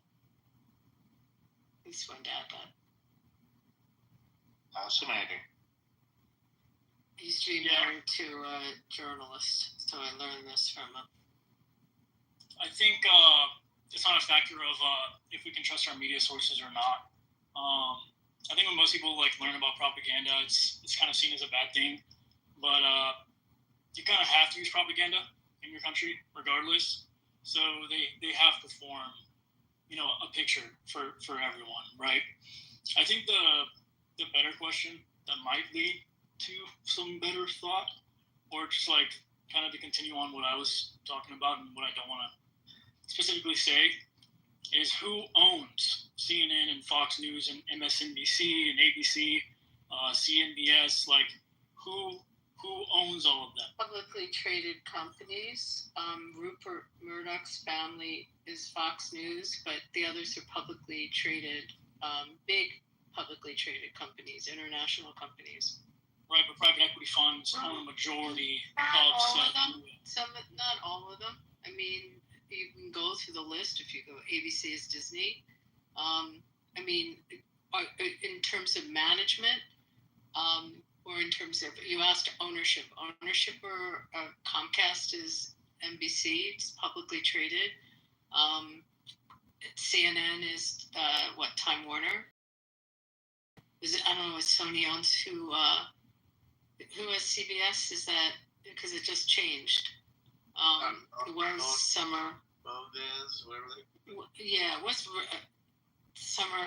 I can't think of Yes, the name. Paramount. Yeah, it's Paramount. Yeah. But I mean, that's it. If you ask, I go through this in my industry. They just say, well, who owns it? And it's like every one of the companies is publicly traded. So there's your ownership. Yeah, but I mean, still, private equity companies can hold a majority or a very large private equity companies are telling them, like, telling CBS how to do 60 Minutes, because we just saw what happened with them. We just saw ABC pay out $15 million to Trump for disparaging him. I don't think the private equity firms are dictating what the news departments are doing. But, prove I'm wrong on that. Tell me. No, I mean, maybe you're right. But I mean, it would sure hurt if a BlackRock were to say pull 30-40% of your equity from under you on the stock market. I don't think they're involved in it, but I will tell you something. I do know that, I don't know what city you live in, but if you look at your local news affiliate, whether you put it on because you have a sports team and you want to know if they won or what the weather's going to be the next day or who the cops arrested in your town, those stations, the biggest ownership is Sinclair Broadcasting, which is also a publicly traded company out of Baltimore. Nexstar. There's like 3 or 4 companies that own almost all the local TV stations around the country. Okay. I think there can be more than. I think there can be more than one right answer, though. I think there's so many factors that play into things. There's no one right answer. So I think most people debate and they try to find that one answer that makes the most sense to fit the bill. But I think there's always a variety of factors that contribute to each, thing that we're discussing. I think it can all kind of play together. So that was an easy question to ask Rock. BlackRock owns 6.6% of Comcast. They own 7.4% of Disney, and they own 5.5% of Paramount. However, those are some of the largest holdings. Honestly, I was doing like research on my computer as I was talking about it, and I saw that if I was going to back this up deeply, I'd have to go deep into the thing I literally said I don't want to speak about. So it's just my bad. How do you get your news, Adam? I do not watch the news. You watch your local news? I mean, again, if you're in a place where there's a sports team, do you look for the highlights at the end of the day or hear what the weather is, or do you watch local? Yeah, I mean, I just kind of keep up with things as they come. I mean, I live around a lot of people. I live in Miami, so I just don't want to be wired by propaganda, whether it's good or bad propaganda, whatever the case may be. Everyone's susceptible to propaganda, Adam. Yeah, I mean, everything around us is propaganda. But the thing is, with the news, is like you're honestly wasting your time on things that you're not going to really have a big effect on. When you could be doing other fruitful things for yourself and for your family. I don't know. I learned a lot watching the Today Show all those years. Yeah, Oprah changed my life. I'm not joking. I've learned a lot from the Today Show. I just missed it. Do you watch it too? Does anyone else? No, I'm not interested. Sorry. Adam, you need to change that name. Did you say Oprah? Can we help you with a new name? I was just messing with you. Can we help you with a new name, Adam? Yeah. But I just know that you need to change that name. What was it, Adam and Eve? Yeah, but it's really not that big of a deal. I'm self-employed, so it's really not that big of a deal. Oh, joking, by the way. All right. Yeah, Adam Smith, one of our signers of the Constitution. Just make it up, you know? I'm thinking black community. Well, Smith in Miami? Are you like a Panthers fan? Are you like you have a sports team that you like? Yeah, I went to Florida State, so I'm a Seminole, college football. Okay. But honestly, I try to say what's your tax if you're a Seminole? What is it? What's your tax? What's my what? Your tent. Your tent. Oh, I mean, I don't know if you're aware of a college named Florida State University. Because we were tomahawks from our ears back in the 90s. Oh, nice. Yeah, I don't know what you're talking about, but cool. So you're a Seminole? No. You're just saying something else. Okay. Well, whoops your asses. That's why. Someone just put in the chat, this would be kind of funny, Adam. You can call yourself BlackRock.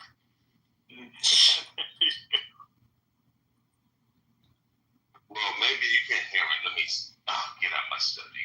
Quick. Yeah, I can't hear you very well. Yeah, because I'm in the study. You know, Adam, a lot of people where I am are sending their kids to universities in Florida as opposed to the Northeast. They're feeling that they're much safer environments in Florida. Okay, speaking of universities, sorry for interrupting, but I am actually attending college right now. Okay. Just saying. What university? I'm in Valley College right now. Yeah. Okay, what college? Valley. San Bernardino Valley. San Bernardino Valley. San Bernardino Valley. What animal would you be if you could be an animal? Fox. But to you, Seminoles, yeah. We used to hang our earrings back in the day in the 90s and 80s. Yeah, we Spartans. Whenever we ever played you guys, we got our ass whooped, but we have respect. I would be a rooster, Karen. Oh, you're South Carolina. Well, I don't want you to write COCK down. And I would tell you. Acceptable. Yes. And I was going to go there for a ride outside. And Mom and Dad said, nope, we don't want you to go to the South. Yeah. So I already know about your roosters. Yes. To be a game, and she already spelled it out for you guys.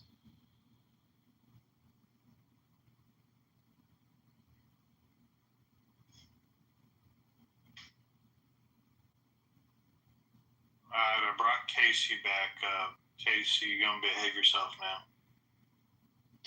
Of course, sir. Thank you.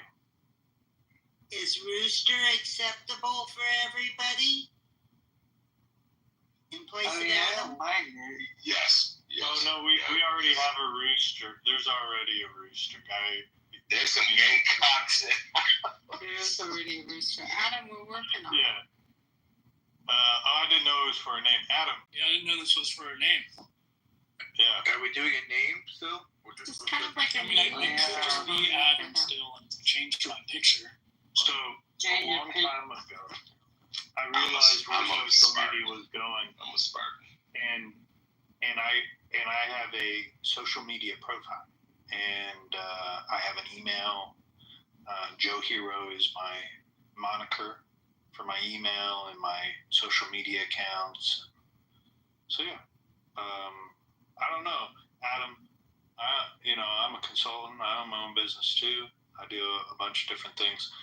I've been doing online politics for about a decade now, highly recommend that you take off your personal identifier. Yeah, I think that's make the it big- Doug Walker holidays. Just be awesome Metcalf. You'd be good on here. Don't worry about it. Did I really say that? Huh? You awesome Metcalf. That's a hot topic right now. Oh yeah. Don't do that. The only thing I have to Think of something say about indigenous Joe, to Miami. What about like Rickenbacker? Doug Walker, Adam. Make it Doug Walker. the only thing I have to say about Joe is I didn't know you was that goddamn short, man. Well, I'm average height, so. I had a big down to get into a picture with Joe. Good guy. Joe's a really good guy. Me and KP met at the casino one night with our friend Dan. Really good people. Adam was the first man.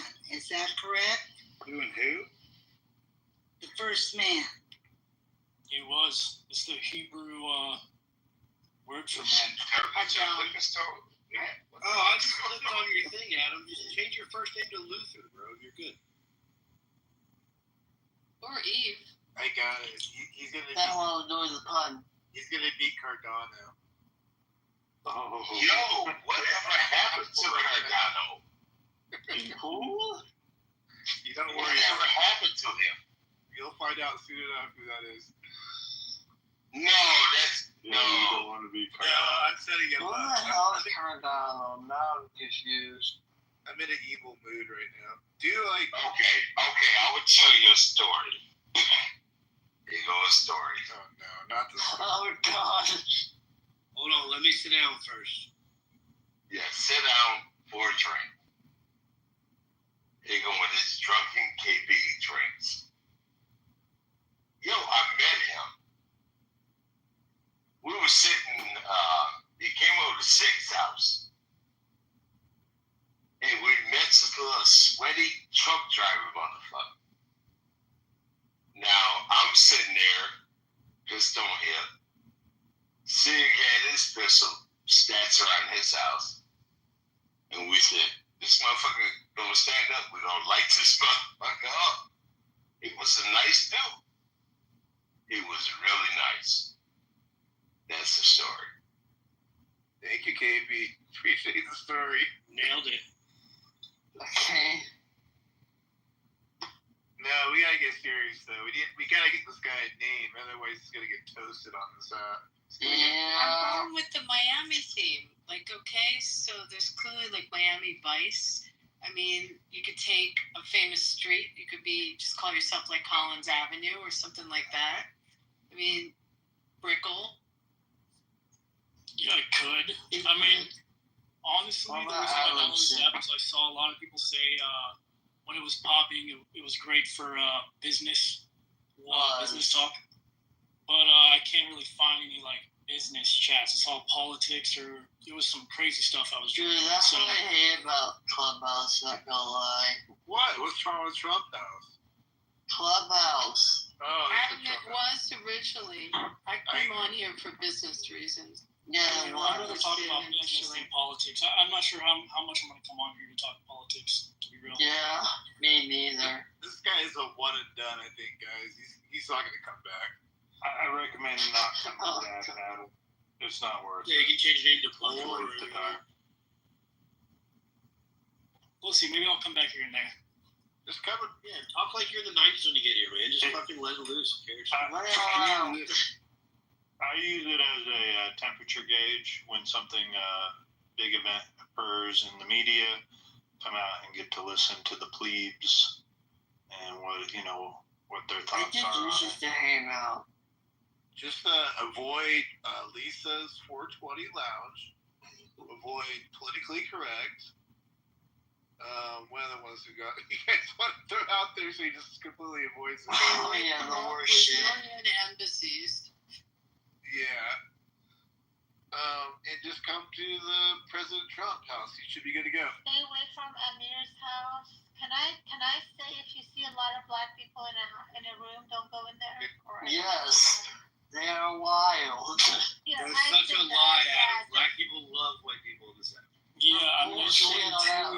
very well. Adam, Don't if scare this if you man. enter a room and everyone on the stage is That's black, bullshit. Okay, let's have this discussion. That's happening. If you want, Then you're going to see a room with 1,000 people. It's going to be called Biblical Smoke. Oh no. Go in any room you want, you'll learn a lot about people. It's Pepe.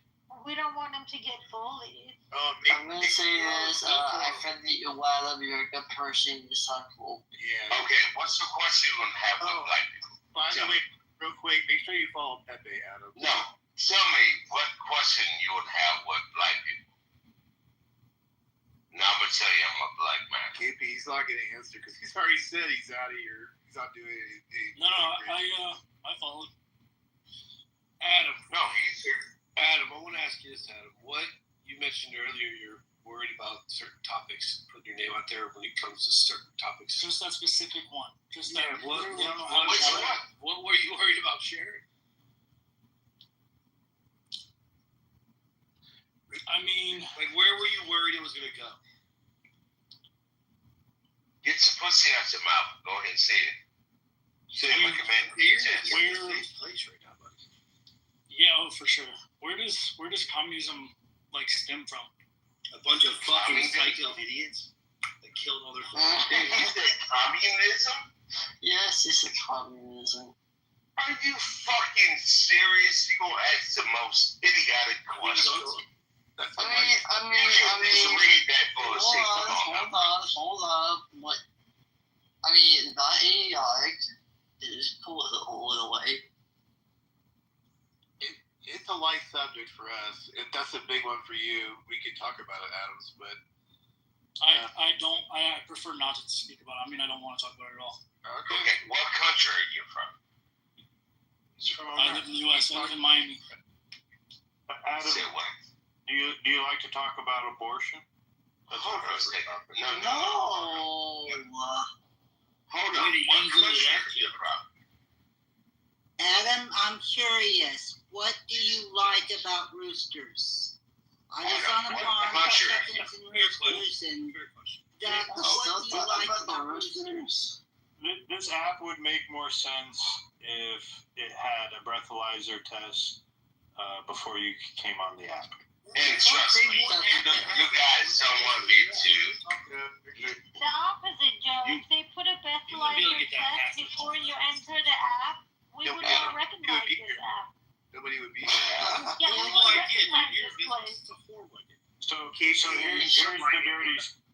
the dirty secret is people don't feel like they're drinking alone when they're on social media and talking to people. Okay, here we go. Now you want the comedian side of me to come out. I got you. Don't worry about it. What country are you from? You mean my lineage? Like where are you born? No, you said about communism. Where were you born? What I was born here. Oh, like Miami? Were you born in Tallahassee? No, I was born Don't in give up Texas. personal details, Adam. I said country. This motherfucker said Florida. Florida's not a country. I live in West Palm. I was born in Don't give up personal details. They only know what you West Palm is to not them. a fucking country. You can say America. It's really beautiful. North America. What the fuck is wrong with you dummies? West Palm is beautiful. You're Yeah. Okay, you know what? I'm putting my microphone back down. Man, I'm walking on these motherfuckers don't know what a country from a county, from a city. What the fuck is going on? Florida is a state, not a county. What are you talking What about calling yourself Mar-a-Lago? Florida's definitely a state. 100%. Definitely a state. Where is this state county from? Our content is usually better than this, Adam, I promise. I feel like we're crushing it, Joe. So Adam, you're Floridian, buddy. Fucking awesome. Yeah, I mean, also I feel comfortable saying I live in Miami because when people say Miami, they mean like the Tri-County area. So I mean, it's a pretty big area here. Brother, let me tell you something. What you said was really fucked up. All right, let me get us on You're topic. right. I always say West Palm. But we don't need to keep asking Adam I was first. gonna say, Joe, do you want to read? I got a topic to ask Adam. Hi. Look, DeSantis, great governor. I work in Florida. I don't live in Florida, but I work in Florida. And I got to say he's done a hell of a good job. But problem is he lacks charisma, and he looked awful on the, running in the primary for president. Do you think he's actual presidential material, or is he missing that it factor? Boo, Adam, say something racist. I mean, are we comparing him to someone, or are we just calling out like blatantly? Is he good enough to be president or not? Or does he have the it factor to be the president? Because I largely think he's not a personable person. Like, he just doesn't like people. I think he's kind of a policy wonk. I don't know. I think he's a nerd. He 100% is. No, he is, and he can't stand up for himself. And he'll sound like he will, but he won't, and he'll back down. But I mean, that's exactly who they want in office. So that's why he might, do well later. Dilly's name team crushed him with the boots. Did you see that on X? No. Oh yeah, so they had memes going on that DeSantis wears lifts in his boots. Yes, because he has an uneven foot. Yes, he does. Gross. No, but he's done a great job here. Florida. I will tell you what. The best state to live in. It's first fucked up when he tried to challenge Trump and lost that, because the next you damn near lost to a goddamn black faggot with two goddamn white bodybuilders getting fucking him in the hotel. Damn near lost that election. The problem I have with Florida is the problem I have with Florida is once you damn near lost that election. Hold on, KP. The problem I have with Florida is once I go past Ocala, I'm no longer in the South. It feels like it's like we're in reverse bizarro world where the further south I go in Florida, it feels like I'm in the north. Yes. I don't know. You get what I'm saying? Well, I'm from Arkansas. Then I moved to Florida when I was like about to go to the 9th grade. What part of Arkansas? The more north, I'm from Little Rock. The more north you want. So you're 45. What was that 40? What? Adam, is that 45 or 40? Are you familiar with the Redneck Riviera? You know where that is? No shit, Casey, for real? No, I'm not aware of what that is.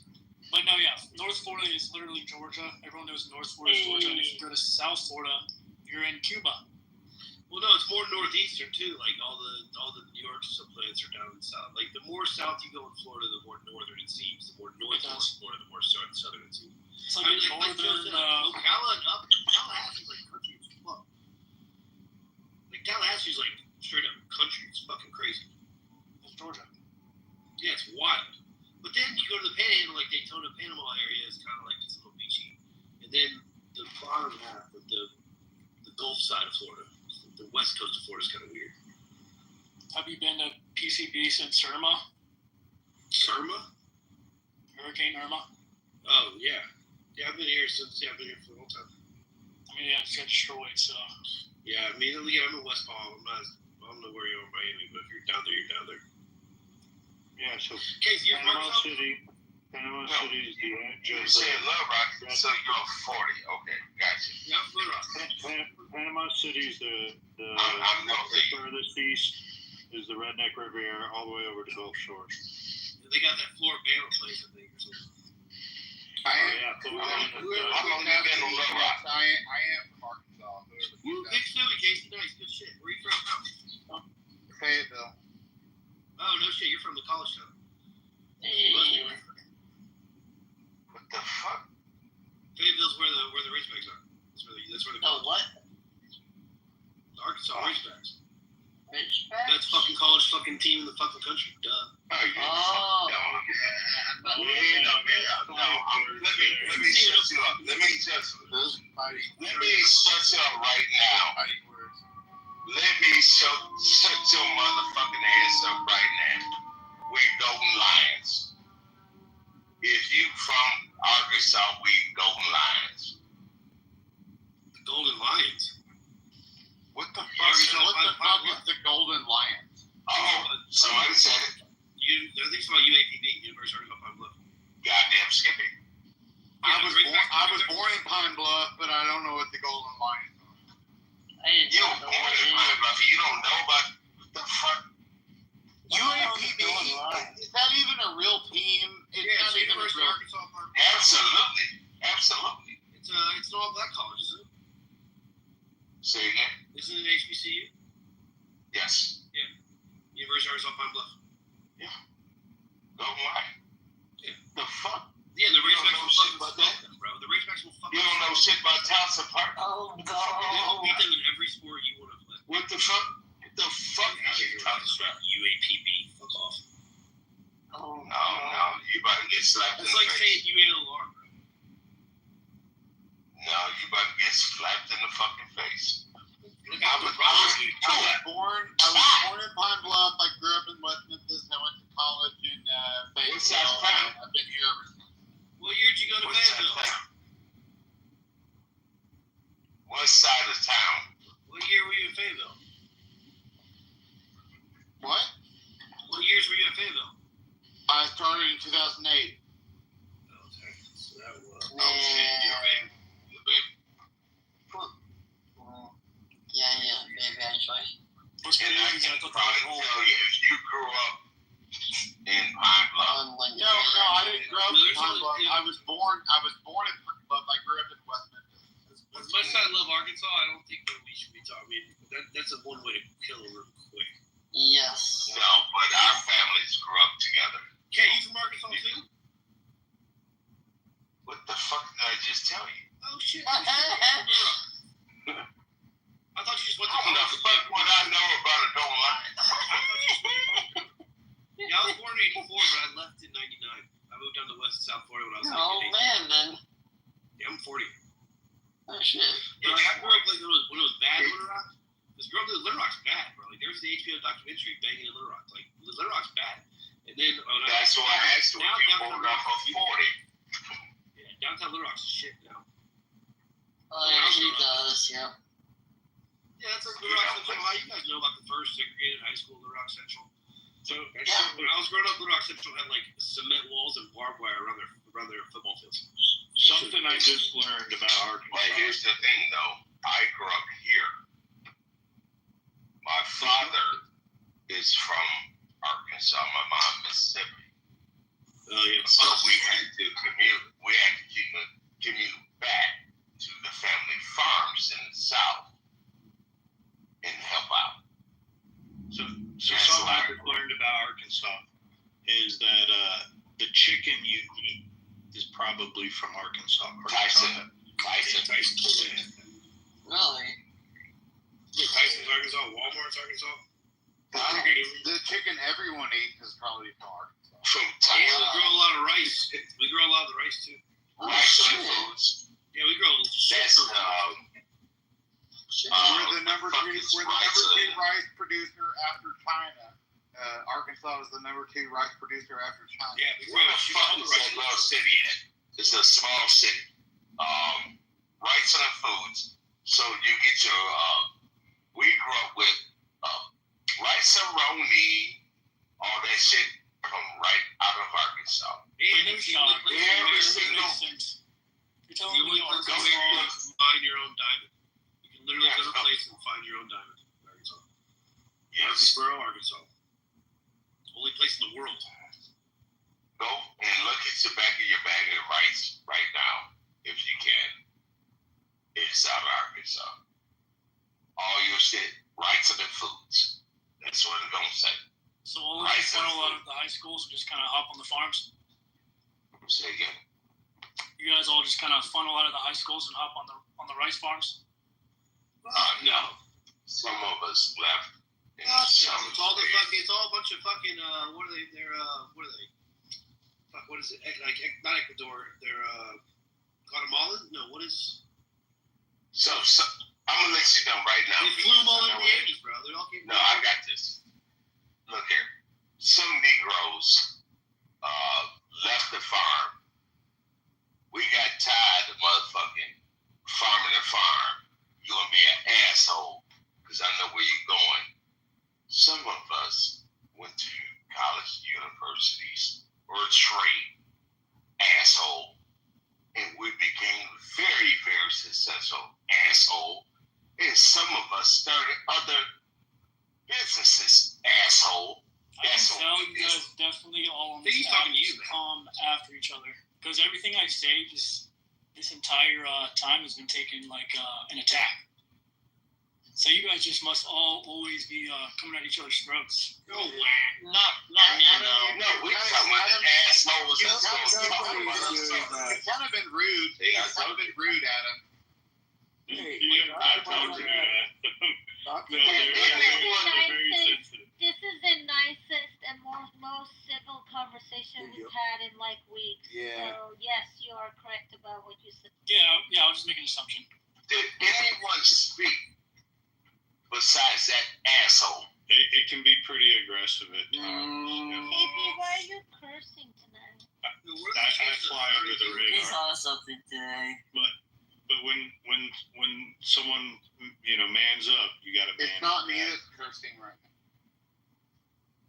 It's not bad. No, I think asshole say something, I'm gonna match that energy because you sitting here saying that Southern boys are fucking ignorant. Bro, I was born in Texas in the desert in a trailer. That kid, yeah, I think you say that. No, he did seem like a backhanded shot at him. Like you're like, so what do you guys graduate high school, go work in the road? Bro, I grew up in a trailer. It did seem like a little bit of a backhanded shot, though. We'll say. Like, what do you mean? You're like, you graduate high school, go work in the farms? Like, what do you mean? No one really cares. I think usually would take offense if it was partly true. So if any part of it was true, usually take offense. So if I were to call you super short and you're not, you wouldn't take offense to it. That girl was over that house. What are you talking about? Can I wake this conversation up a little bit? Well, let me give out one more drop of wisdom, and then I'll pass the mic to you, Matt. Adam. So the game on this app is to try and get emotional rises from people, and the one that is if you can be even keeled the entire time, you win. Go ahead, Matt. Yeah, and to that point, Adams, do you have any black friends? Fuck no. I'm just messing around. Okay, just double check it. Okay. Joe, that was perfect timing. I just wanted to get emotional here. Get them all emotional. Everybody else would... It's such a trick question, too. You're like, yeah, I have 3 black friends. Oh. It's like, it's the, do you beat your wife question almost. Borderlines on that. If you answer that one way or the other, like for the black question, you're screwed, Black friends.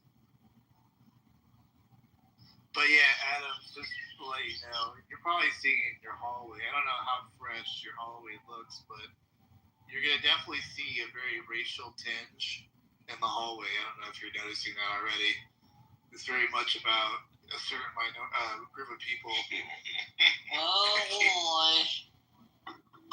Adams, I should do this, Adams. Can you look in your hallway? Just spit out one title. I don't know if you know how to do that. I joined 2 rooms before this, and it was not good. Oh, boy. Do you remember what it was? Like, what was the title or anything? Do you remember anything? It was definitely like, one of them was Jesus is Black. Oh, no. Oh, no. Well, how do you know he wasn't Adams? Oh, no. No. Good. Honestly, maybe he might have been. Yeah, you never know. Well, do you know the other one, the other title, or no? Jeez. Do you want to hear what they were saying when I joined? Yeah, he was definitely more black than he was white. 100% Middle East. There it is. There's Casey. Gotta have a Casey. Always the white liberal coming in. Good. They were talking about how I don't know if they, like, when I joined, they specifically started talking about this or why like it happened. But it was something about like how white people are not supposed to be on this planet or something said in the Bible. Oh, those are the best rooms. And I was just like super confused. Oh, those are the best rooms, Adam. You had a fucking gym on your hand. I've been looking for one of those rooms. Yeah, oh my god, I love Oh, Jesus. I agree, Adam. White people don't belong on this world. Ow. We just don't fucking belong here, for sure. You can see this white guilt. White guilt? Not even a little bit. So you were joking, or isn't everything on here a joke? Why the fuck? Obviously, Yes. it's a fucking joke. Why the fuck? Yes, why would it not? And the other two main topics is systematic racism. The system is systematically racist. That's another topic you'll hear about. And reparations. The rule of thumb on Clubhouse is every room that you start, it ends with reparations. That's how that goes. So Yeah, it doesn't matter what you say, you're a racist, because even if you're not trying to be racist, they have these things called microaggressions things now, because there's not enough racist people. So now they're like, what's a microaggression? You don't even know you're doing it. Because now they have this built-in argument. And Casey, what the fuck, dude? Why the fuck not? What are you talking about? What? What? I hope you're just saying that, right? What are you asking? About the white people on Earth? Yeah, again, I said it was a joke. Everything on here is a fucking joke. I thought you were being serious, because those rooms are serious, man. You never know. Oh, yeah, true. But yeah, you're gonna love it, dude. It's a fucking blast. I would recommend changing the picture though, because sometimes they'll just judge you based on the picture. Hey, Kat, you're pretty new. You only have 40 friends. Have you been clipped or something, or what's your story? Oh, I joined the Red Club just around February 2025. Only 40 friends? Nobody likes you. Not that much, really. I've been kicked out so many rumors. How old are you, Kat? Tough for 18. I'll be honest with you. Oh shit, he's barely making the cut here. So this app. Yeah, I met Casey. Wait, how old did you say? How old did you say? How old? Wait, Kat, are you the person that I know from like? Yes. Don't answer that, Kat. Yes. Range personal questions. Y'all be nice. Y'all be nice to Kat. Y'all be really nice to Kat. I like it. He's a nice guy. I like Kat. Wait, isn't Kat Christian? Casey's vouching for you.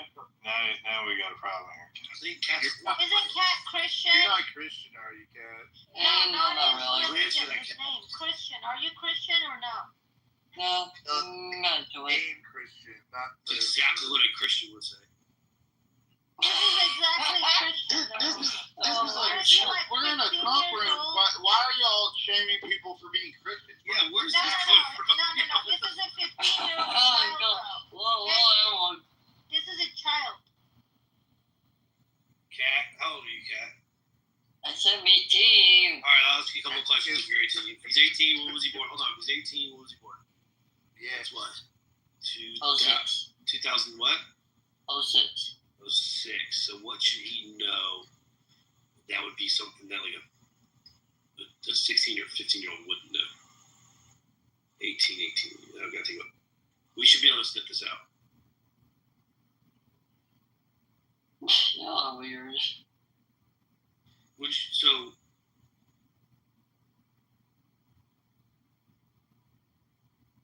you know how to write cursive? Somewhat, yeah. And before I would ask, the reason why I sound like this is because I have a condition that kind of hindered me a little bit. Alright, no worries, we're cool. what kind of Bro, if you're under 18, you're being a fucking dick. Let me answer Adam. The condition is cleft lip impellent. Do you know that? Say it again. Cleft lip impellent. Yes, we know that. Yeah, I think I've heard of it. Yeah, you're like lip, right? The cleft left palate, right? Yeah. Yeah. Yeah, it splits open. Has that affected your life a lot? Or no, not really? Well, I had early surgery. And then I had like 13 more. Some for the cleft and some not. So I've been through hell. Does it look good now or no? Oh, it's good. It's good now. As long as I speak slowly, I speak clearly to speak slowly and speak clearly to make people understand more. There we go. Was school like hard growing up, having the condition? Honestly, I wasn't really aware back then until around COVID. And then when I got a vaccine, getting checked up and mentioned, I'm like, well, what's this all about? And then I researched a little bit more on that. And that really impressed me, not gonna lie. And I'm proud of this. I like it. Okay, so you just became aware during COVID. So, I'm not sure you're 18. What grade were you in COVID? I think I'm in middle school, so probably around. You're in middle school? Yeah.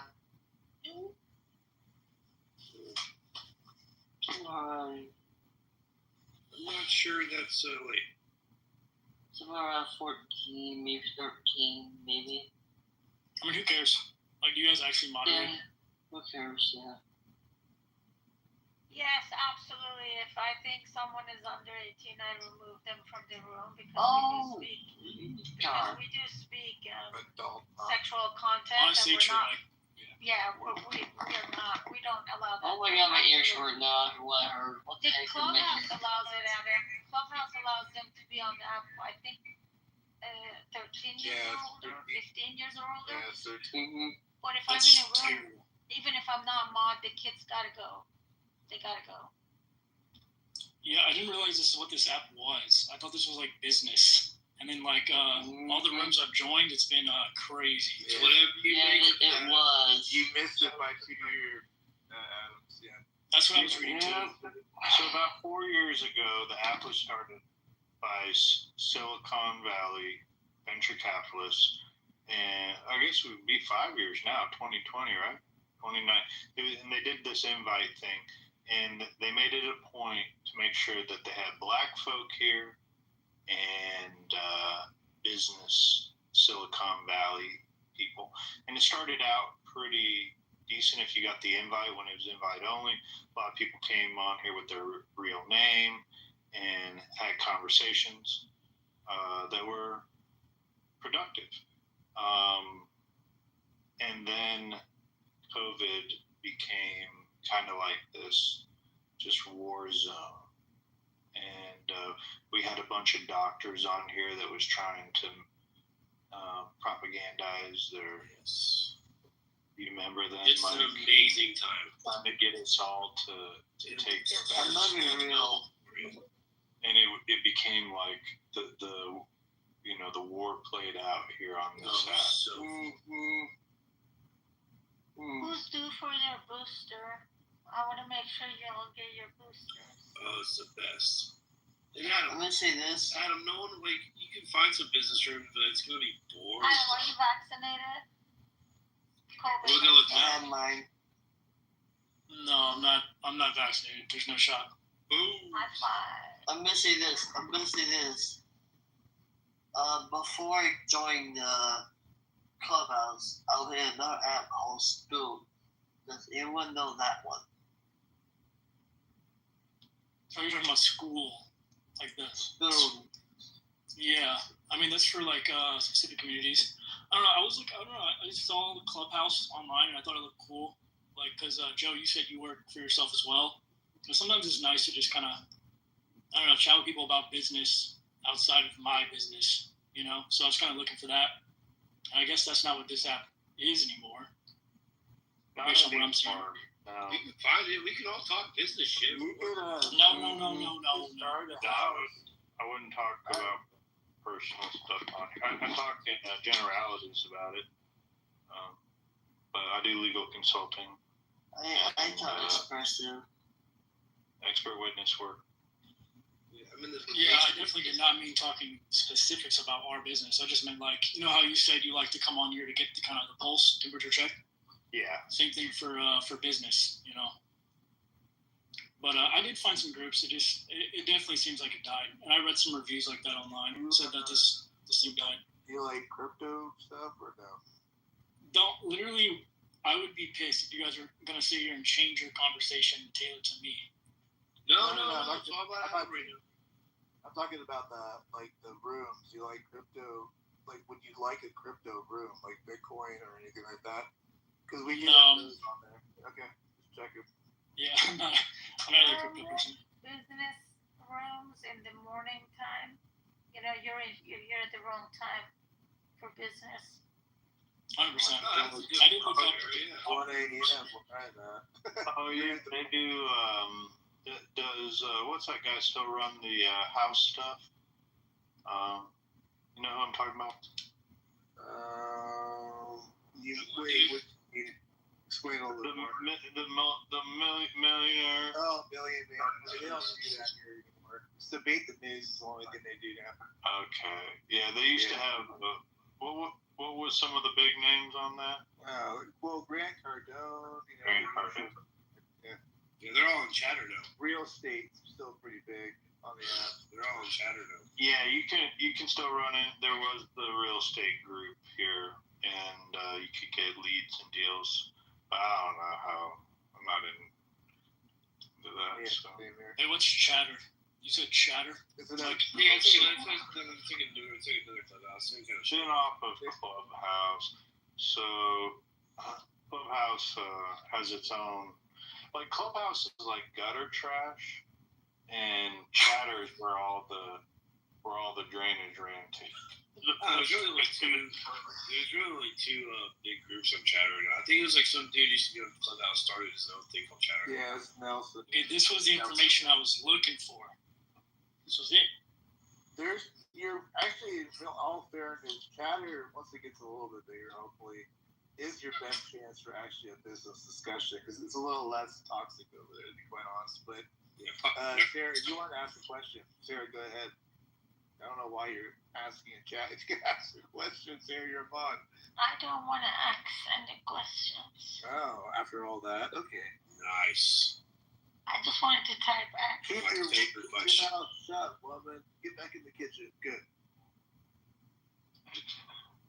So yeah, Adam, late at night, it's a lot of shit posting and trolling. It's the fucking bed. Honestly, I'm surprised you guys are all up. You're from the U.S. at this time. Mm-hmm. So you guys do this often? Why are you up, Adam? I wouldn't say often. No, I go in bursts. Matt, what would it be like? For about 2-3 weeks, I come around and then I disappear. Really, dude. It's really interesting. You're like whack-a-mole with you. You don't know whether you can go. So like when there's a popular topic going on in the world or in America, I try to pop in and catch the vibe and talk. But what happens is when we run out of topics to talk about, it turns into drama.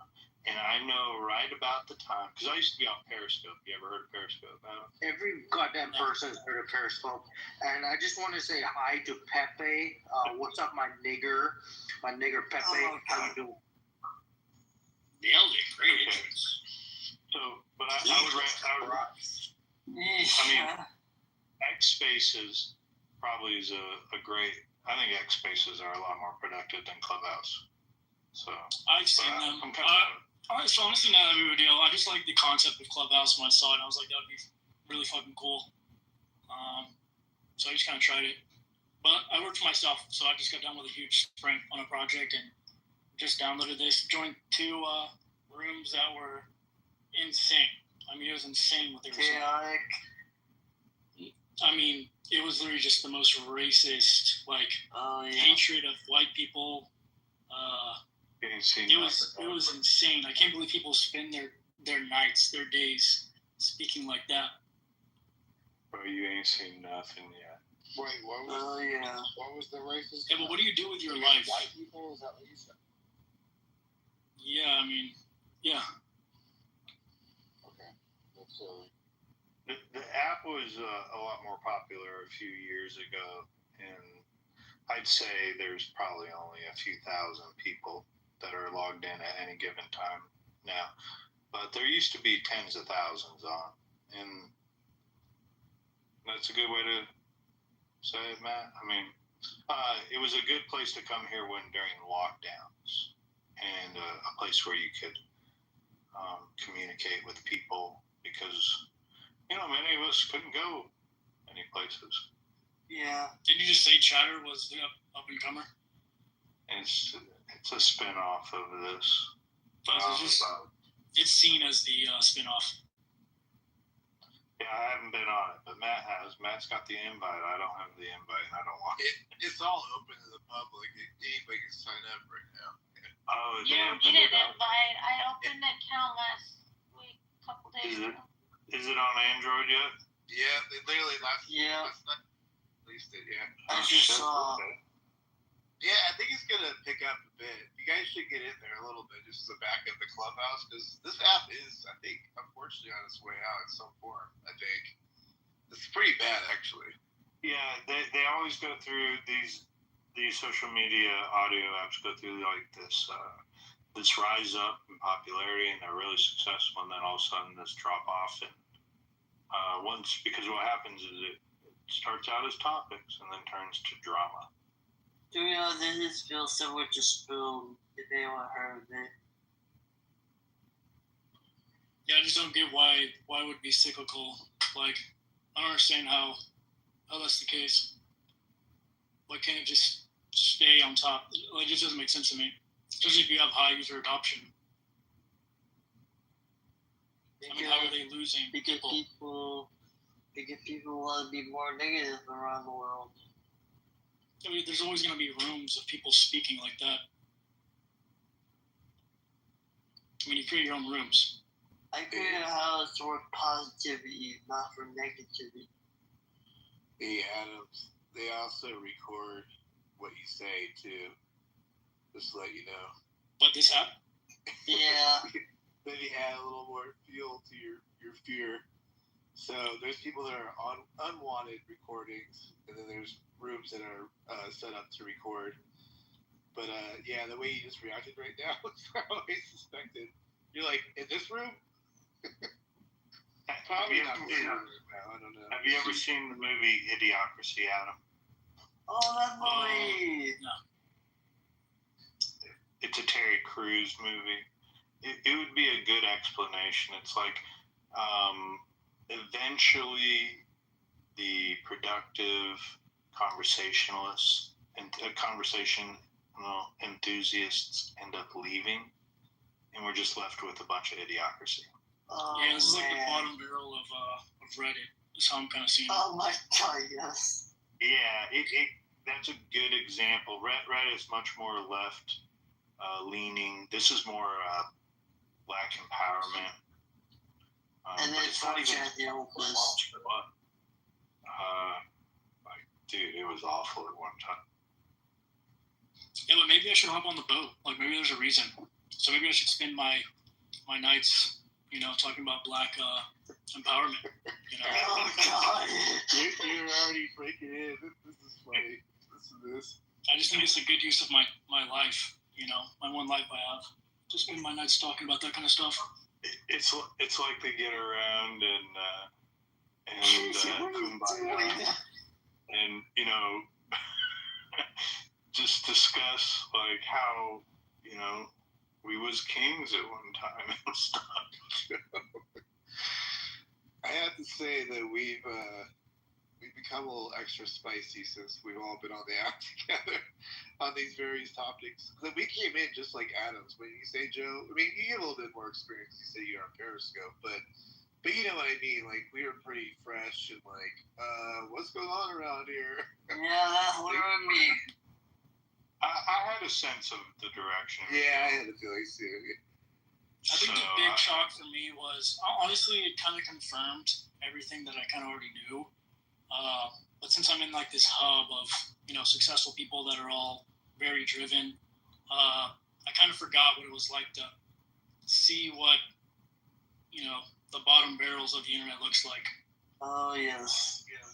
So I mean, I joined this one thinking I was gonna leave because you guys had it like MAGA something, and I was like, yeah, this is gonna be interesting. I'm gonna join and see. And I think Joe was talking, and had a very calm voice. Like it sounded actually a little bit more mature.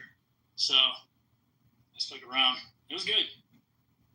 It was white people here. That's why. I came on here to discuss that. Oh geez, sorry, it's getting late for me. The ACLU had filed a lawsuit on behalf of future persons that a federal judge has now ruled and given status to future persons in cases related to Trump's executive order regarding birthright citizenship. However, now this opens the door for pro-life groups to file class actions on behalf of future persons in their legal representation. How does that make you feel, Adam? Can you explain to me more? Yeah, so when Trump signed an executive order banning birthright citizenship, the ACLU filed a class action lawsuit based on behalf of future persons that have not been born yet here in this country. How do you mean? Like, what do you mean? On what grounds? Like what? I can show you the order, or I could even read it. But pretty much in light of the above, and there's lists all the petitioners. This court grants the petitioner's motion and provisionally certifies the following class for the purpose of preliminary injunctive relief.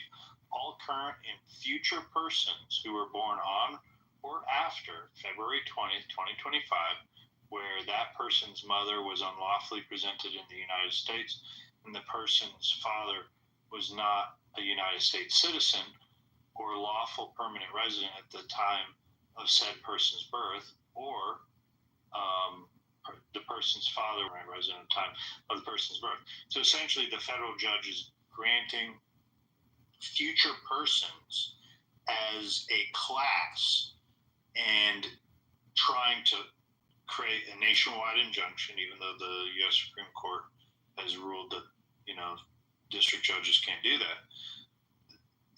They're trying to stop Trump's executive order banning birthright citizenship on behalf of future persons being set as a class. Well, this now opens the door where pro-life groups could file class actions on behalf of future persons that have not been aborted yet, and that giving them a legal defense or some sort of due process. That's insane. What the Okay. fuck? Well, what is the general consensus in this chat room about? My answer after what you just did. This is not generally speaking. I don't know about in this room, but generally speaking, abortion's murder. Okay, so I feel the same way. Yeah. So I've always argued that the thing that's lacking is that we don't offer the child due process. So I've always felt that it's like, sure, okay, if we're gonna have exceptions, or we're gonna have, all these, the woman's, life was threatening. Well, that doctor should have to be able to plead their case. What do we give to women that have no resources? Women that have no resources. What do we give? What do we give them as a society? What do we give them as a society? Let me just finish. See, I get riled up.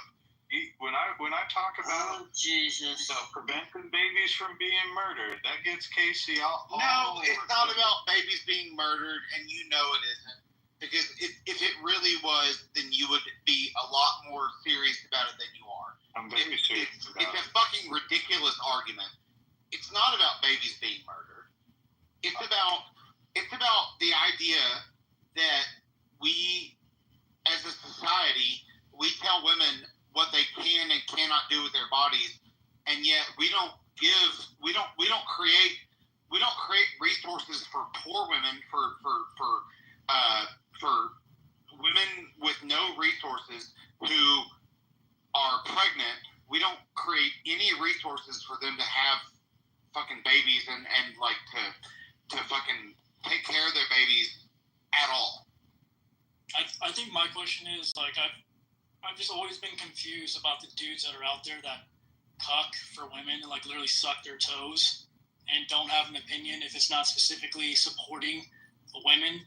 Like, does it, like, why you Those people are dumb. I'm genuinely curious. Like, do you get more female attention, you feel like, or, like, is this your in? Like, what is it? That's some dumbasses right there. I'm sorry. Let's say that again. I can answer this for you, Casey. One more time. Okay. So Casey has a moral superiority complex, and that's where a lot of these left-leaning, liberal, whatever they want to call themselves today, come from, and they feel they are morally superior to the rest of us by allowing degeneracy to fester in our society, and that they are somehow altruistic, that they are enlightened enough to be able to be accepting of baby murder. I think there's two other things. I think one is usually these types of people are very prone to being convinced by propaganda very easily. And then two, usually these kinds of guys were the guys in high school that never had a girlfriend. They all kind of befriended him. And then his way in was to kind of like agree with everything they said. And that's kind of his way he got to speak to women more. I generally don't see males with high confidence, high self-esteem that, literally talk to women. Casey, have you ever protested with a pussy hat on?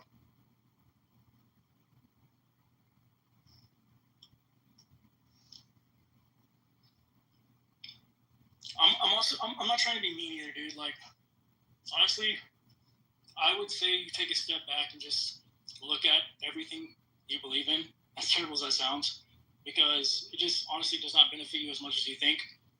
Like, you're not making an impact here with those views. Oh boy. And I don't know, I just want you to make sure those are your views. Your views. And that's I'm not trying to be like mean or belittle you. I know it sounded terrible. Adam, you sound like an idiot. You're like a little frat boy, right? Like that's fun. That's fun. You're a little frat boy. What do you do? You're a little frat boy. That's fun. Okay. Good for you. Good for you. Enjoy your sense of like being right about everything. That's great. I said I just want you to have your own opinions. Like, I want you to make sure. I do have my own fucking opinions, douchebag. Yes, I do. Just because you're a frat boy and you agree with everything that all your frat boy friends tell you doesn't mean that you have your own opinions, dumbass. Right. So I'm with the frat boys. You're with the cucking of women and sucking their toes, and whatever they say is yes, ma'am, for you, right? And then you just kind of come on here and post your little cat picture and just make these little snide comments to humor yourself, right? Posting in the comments this entire night, not even really talking. Yeah, you're right. Just kind of typing things in. Exactly right. I mean, it's exactly right. Exactly right. Yeah, exactly right. It just shows you have low self-esteem, you have low self-respect, you have low self-confidence, you have nothing better to do in your life. I find that very funny. I have low self-esteem, dummy. Like, literally. Look who's talking. What? Okay, this is really getting a nuisance right now. And if I'm stepping over lines, you guys can stop me. I know I kind of went a little far there. You're right. You're going right along the perfect lines. We love this stuff. I mean, I have strong opinions on it because I've seen guys who do this, and I honestly want to help. Like, I'm actually not even trying to be mean. Like I actually just like I understand that. And sometimes it helps to bully people to like get them to open their eyes. Like I'm not saying you have the wrong opinion or that I'm right. I'm probably wrong. I just want you to have your own opinion that you stand behind you. And usually these guys don't.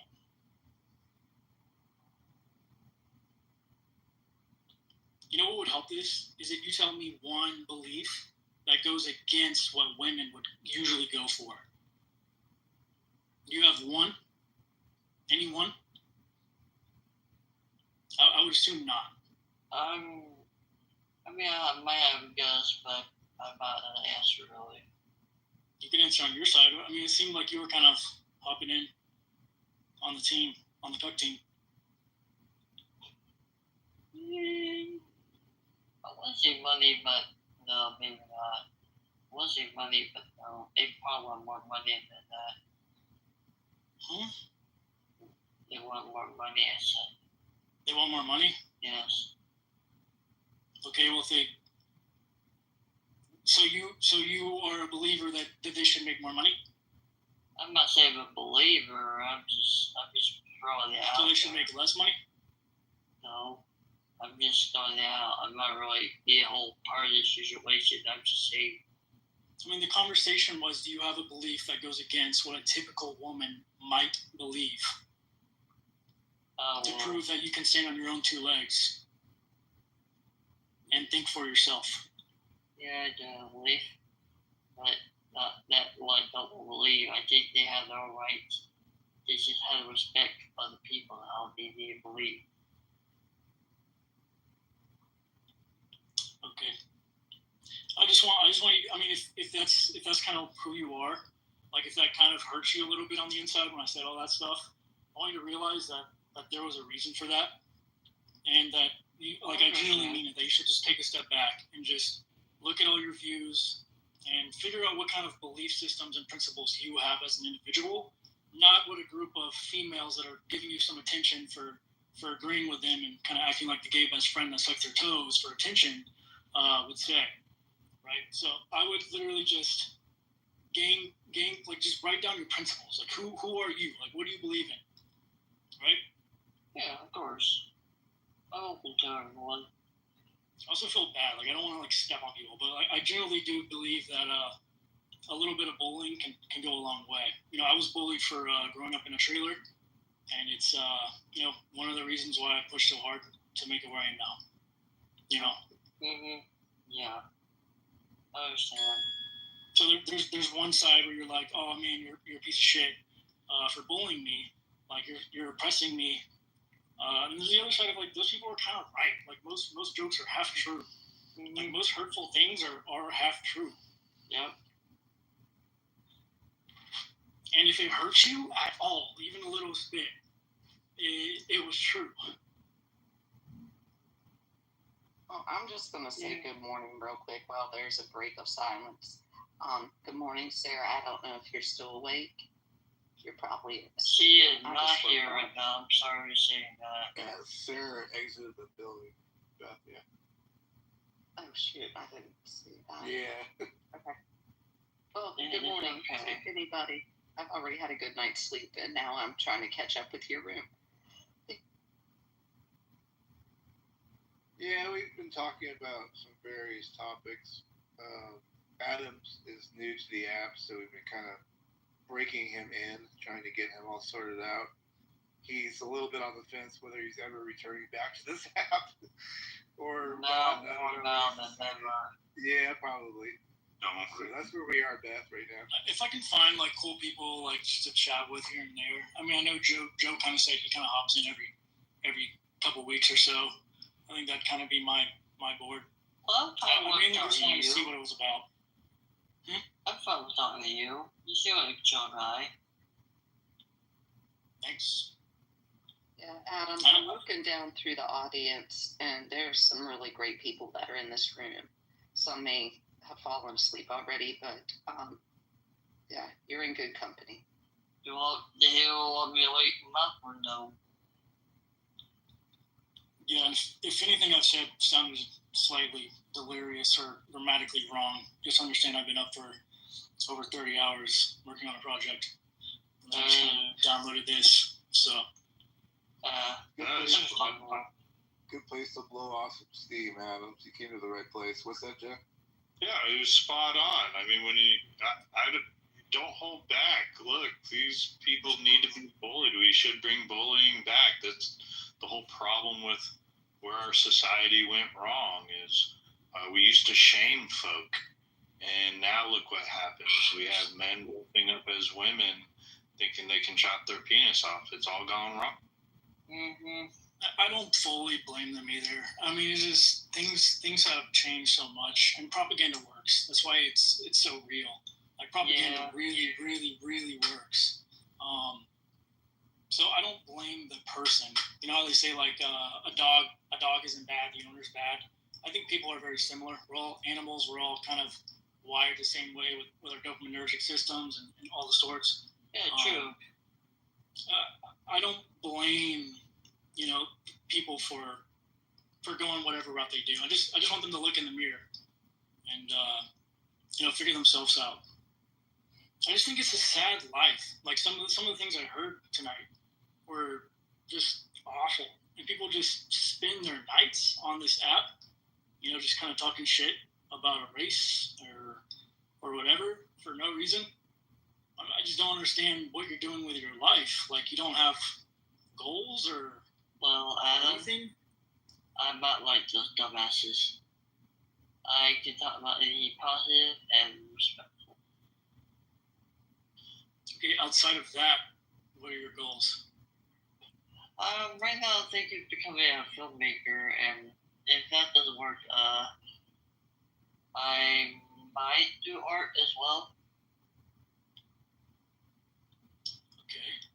Yeah, I don't know. I've never met you, Kat, and this is my other account, so I'm on a different phone. But nice to meet you. Nice to meet you. I would suggest, like I do with some of my other friends on this app, get some rest, get some sleep, write down your goals. I already took a nap. Wake up in the morning.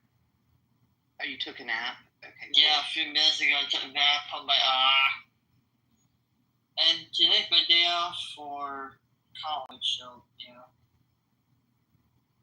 It's a Friday.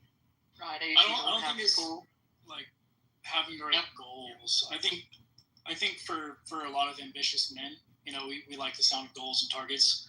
But I think there's a good majority of men that just would be better off figuring out who they are. So I just writing down your principles, like who is Kat, or whatever your name is. Like who are you? What do you believe in, and like what is your purpose here? Because if nothing, then it's just a sad life. Like, what was the point? Yeah. Like, why did you get this opportunity? It was a 100 trillion shot that you're here right now, and the greatest time to be alive. Like, you have the opportunity in your hands to do whatever you wish. Mm-hmm. Also, I'm gonna try to maybe say this. I might a little correction. I am a guy. Just saying. Huh? I am a guy. Just saying. Did I say you were a guy? I'm sorry. Yeah, I am a guy. Yep, I said you were a guy. Oh, I thought you said a girl. Oops, my bad.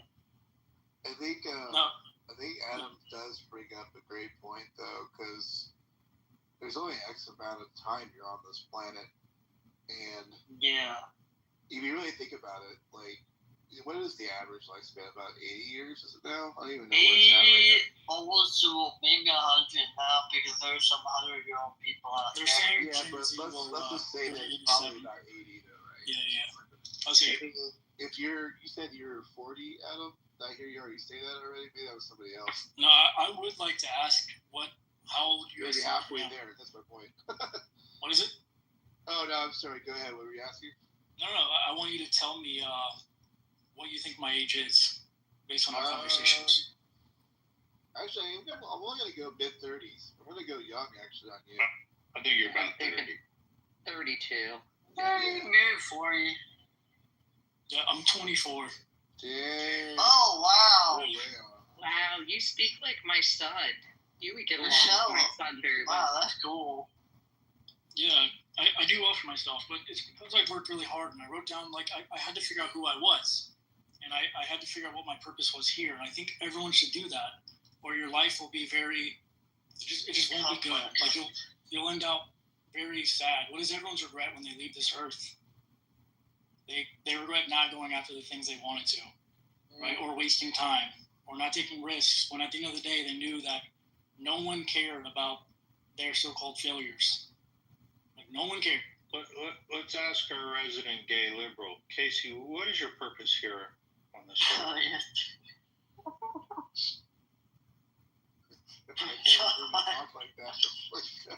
To fuck your mom. Oh, God. Come on, man. This is argumentative. I'm reading the chat, and Casey, you really do want to fuck somebody's mom. Jesus Christ. That's what he's saying over and over again. Jesus, for someone's mother, how dare you? I didn't say that over and over again. I've seen it so many times from your ass, man.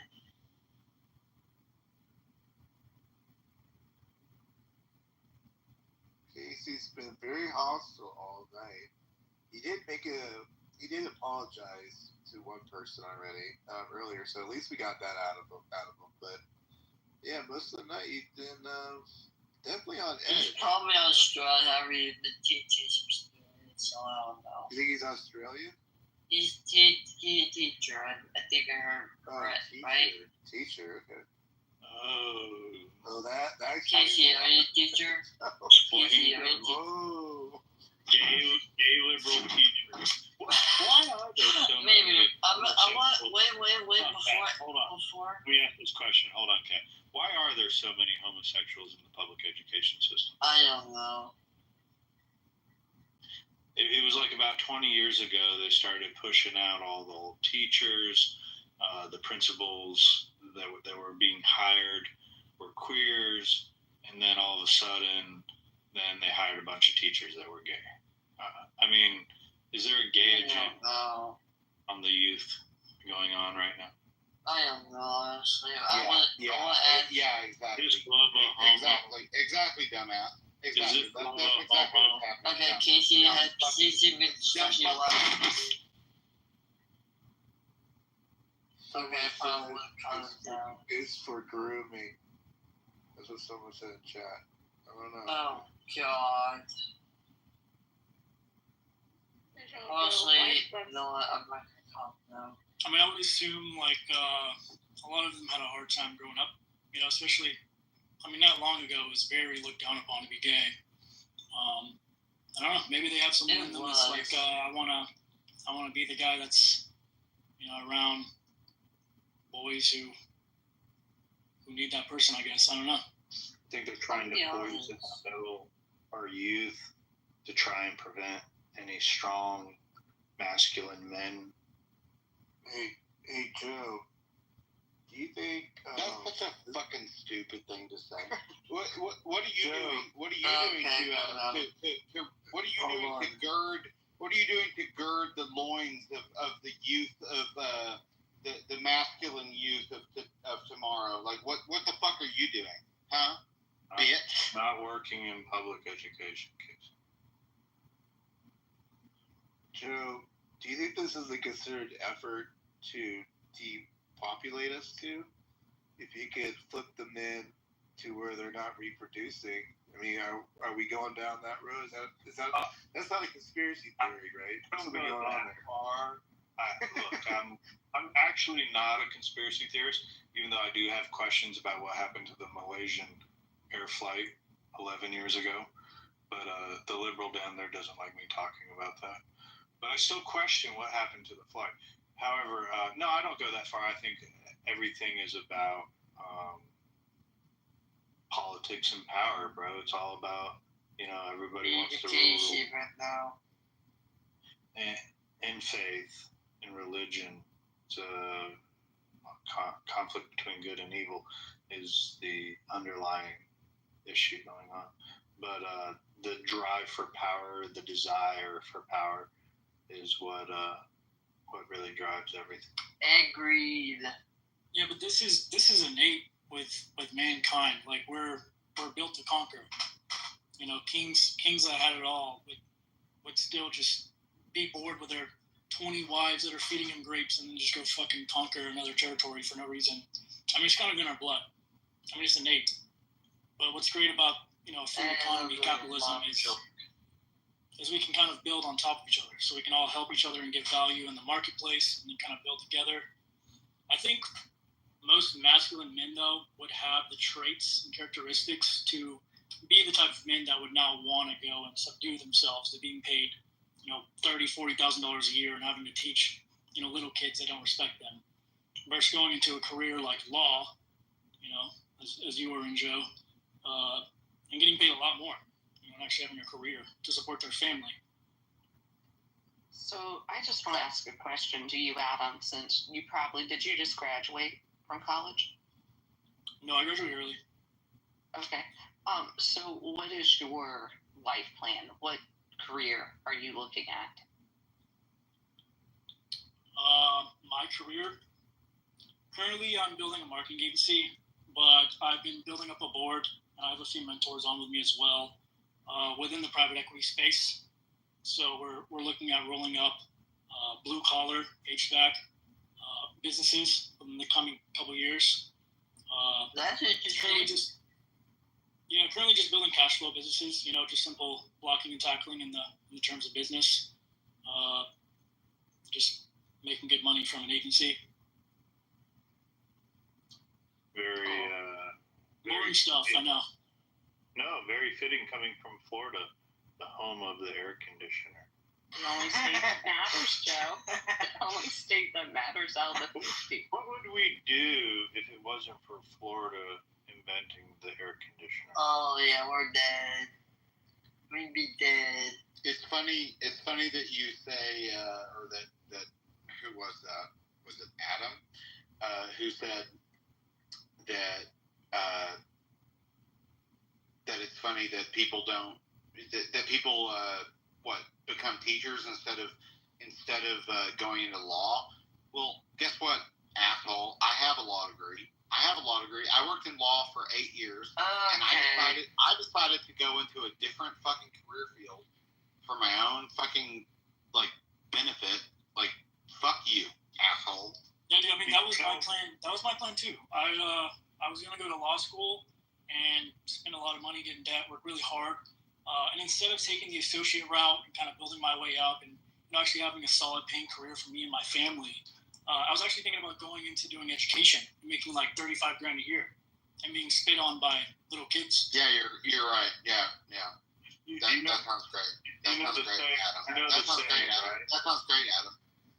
You know the saying is, those you can't do it, you teach it. Yeah. And those who can't teach. Those who can't do teach. Yeah. Yeah. You don't even know the fucking thing. That's fucking. Still, I'm correct. I'm levels ahead of you. Saying.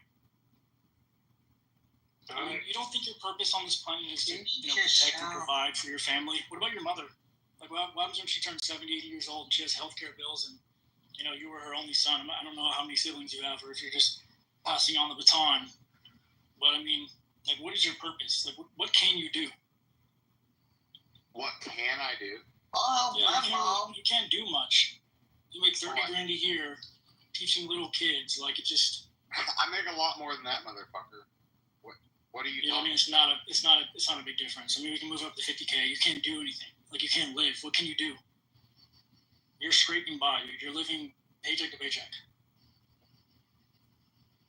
If you went to law school, I feel terrible for you, and I would tell you to figure out how to switch out of the route you're on right now. Okay, cool. I did go to law school, but fuck you. Did Joe Biden wipe your student debt or clear? Were you one of those? Adam, I don't typically do this in somebody else's room, but I will go ahead and do a shameless plug for our Get Up and Grow room, Achievers Breakfast, that will open up at 7 a.m. Come in there. You're going to be surrounded. I think MC's been in, Pepe's been in before. I'm not sure about Joe. Quite a few people in the audience have been in. You are going to be sitting around in a room with a whole bunch of keynote speakers from all over the country and the world. Drop the link in the goo if you want, man. Okay, thank you. Yeah, I mean, at some point I got to get back to my work. What are you guys discussing? You said get up and grow. Monday through Wednesday, we talk about motivation, our goals, moving our companies to different levels. Thursdays, we talk about things that people don't want to talk about, like what we're talking about in this room, being civil. And then on Fridays, we come back in and we show what success actually looks like, and we have fun. Yeah. In terms of someone sharing a successful story, is that what you mean? Yeah. Come in, cool. Check it out. Cool. Is this similar to like a mastermind? So you guys are all kind of like a group? Yeah, we're mostly all in the real estate world, but we don't have real estate all the time. Yeah. We have a gentleman that comes on the app named Steve Schneider, and he has a company that I've been working with him to get going for about 2.5 years now, and he is moving like nobody's business. It's called Java Twist. It is a coffee with fruit. Yeah, so we collaborate. We're not here to down anybody. We want to see everybody succeed. I love that. Is it like a retail location type business? He has a storefront now, but it's only for bottling. So it's e-commerce. Yeah. That's awesome. Cool. Yeah, I mean, this is what I do all day anyway. I mean, I'm a marketing consultant, so I just talk to various types of businesses. So, business owners, I mean. So, I love talking business. That's why I downloaded this app, was to talk business. I didn't realize most of the groups weren't business. Well, I don't want you, since you're new to the app, to get hung up on the business aspect, because you're going to find yourself in rooms full of people that are fucked up in their head. He already did, Beth. He already. The first few rooms, you hear the titles that you read off. Oh my gosh. Yeah, it was like, what was it? Black or Jesus is Black? Jesus is Black, yeah. Yeah, and like right when I joined, they said how somewhere in the Bible it says something about how white people should not be here for some reason, and they were kings or something. It was crazy, and they were like getting rowdy. They were like, "Yes." They're like children. Huh? They're like children. Look, hey, if that's their life, that's their life. That's I'm just saying, you know. They get a dopaminergic rush from talking about that kind of stuff often. You know, kind of getting to live through it. You know, imaginary. I'm gonna say this. I get dopamine when I see a train. I'm gonna be honest. Adams, I'd be derelict of duty if I didn't ask what your politics are. You don't have to say, because I know you might not want to be tied into any one political party, but I'll still ask the question: are you a MAGA supporter? I don't even know. I mean, could you guys not already tell like what I would be?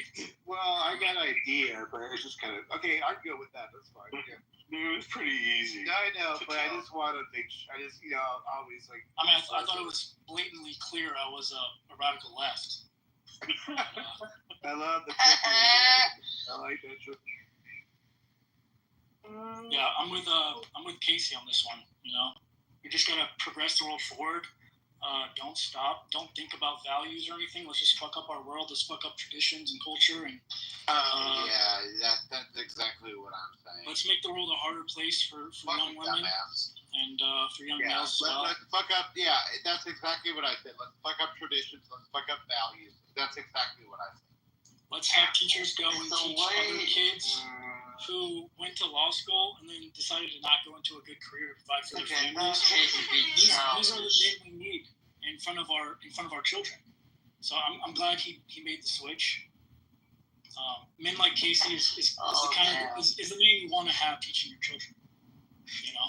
You might fit in there, Adam. Yeah, I wouldn't even know that he's brand new, Joe. Right? He's fit right in nicely. He's just in the best space ever. I'm not gonna lie.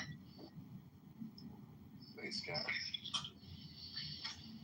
I'm seriously not trying to be mean. I know how like. I know that. Oh yeah, you're not trying to be mean at all.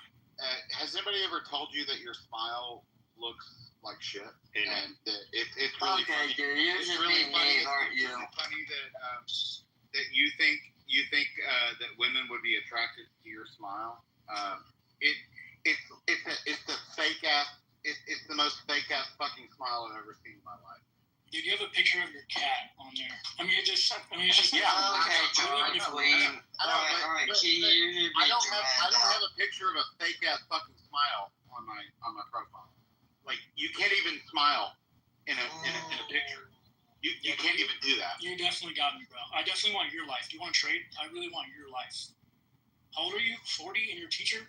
Like, what do you do? Well, let me do this one. You said act like a child. You be a brat at 4. Bro, does your mom call you and, like, say she's proud of you? Like, how often does she do that? Oh, never? Oh, I wouldn't have figured. So, I'd like to raise the idea that Casey may suffer from toxoplasma gondii. That's the parasite that cats carry. That when that shit, and they smell that in, and I'm assuming, Casey, you've lived with cats for a long time, because you're displaying behaviors that would be associated with this. No, I actually don't. What happens is they go on women's toes. I don't know why they really like women's toes. And then you have men like Casey who are the kind of the town woman toe cleaner, you know, like with their mouth. And that's kind of how the transition happens. Is it like a thing where you talk really slowly, and that somehow gives you credence or gives you credibility because you talk really slowly? That's how I thought. I'm from the South. It seems like you think that when you talk really slowly, it gives you credibility. And also, Adam, you are a joke. Oh, I am. Thank you.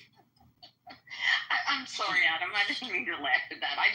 This guy Casey is cracking me up. Oh my God, I wish Pepe was awake. I mean, if you could just see the difference between our two lives and who we both are. I mean, I can't really get offended because I know who I'm speaking to. So it's fine. Like, I really don't care. If anything, I actually hope it makes him feel better because I did say some hurtful things. Trying to actually help. Is this Adam Albright? I did not realize this was Adam Albright. I apologize. I don't know who that is. I apologize. Who the hell's that? Yeah, I don't even know what the heck I'm on. This is so weird. Like, I don't understand. But MC, can you imagine? I wore my Trump visor all the way from Orlando, Florida to Kansas City. I got more high fives walking through the airport where somebody probably could have punched me, right, if I would have came across a libtard. But no, everybody accepted my Trump visor, and that's one of my colleagues, Adam. His name's Brad. He will be in. He is a keynote speaker also. My kids and I flew out to meet him and his wife. But yeah, I kept that damn Trump visor on the whole time. Good for you, Beth. What a stupid fucking thing to do. I know. Why? I know. Exactly, right? I should have let sun come down in my eyes, Casey. Why not? I gotta say, Beth, that banquet beer you got in your hand there is quite tasty. That's Colorado Kool-Aid. Yeah, it was something. It took me a little while to drink that one. I've never tried that here in Florida. It was okay. So you guys said you're real estate? What is it that you guys do? Broker or investor? Residential real estate. Nice. Multi-family or single family? I could do multi. I can do single. The area that I live in is more single family residential. I mostly deal in your mom, Adam. Casey. Nice. Hey Beth, let me ask you a question. Which is going to pop first, the interest rates or the market? Because something's got to bend. Feels like we're at the top. Yeah, I mean, we price people out of the market. A lot of people can't afford to come here. I don't know what Casey makes. I've been listening to Adam say what he makes. Yeah, we price people out. If you can't afford over $450,000, you're you're kind of gone. You're not getting into anywhere around me. Where do you? I guess you said not. On the other side. What area are you in? I am on the Space Coast with Elon Musk and Jeff Bezos. Nice. Yeah, I mean, you can't really live on $50K. I mean, especially not in Miami. I mean, for like $5 million, you're gonna buy a shack, which is what Casey lives in now, except he has to pay rent. So it's tough. I own a house. Asshole. Nice. That's cool. Saying Kirk was at the end of everything doesn't make it better. Casey, I know it's been going back and forth, but if you don't mind me asking, are you from like the Pennsylvania, Ohio Valley area? Because I grew up in Morgantown, West Virginia, and you kind of sound like some of the folks there. No. No worries. I just was asking. I think she's from Arkansas. That's what he said, yeah. Okay, cool. Yeah. Arkansas. How does that Kamala vote go for you in Arkansas there, Casey?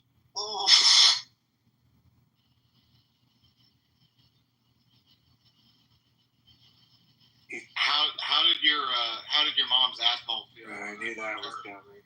You had to think about it. Who's the governor of Arkansas? I don't even know. Is it Huckabee? Sarah Huckabee, Joe? I mean, could be, yeah. That ruined his life. I must drive Casey wild thinking it's that. I mean, oh my gosh. Huckabee.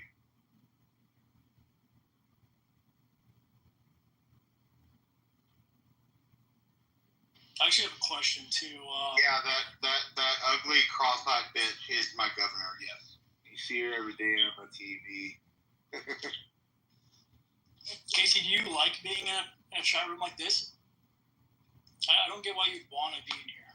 If I had, your views and I stood on my grounds, I don't know why I'd be comfortable in a chat room like this. What are you asking me? I mean, do you enjoy people just fucking hammering on you? Yeah, I don't give a shit. I guess it makes sense, though. I'm going to stick up for Casey a little bit here because Casey, I mean, from Arkansas, and I was just out in Kansas City, my colleague there, most of his homes that he sells in that area are right around $200,000. So $60,000 is a good amount of money in different parts of this country. It's not very much here in Florida, but in different parts of Florida, you could live perfectly fine on $60,000. So, yeah, I won't be one to judge. I mean, it just comes down to belief systems, in my opinion. I think the majority of Americans can think $60,000 in a small town is good. I think it just depends on your beliefs. It depends on what your purpose is too. I mean, I don't know how you're going to take care of an actual family on that. Like, your wife's going to have to go and labor at her job. Your mom's not going to be able to pay for health care when she gets older if she needs it. I mean, you can't really provide for anyone in your family. You went to law school for nothing. I hope they didn't pay for you.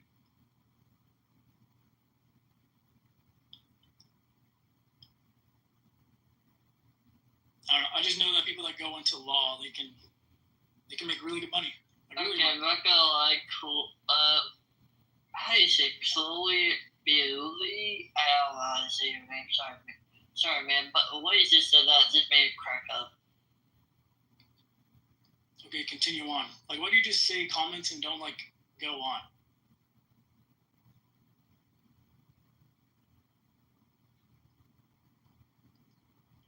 Okay. Silence. I was assuming that what you had was like a speech impediment. You weren't slow. I'm correct, right? Like, you're not slow or anything, right? You were just coming in to chime in, but not actually uphold your message at all. That's hurtful for me. I'm sorry. I actually do have a speech impediment, but I know you have a speech impediment. that was a really fucked up thing to say, Adam. Fuck. Yeah, I'm a piece of shit. I know he's going towards Casey, so I'm not gonna be mean. I'm not gonna be offended, but yeah. He has the cleft palate. So you remember? I don't know if you heard that, but yeah. Yeah, I'm saying I already know he has a speech impediment, and I was assuming that he's not slow or anything. Yeah. Because I asked him to follow up on his message, and he kind of couldn't. Oh. Kat, are you retarded too, bro? I swear I'm not. I swear I'm not. I swear I'm not. It's just a speech impediment. He's not retarded. That's crazy. That's how you have to phrase it for it to actually come across. It's insane. I mean, for what Casey thought, for what Casey said earlier, yeah, he probably does sound like out of the way. A couple would say. Yes, He's still a boy. He's trying to become a man. Hang around men, Kat. That's how you learn to be a man. I'll try. Don't hang around Casey's. I've met Casey before, but I never seen him like this, so. We got 15 minutes left, and Pepe should be waking up. That's what I'm looking forward to, I hope. Can we wake him up? Can we wake him up now, please? Start up the content for him. Wake him up. Woke up to take a piss, and I got for like another hour. I'll do a horde. Oh, wait, is that down? Oh, shit. Hey, that's Pepe. You're right. Hey, Pepe, you have people always coming in while you're, on the stage here throughout the last couple hours, always asking for you, waiting for you to get back up on the line here. I want to say this real quick. How's it feel, man? It feels good, man. Pepe, we have a new victim on stage. His name is Adam. We're trying to break him into the app just to give you some context. He's already visited the black rooms. Yeah, no wild shit. Yeah, I was thinking I need to go join those soon. I kind of like them. They have good energy. Jay just opened up Debate the News, or Healthy Debates, whatever. Yeah, sorry that it can't be. He's doing it at 4 o'clock in the morning. Are you sure about that, Beth? It was getting pinged in there, but I don't know who's holding it. Healthy Debates is open. Rowan has it open. Yeah, he's Australian, so that makes sense.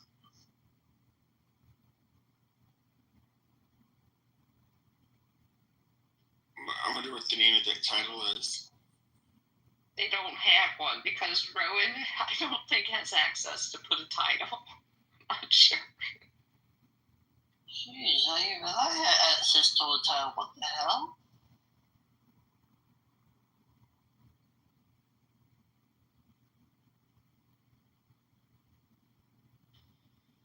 Joe, keep my name out of your mouth.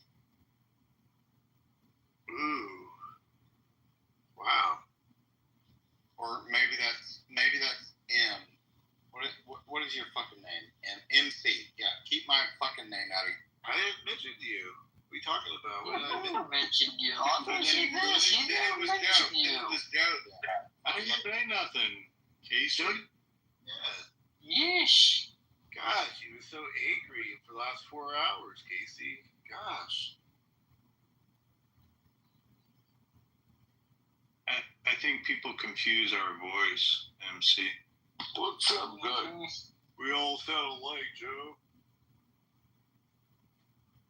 Sometimes I think Joe is Casey. Casey's Joe. I don't have a lisp, bro. Casey's got a lisp. Bite me, bitch. You'd get too much joy out of that. What's up, Shugmusters? What'd you say? What's up? That's the last part you said. Shalom. Shalom alaikum.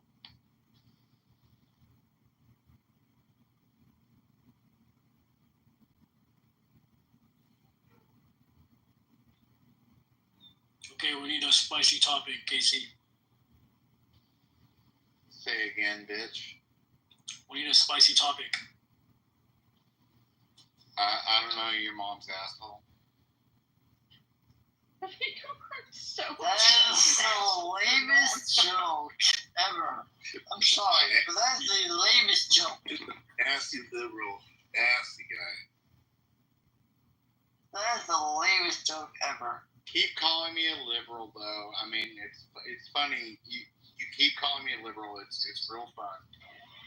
That's fun. Do you have a partner, Casey? Oh shit. Uh-oh.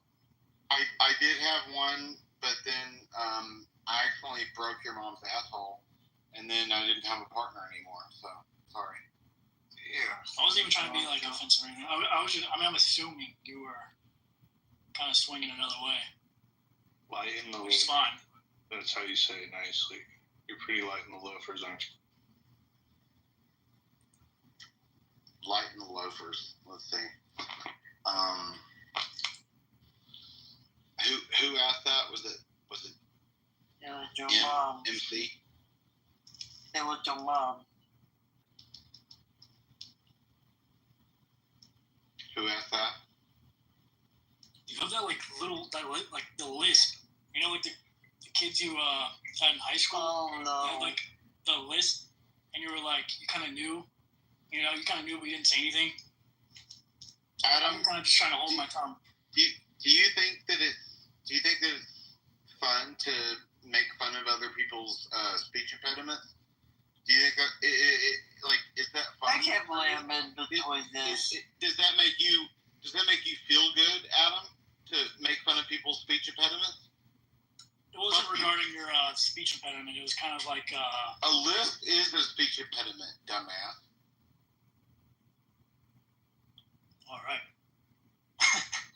Also, too much alcohol and too much marijuana can possibly slur your speech. Adam, I noticed you don't cuss much so far. You've been very respectful to Casey. He likes to cuss a lot.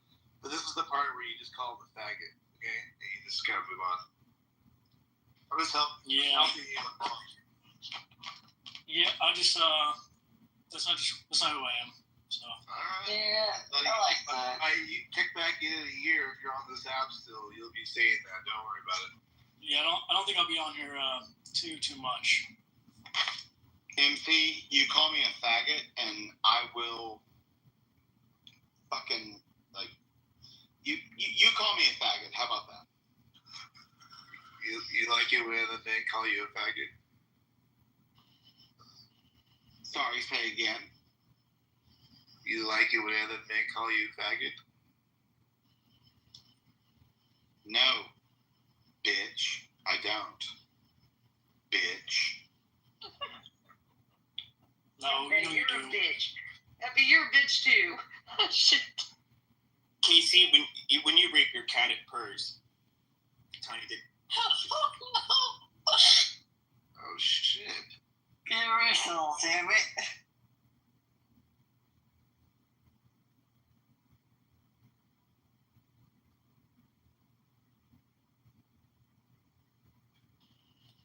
I made your mom's puss purr last night. Bitch. Amazing. I'm sorry, but that is so gay. Every time you say it, Casey, I start cracking up. You're like, bitch. Like, that's only my gay friends say that. He sounds like Otis on the app. I don't know if you... Oh, God. Damn, she said you sound like her gay friends, gay best friends. That's crazy. Yeah, I mean that's kind of what I was wondering. I didn't know if everyone else already knew, or if it was like if Casey cared, or that's what I meant by the list thing. Like I was kind of alluring to that. Maybe he's coming out tonight. I don't know. He admitted it in the chat. Oh, so you're not open about it. See, this is also a problem. Like you can't even be open about your own freaking sexuality.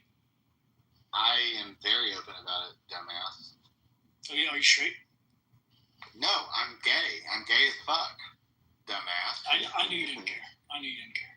Finally. God, why did it take 4 hours for you to admit that you're gay?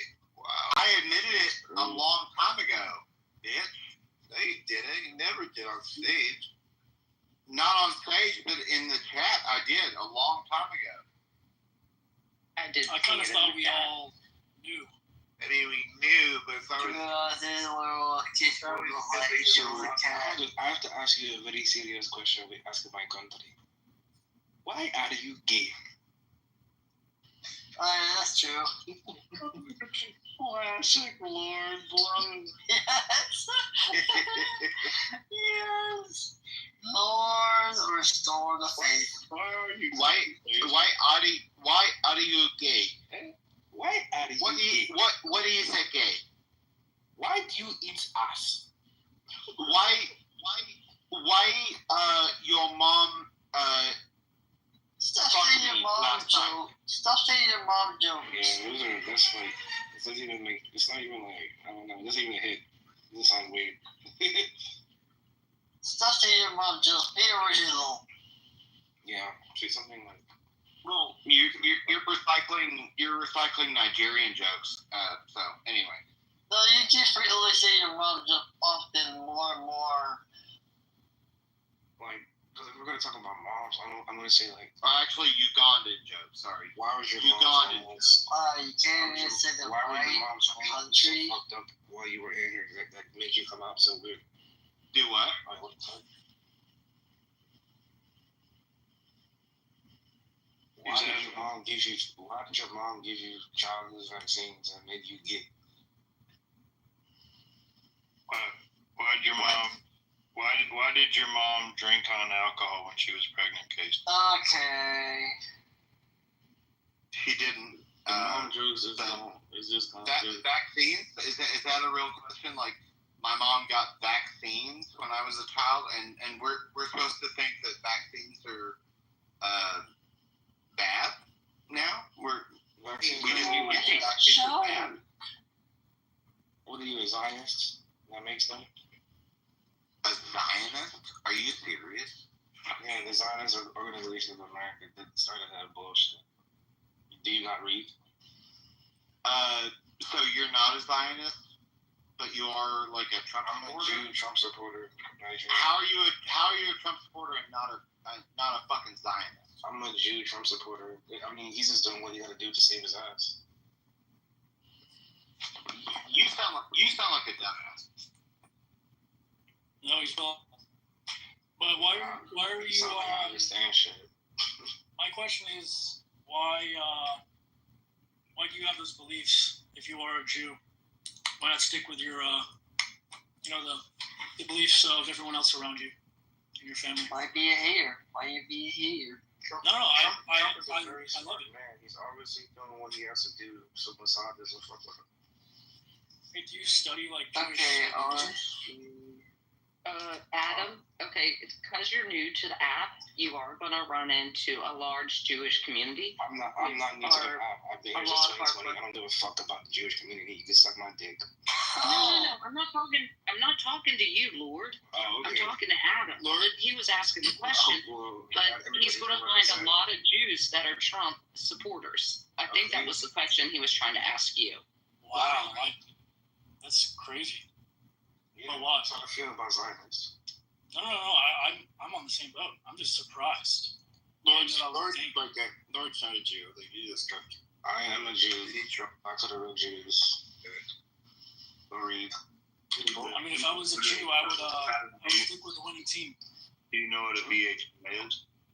That's pretty much what I'm Jew. You're Jewish. Is Florida BHI? Yeah. Oh shit. Come on now, Matt. No, I don't know Lord that well. I don't know. Well, I just pick him out, bro. I just pick him out. I mean, I have an idea, obviously. Well, yeah, vaccines in America were created by the Zionist Organization of America in the 1950s by the Zionists that infiltrated the American Medical Association, and that's why the population is happening because of them. Period. Was World War II a good war?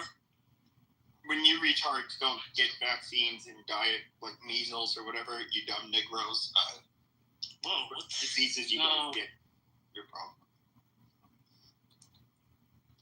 Oh, Adam, one thing we have freer than an economy in America is food. So is what? Who said this? The one thing we have freer than an economy in America is speech. Right. Yeah, and I don't want to suck your dick, but thank you for offering. I really don't want to do that. It's always definitely when you're talking to your freedom of speech situation.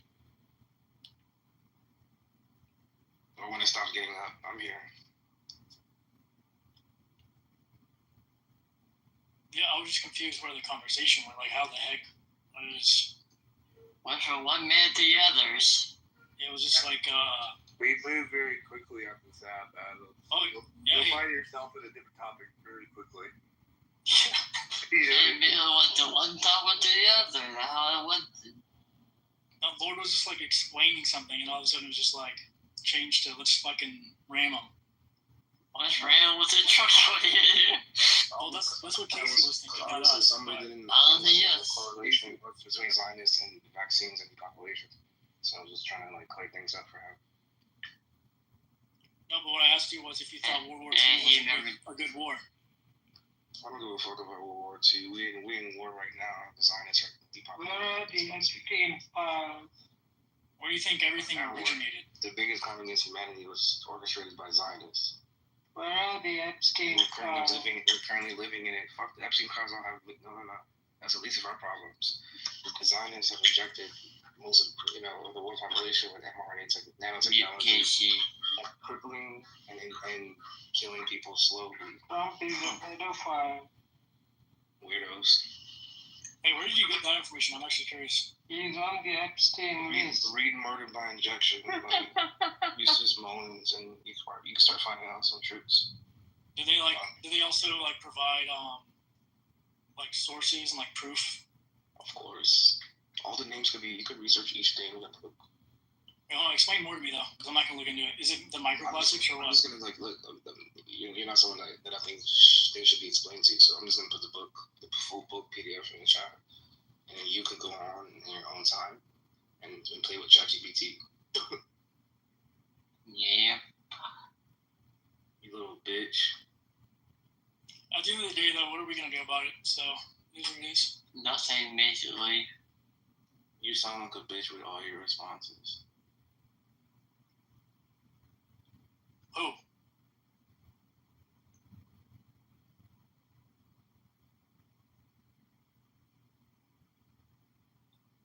Well, the amount of time that little bitch has been said this morning, maybe the title of the room MC should be Little Bitch.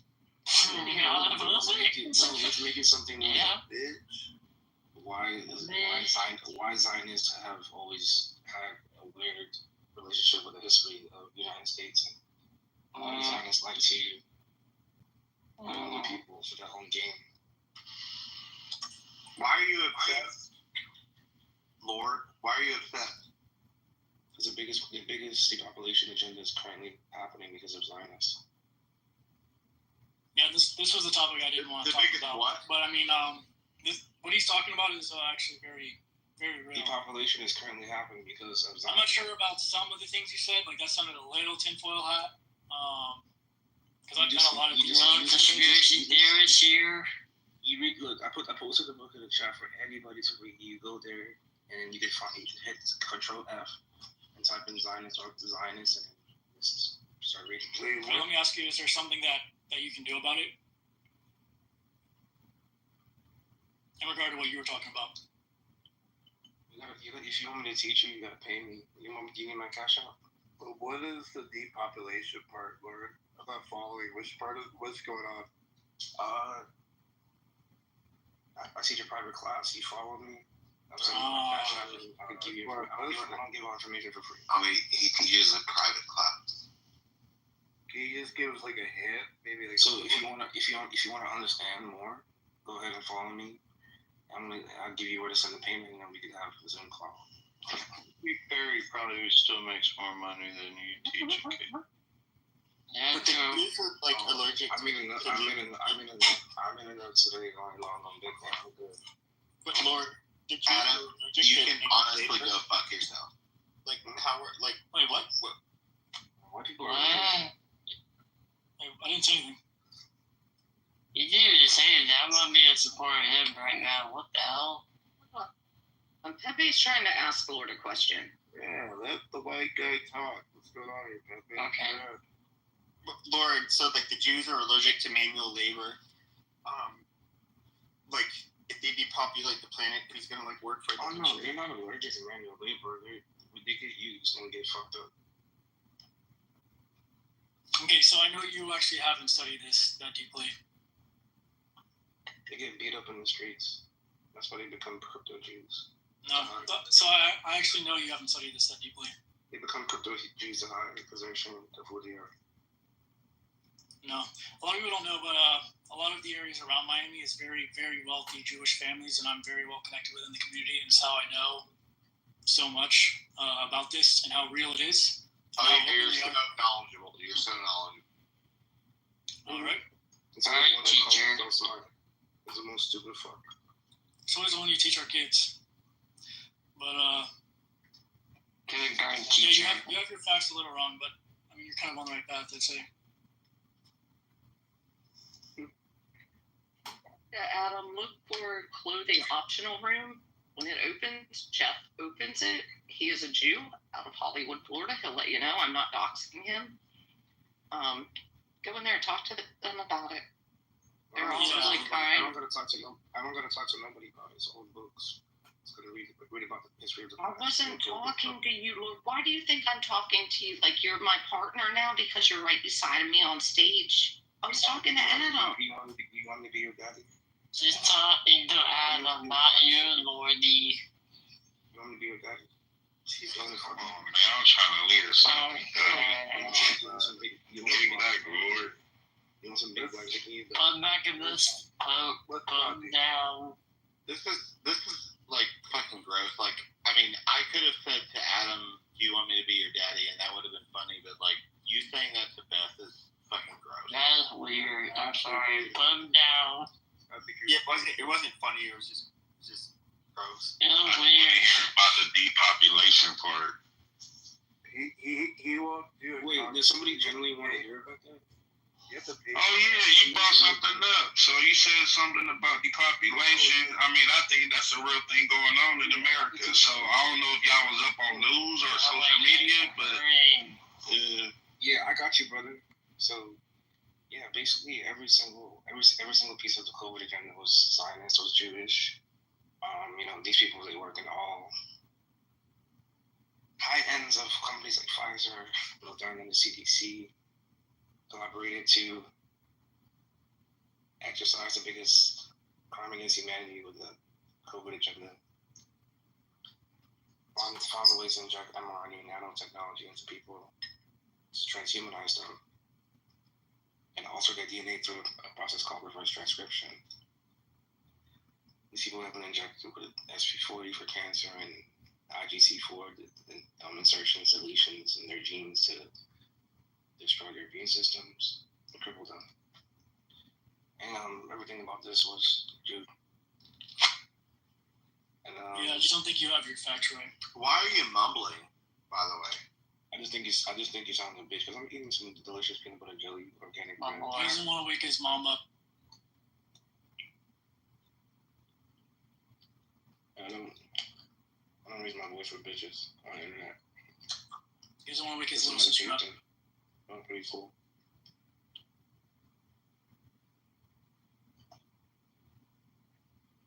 No, I mean, I think you're on the right path. I don't think I've actually done any research at all. I think you're just a bitch. You're just a white man that can get easily fucked up. What's that? What a weak bitch. What's that, Lord? Weak bitch. Huh? Shut up, bitch. Okay. Good boy. Now call me daddy. Yeah, man. Call me daddy.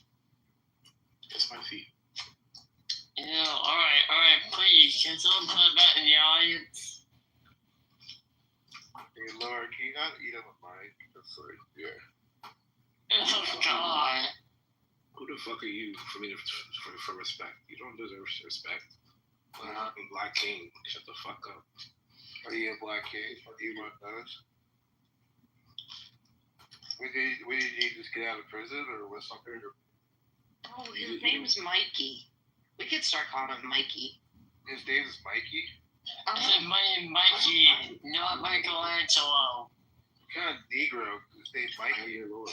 That's ridiculous. I am your Lord. I'm above you. Hey, Mikey, he liked it. Seriously, fucking Mikey. mic off, dude. I want to hear you eating. No one's here to chill fingers. What are you doing over there? That's crazy how you brought up deportation in this room, because I'm looking at a clip that says California, Florida, Texas, certain parts of U.S. are like a ghost town. It's wild, the people that just get all of their news and all of their information from just like shorts that are fed to them. So basically what they believe in is just what's fed to them artificially through social media. Yeah. Instead of actually doing research. And then coming on platforms like this and acting like they actually know what they're talking about. They think the actual information. No, you need to do the homework. Do it. Some food farm. Us? That's a real thing though. Yeah. That's why when he said that, I was like, wow. Because us, we need to understand who our enemy is, and we need to educate ourselves about the things that are happening against us. So please follow me back so we can have a discussion in private. I think you are correct in what you're saying. I mean, this was a conversation I didn't want to have. It's kind of, yeah, it's kind of a conversation. You just say that all night. It's pretty funny. Adam, are you Zionist? Looking at the video, I kind of see why now. Mm-hmm. Like you didn't want to bring it up. Brother, check the link in the chat so you can get a more clear understanding why these Jew Zionist people feel so hurt and so have you read their they get their feelings when these things are brought up. Well, Kung Fu, because I was trying to see truly they understand like shut up. They are and people are. You him. Kung Fu. So I was like looking at your profile to see like who you were, but is that you with all the comments, bro? Shut up, bitch. Living like you came in. You don't deserve answers to questions. Shut the fuck up. Shut the fuck up. You're fucking Negro light. I wanna fight you. Negro. You fucking Zionite type. You know, you could call me that, but like, even if that was like the actual case, real Jew, not some fucking fake Negro that wants to, co-opt some. Amazing. Shut up. Shut up, Travis Scott ripoff. Shut up, Travis Scott ripoff. 88. Adam, Shut the fuck up. Hitler would put your monkey ass in a fucking concentration. Shut the fuck up. Be a crypto Jew and fantasize about being as strong and as smart as me, you little bitch. That is a ripping off Casey. Is it rage bait? Is this rage bait, right? Yes, it is. Okay. Well, not really. Just because. Pussies. Dingus. People like study numerology and astrology and like how to manifest a specific perfect way so they can just create money out of thin air. Yeah, that's not gonna happen. Yeah, I mean obviously I know that. God knows everything. Lord can't understand because he's never done it. The God that Zion is following is in the realm that they live in the same blood. I have some experience, studying numerology. I fucked up a lot of white people in my life physically. Oh, you have like mental issues. Hey, Barrett Hell can do that. Barrett Hell can do that. It's called understand your enemy, know your enemy. I just finally saw the title for Healthy Debates. Technology is ruining your democracy. Oh, that's gonna be stupid. That's the stupidest title ever. You're probably talking about AI. Oh, if they're talking about AI, then alright. But if they're talking about like basically older technology or technology itself, that's stupid. But And talking about AI, alright. Dude, I don't understand. Why don't you back up what you say? Like, what do you mean? So if it's AI, okay. If it's social media, it's stupid. Why? Oh, social media, then no. I was referring to like technology itself. I was referring to social media or AI itself. Like computers or iPhones. I wouldn't think about social media. So they're probably debating, since we have like 70-inch screen TVs like everywhere now. That's what's causing all of this for sure. No, I was just saying. I wasn't thinking. I was just thinking. I was thinking like most people have like 70-inch TVs now. I think it's kind of making a big impact on our democracy. Not really. I mean, I think the bigger impact on our democracy is your mom's nasty ass vagina. Okay, you say the last. Okay. How many beer monsters do you have? Have you reached your quota yet?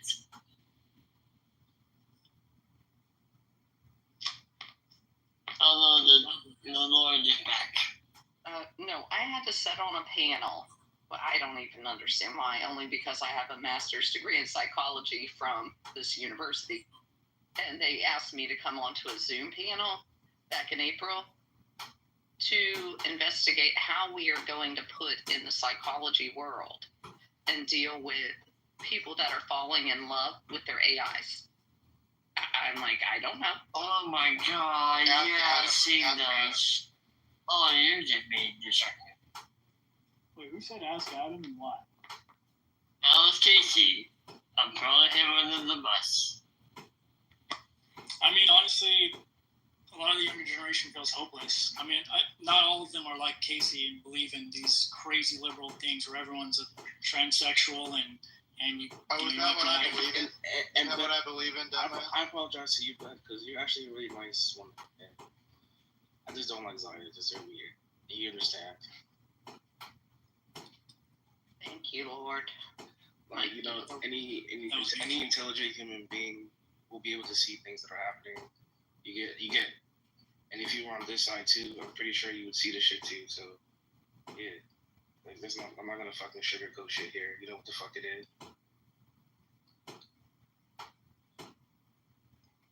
All right.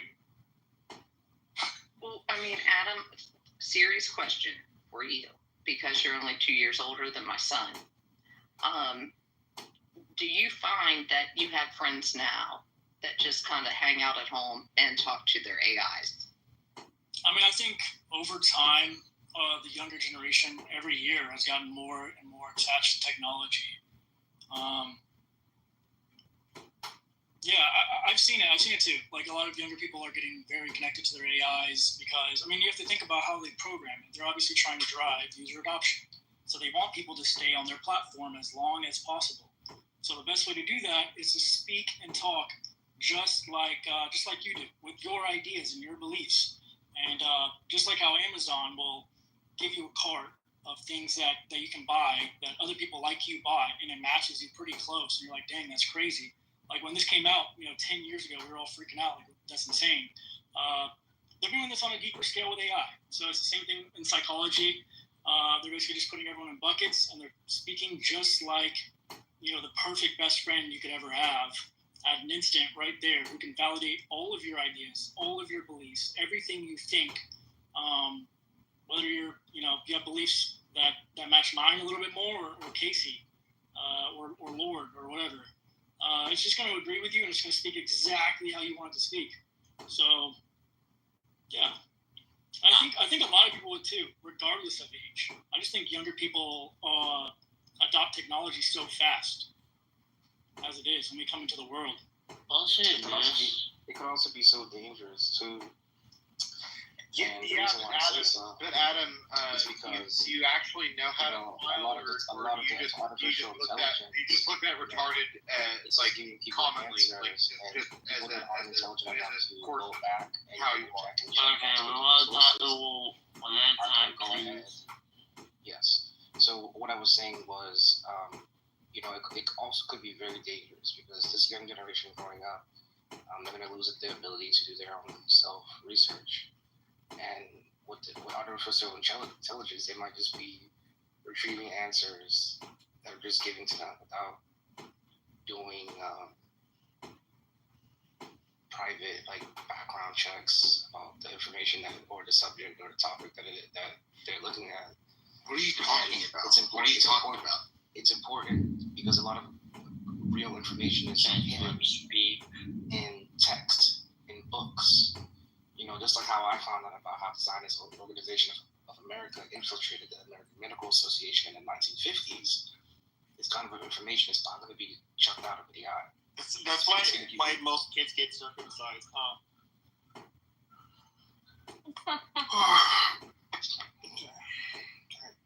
I mean, I'm assuming, Beth, you follow this as well. They've already done studies on it. The people who rely on AI more. It's either the Jew or the Greek. Always so fucking weird. They can't have the straight up man talk. What the fuck? Yo, why? Yes, Adam, I do See, follow it's one thing, Lord, to be anti-Zionist. You're so easy. It's one thing, Lord, to be anti-Zionist. It's another thing to say the Jew. Fucking subhuman weirdo. You're an asshole. And you're a stupid bitch. Yeah, same to you, bitch. I'll beat your ass. No, you won't. You don't. I don't want to see how that happens. You try to beat my ass, bitch. By the sound of your voice, I can tell you no testosterone. I'll whip your ass with one hand. You couldn't even come close. Your testosterone's probably in the hundreds, you little big. It's in the hundreds. Wait, how many? Oh. I'm asking, when they measure your You're gay. Yours is in the hundreds too. When they measure your testosterone, how do they measure it?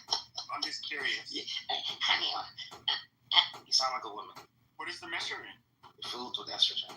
Honey, oh, my purse. Oh my gosh. American. Actually, this is your cartoon. That's what low testosterone men sound like. Oh my God. I need to get out of here. Bitches. Well, okay, so when you get American your testosterone, you do that really well. American needs real Will you, Lord, will you talk like that when I fuck you in the ass? American needs more patriots. American needs more, more men that eat whole foods. More patriots, but when you get your testosterone, I can guarantee you that you drink soda, you eat processed foods. Yeah, amazing. You know what I'm saying? I can guarantee it. Total. You smoke a little bit. And you eat. Lord, look, hang on. Will you talk in that cute voice when I fuck you in the ass? See, self-explanatory. So when you say it's in the hundreds, but your testosterone levels you're supposed to be in the hundreds. It's how many nanograms per what? Nanograms per what? Nanograms per deciliter. Sir. I think it goes up to 270 though. Deciliter, you fucking retard. You go tell me. Go look it up. America's done for. It's nanograms per deciliter. I work with Look at the men. with a telehealth business. Look at the men of America. If a Russian man comes here, they'll whoop your ass. Okay, Adam, I was trying to answer your question. You were asking me if I follow AI stuff. And I do. Anybody can pull it up. I can try to find the link. But professor, it made our local news. He ripped every paper up in his classroom because I think it was 32 kids. Every single fucking paper was the same. And he handed them all just regular paper and said, go back and rewrite everything. Because they had all used ChatGPT to answer the questions. What? And every single question they answered was exactly the same. Right, but I think there's two sides of the coin here. So one, I would think, I'll just say what we were saying before. Yes, it's going to lower your intelligence because you're not thinking for yourself anymore, you're relying on a tool. But just how they taught you guys when you were in school, when you didn't have calculators, or maybe you had calculators and they didn't let you use them even though you knew you were going to use them in the real world. Look at the AI, the world is transitioning to AI. So no one's going to be doing anything without the assistance of AI. Adam's getting a little little bit, what's the word? He's getting a little bit protective of himself because he knows that he used AI to cheat his way through college. Yeah. Hey, I use AI. Not for college, but however I use college is not helping me at all in the world. Honestly, people who believe that college is that valuable are the people like you. Oh, that's so funny. That's so funny because you're not even denying it. You know that you cheated your way through college. Well, we didn't even have it. We didn't even have AI. College is cool, but Or didn't go to college. Like I dropped out to trade features. I studied economic and finance. Oh yeah, I forgot to ask you, Adam. What was your major in? I was computer science, and then I switched to psychology. Cool. But yikes. Yeah, but I finished with the computer science because I learned that psychology. Once you get deep into it, it felt like it was mostly about labeling people. Like I had to label someone with something. Like if you had an issue, because you started seeing pieces of you in the books. Dude, I don't think you understand my lifestyle compared to yours, but we're not the same. All right. Okay. Yeah. Well, like we say, it's doxing on here, but if you don't mind, what university or college did you go to? Florida State. Florida State. Oh gosh, Adam, that's why you're a crazy little wackadoodle. No, I'm kidding. Like, joking. Look, you have to be a little bit crazy to, be in the top 1%. Those people are usually out of the norm. Or just on I don't really go life. I don't know. I went to a private university here in Florida called St. Leo. But okay. Well, no. It depends on your age. I didn't preface it. Obviously, back in the days, college was so much more valuable. But over time, it steadily became more and more of a scam. Nowadays, what it was the people that did it. They fucked up medical school. You didn't know? Well, it's big pharma. Yeah, I know where you're going with it. Anyway, what most young people should be doing, honestly, is going into trade school now. Because I mean, the supply and demand. If you actually study, economics and how the world is working right now, trade school you're going to get out and make 6 figures right away. Whereas if you go to college, most people are not in fields where they actually studied that field in college. I mean, look at Casey. He teaches 9-year-old girls, and he went to law school. So it's a scam for most people, and you go in debt for no reason. Yeah, you're right. You're fucking idiot. Well, the thing is, and I'm going to be very blunt about this, Adam, because you are very close to my son's age. You feel like you can go out in this world and you're going to become a millionaire tomorrow. You're not. I'm already worth 7 figures. I take care of my family. Okay. Well, cool. That's awesome. What does your son do? My son, he is still in college, but he also is customer service manager at Publix, where he's making almost $89,000 a year, and he works for me in real estate. So, but he's not going out trying to do the Bitcoin and all this bullshit, and these kids are becoming managers at 24 years old. Nobody's going to take you serious. Build your way up. My son started at Publix as the trash guy, making $14 an hour during COVID. Wow. I don't know if it's directed towards me, but when you have case studies taking companies from $2 million to $8 million easily within the blue collar space, it's pretty easy to get sales and agency members and clients, and to go from there. People don't not take you serious. I don't know what generation you come from where you have to have a gray beard and some wrinkles to be taken serious in a room, but if you actually know what you're talking about and have the proof behind you, the testimonials behind you, people will take you serious. It's easy to pretend that you're such a gross person. I am. It's easy to pretend that you know what you're talking about, right? Anyone can do it. All right. But when someone sits down, I've become and they start to understand. I've become the bad guy here. I'll go ahead and leave. I've been here too long anyway. Yeah, so fuck off. I do this every day. How old are you, Adam? How old are you? I'm 28 years old, by the way. I'm 24. So we're not in the same game. Trust me. You're a crypto bro who thinks you have the world figured out. You're gonna get No, I don't do anything with crypto. I do crypto. Look, anyone who got hurt from me talking about that bear, just got hurt for themselves because they realized they did not do much.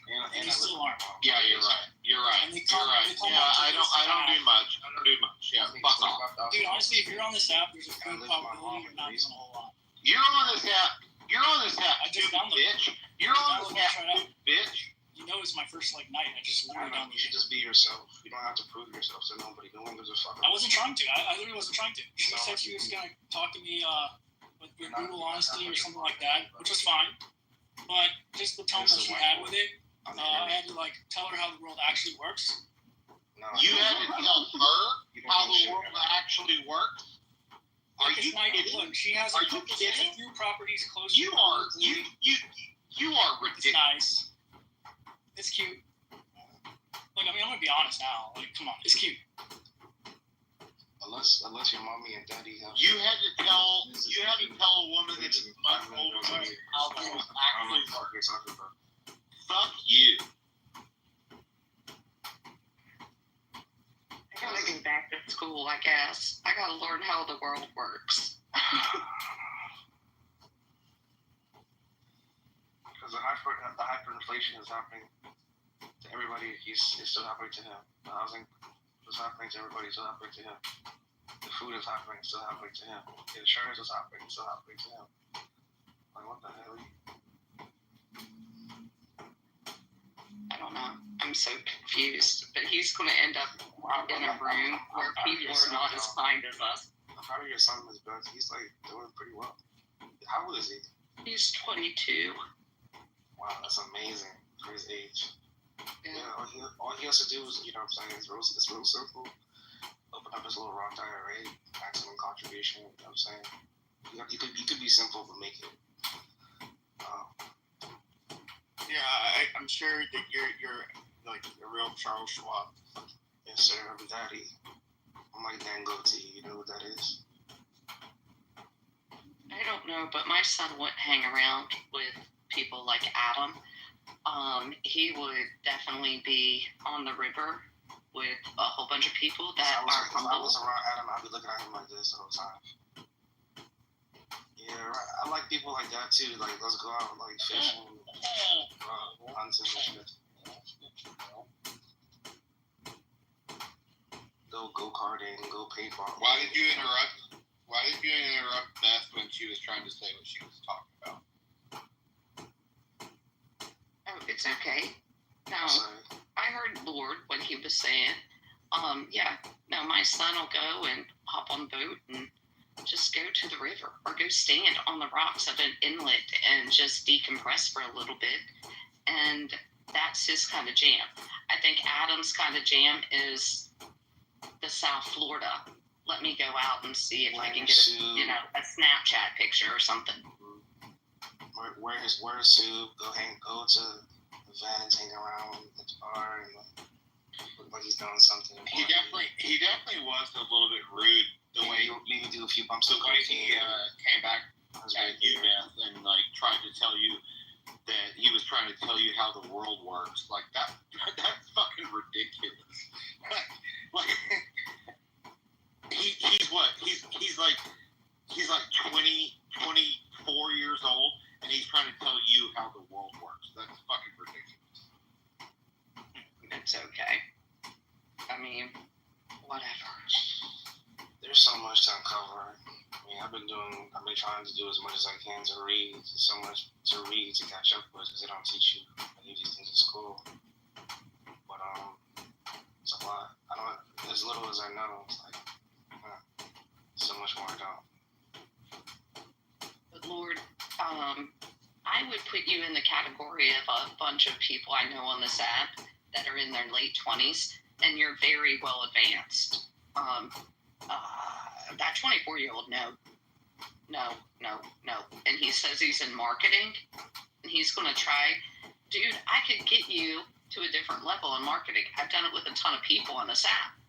But no, if you would tell me I have to go out there and figure out what the world is, dude, you're going to fail. But thank you. Glad you have 7 figures. I'm sure that's Dad's account, but all right. Exactly. That's the first mistake. Admitting you know it all. That's how I point you out. I'm like, okay. and we're on this app because none of us work. One, I've been up since 3:30 this morning. I've already finished all my emails that came in throughout the night. I'll catch back up probably around 8, and I'm done. Yeah, you know, people love to make fun of me. That's fine, but, you know, having the whole summer off is worth a lot of fucking money. 100. I got you on that. Look, I rather make $89,000 in Publix and dollar cost average and save and buy gold and silver and do whatever the F he's Everland's doing, pretending to be whoever he's pretending to be. And also, like, ground, you know what I'm saying? Work where I can buy organic fruits and veggies at a discount, and that's a life where to live. Some people, like, you know, it's like the men are doing this weird New World Order shit too. Like, the how the women are injecting their lips and their butts. It's like, that's like the man version of that bullshit. Nobody cares anymore to just go out in nature, just enjoy the beauty of what God has given us, and make real genuine connections, and evolve, and to be the best version of yourself. Yeah, the guys were trying to tell me yesterday that women in today's world would not want to say that their partner works at Starbucks. And I said, well, please explain a little bit further. I'm like, what? Starbucks employees are making like $24 an hour, even though they put that stupid tip jar out, which I think is stupid. But if they're why do you have to be embarrassed of where you work? You're working, you're making money. Wawa managers are making well over $100,000 a year. They shouldn't have to be embarrassed to say that they work at Wawa. Yeah, well, why do people make fun of me for what I... And you're the most needed that we need in America. I'm sorry. You're a daycare facility that parents just dump their kids off to and expect you to raise our children. Yeah. He's a teacher, Lord.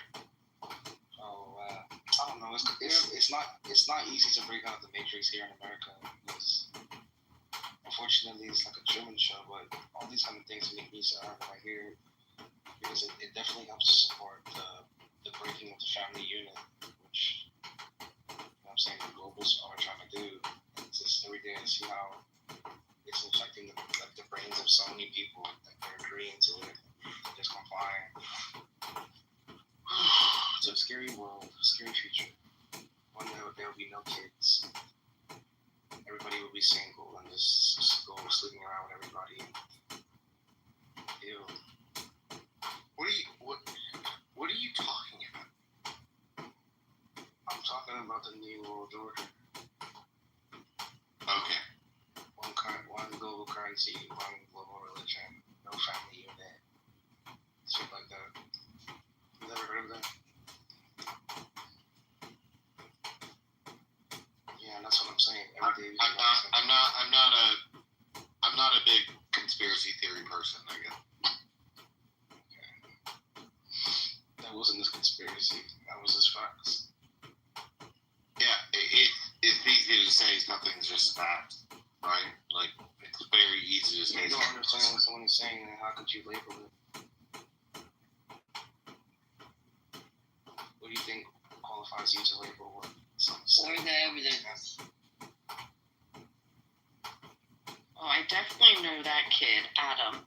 He goes into Publix, one of the only grocery stores in his area. And he probably looks down on all the people that are working. They're making more money than him.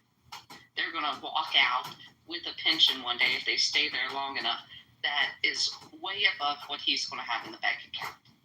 But those type of people just don't move through life good because they start talking and they're arrogant and they're really come off as assholes. Adam tried to suggest that I was a fucking pedophile because I'm a teacher. Like, what the fuck? That's so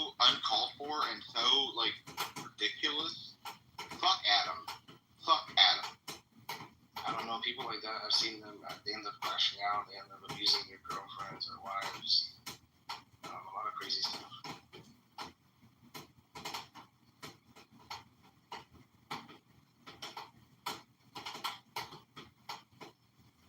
And even like, you know what I'm saying, addicts, drug abuse, he's already on the Adderall, maybe he's doing cocaine already. So, pray for America. I miss like 2013, 14, 15, 16, 17. What neck of the woods do you live in? I live on the East Coast here, in our nation's capital. Where were you born? Where were you born? I was born in the same area. I'm Nigerian American. You're Nigerian. Second generation. The richest. I was born in the DC area too. Very cool. So what's up? Were you born in DC? No, Virginia. I like Virginia. I like Alexandria. DMV. Yeah, cool place. Hey, Mother, we made a new friend tonight or this morning. Mother's an anchor baby. He might have been born in the DC area, but probably Florida, and it was. I'm not an anchor baby. I'm Puerto Rican. Is that your picture, Mother? That's not how anchor babies work. Like, if one of your parents is already a U.S. citizen, you're not. I thought you were 100% Dominican. Is that your mom? I didn't know what kind of beaner you were, so. I'm not Puerto Rican. I'm Dominican.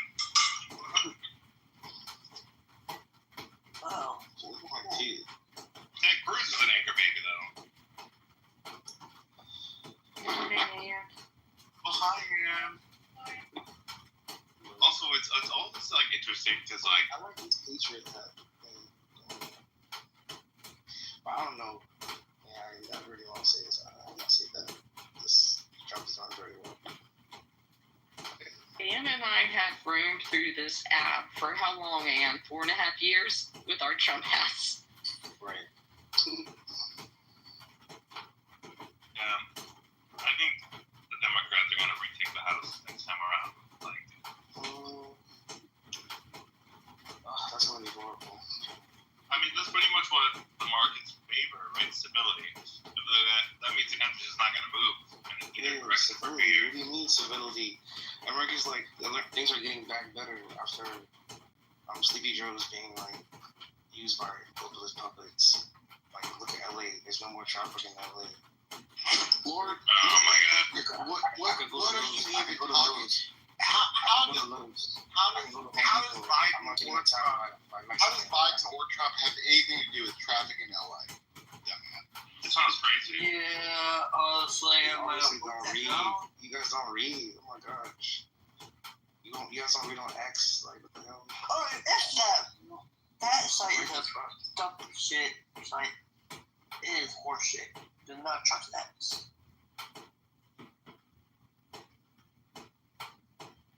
I'd rather trust accounts of like citizens and like. I'm sorry, but X is accessible, or I should say it by its proper name, Twitter. I'm trying to look at this question. Hey, Blow. I don't know you, but how can the U.S. balance economic competition with China while maintaining peaceful relations? Because China respects America. Is that enough for you? What's up, Blow? Are you Nigerian too? How can the U.S. balance economic competition with China while maintaining peaceful relations? That's a good one, and I don't know. It's looking pretty bad because Trump just threatened like Beijing. I don't know. That was weird, though. Shoot, where did Ann go? She's just hanging out. I don't know. Me, I'm just trying to like, I'm trying my best here in America, but it's like, I'm 28 years old and I do want to have a wife, and like, so hard to find like the perfect one. I'm looking for like a vaccinated woman. I mean, I do have a thing for European queens. You just say you want a vaccinated one. I mean, I don't mind vaccinated. I'm looking for like a single, unvaccinated Christian woman with traditionalist values. Unvaccinated? Was that the word you used? Unvaccinated? Wait, what? She can't have that. She can't have any nanotechnology, mRNA technology, like injections. Okay, yeah, you don't deserve it. Ridiculous. I'm sorry. You're a fucking fool. You're a fucking fool. That is. I don't want any woman. I don't mind if they're vaccinated or not vaccinated. I don't care. I mean, it's like preferences. You might not care. I do. And also, I want her to be a patriot, like Miss Beth. You know, so I like her vibe. Okay. Yeah, I'm saying move closer inland in Maryland, or not Maryland, in Virginia. Get off the coast. And I have been looking at some really good properties for folks that are reasonably priced, and the people are kind. And but that DC area, that is a tough place to try to start out. Oh my God. No, you're right, Miss Beth. Yeah, especially when you're a fucking dumbass. Right?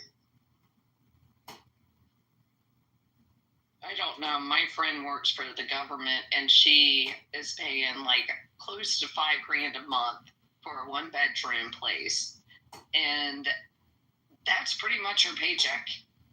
I'm just saying, like, someone that claims they want a woman that is unvaccinated, like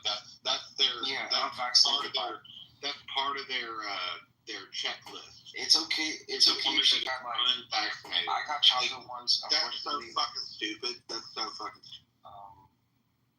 Okay. But yeah, so it's like my preference. You know, I prefer a woman. Like I'm a Christian. I prefer her to be a Christian too. And traditional. Being vaccinated has nothing to do with being a Christian. No, these are just other like things that I want my future wife to also have. You're never gonna meet your future wife because your checklist is fucking stupid. I want her to be. I'm gonna have to agree with Keith on this one. That sounds kind of off. Well, Nigerians are fucking retarded, so I mean. That's gonna hurt. You're funny. Yeah. I don't have no comment. But yeah, like, you know, nice, beautiful young woman that unvaccinated with COVID, mRNA, Christian, traditional, patriot, Republican, leaning. You want her dad to be wealthy and ready to die. Like if he fell over a cliff. I mean, that's like. I don't think that's. I wouldn't want my dad to die, so I don't. That's not nice. But if her dad was wealthy, that's plus. That's cool. I mean, money's not really everything, but you know, if her dad. No, not everything, but it does provide. You know what I'm saying? It will show me that at least, like, you know, her DNA is strong and, you know, does very well. It's like mine. So it would be compatible. My family, my dad does very well. My mom does very well. So why wouldn't I want to be with another family that does very well too? But she might be the one that she did not get vaccinated, other than being a baby, and the dad already cut her out of the will. So there's nothing. You see, that's the thing. That's it. That's it. So I will tell you that I know most of my single friends that live in the DC area go down to the Amish market on the weekends. Me too. And they are all great women. Like, they have good jobs if you're not intimidated by a woman with good jobs. If a woman has even if a woman has a better job than me, that's fine. Look, I'm going to support her. I'm a chef. I know how to cook. I clean. I bake. You know what I'm saying? I garden. So many things that I can bring to the table.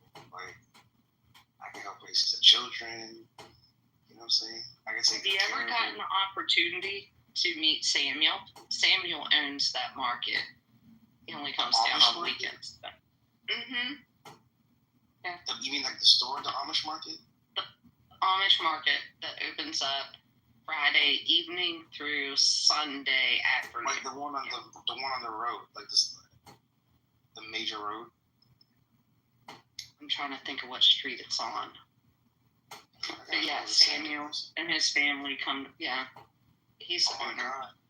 They probably have so many nice people that go there. But yeah, I just want a soft world that's willing to like do things like homesteading with me. Like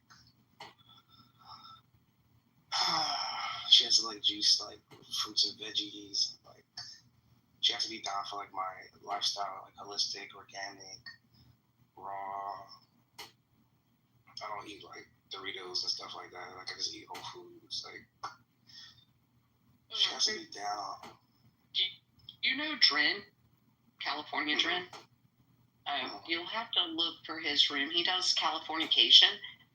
He is like huge into growing gardens and stuff right now. And he is in the rap world. He is a music guy. He's retired now. He still owns his companies, but yeah, he might go off the deep end on you. Sometimes he does, but he is kind-hearted, and yeah, that's his new gig of just calming himself by planting cucumbers and peppers and that kind of.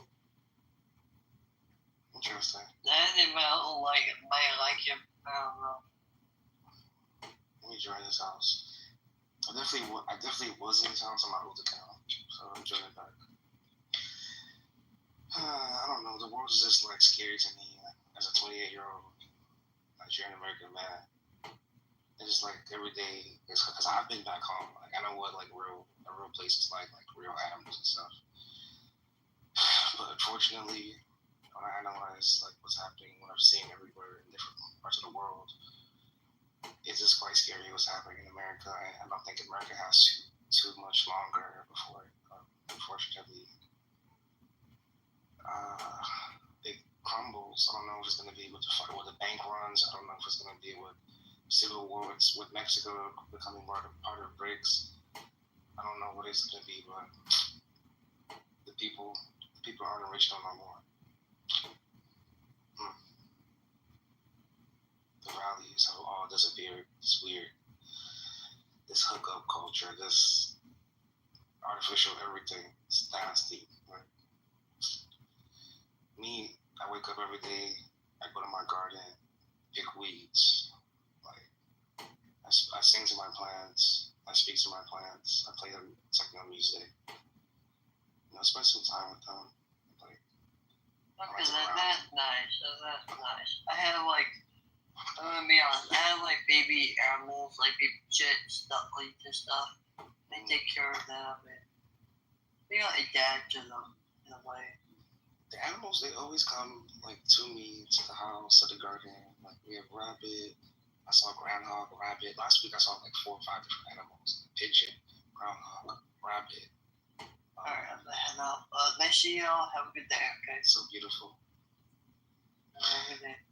You know, it's just so scary. When I meet a girl and I ask her like, and then like she has it, and then like her lips are like look scary, and then like she talks about how she wants to do stuff in her butt. I'm like, what the fudge? What the hell? You want like lipo, BBL? And then like all their friends have it, especially over here in this DMV area. You know what I'm saying? They want the booty, they want the lips, you know. And then the dating thing is so weird. It's like, oh, he's a farmer. You know, they don't want a farmer. They think that they can all have a wealthy hedge fund manager. And I'm like, I'm just hiding. I'm like, if you get to know me, like, I have a whole Bitcoin. But I do it on purpose because I have lived with money in the past, and I did have a fiance from Clubhouse one time. It was bad, but I want to I want to lead with my heart and with my love and with my brain. I think that's like the coolest thing, leading with your brain. But I don't know. Maybe my wife is not here. Maybe she's like in Eastern Europe. Or maybe she's in Armenia. Maybe she's in the Dominican Republic. Maybe she's in Brazil. Maybe she's in Australia or Spain. I don't know. But I don't think it's here. Maybe she's in the Midwest. I feel like I could do that. I did have a girl here that I had a crush on. She was from the Midwest. Unfortunately, she got it. It's so sad because we were like clicking. But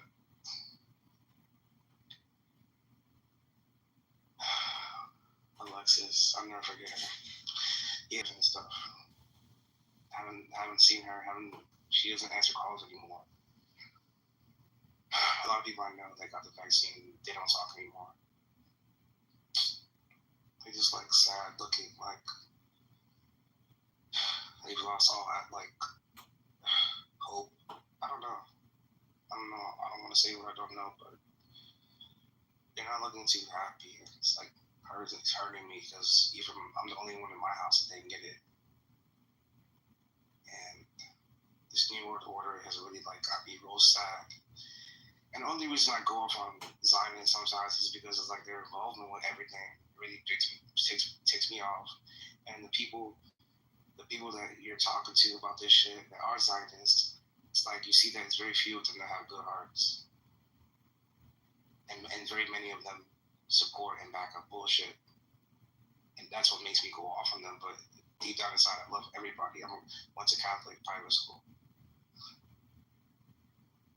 All types of people. Italian Americans, Nigerian Americans, African Americans, Ethiopian Americans, Bolivian Americans, Salvadoran Americans. So I grew up with love. But it's like as I get older and I see more truth that was hidden, but could be found in books. You know, I started like it kind of hurts me because I'm like, damn, somebody like you're the reason why my mother's taking like all this weird medication. And instead of like denouncing evil, you're supporting. And that makes me want to fuck with you. Yeah. There's good and there's evil. But when the conversation arises, you're not standing with right. You're not standing with good. You're supporting evil. And that makes me kind of pissed off. It's like, oh, you're one of them. I'm gonna fuck you up for fucking some people's lost their mothers, lost their fathers every single day. Oh, she just had a stroke. Oh, she just had a heart attack. Where did the links go back to? You know, what can I do? No, my kids lost out on a whole year of being able to be around their grandpas before their grandpas died because I didn't vaccinate my children. Wow, you're so smart. I refused, and I was like, the kids can still come and meet you at a park. They can sit at a different bench. They can do whatever. But why give up seeing your grandkids because they aren't vaccinated? Whatever. Yeah. And both their grandpas passed away within a year of the vaccination. Wow. You saved your son's life. Like now he could now he could choose someone else just like him and have like actually healthy and real human beings, as children. And now he like me. We're leaders of the new world because we're the ones that have to lead. Our DNA is going to be the ones that has to rebuild humanity. Wow, the transhumans, unfortunately. Correct. Yeah, because you're only 6 years older than my son.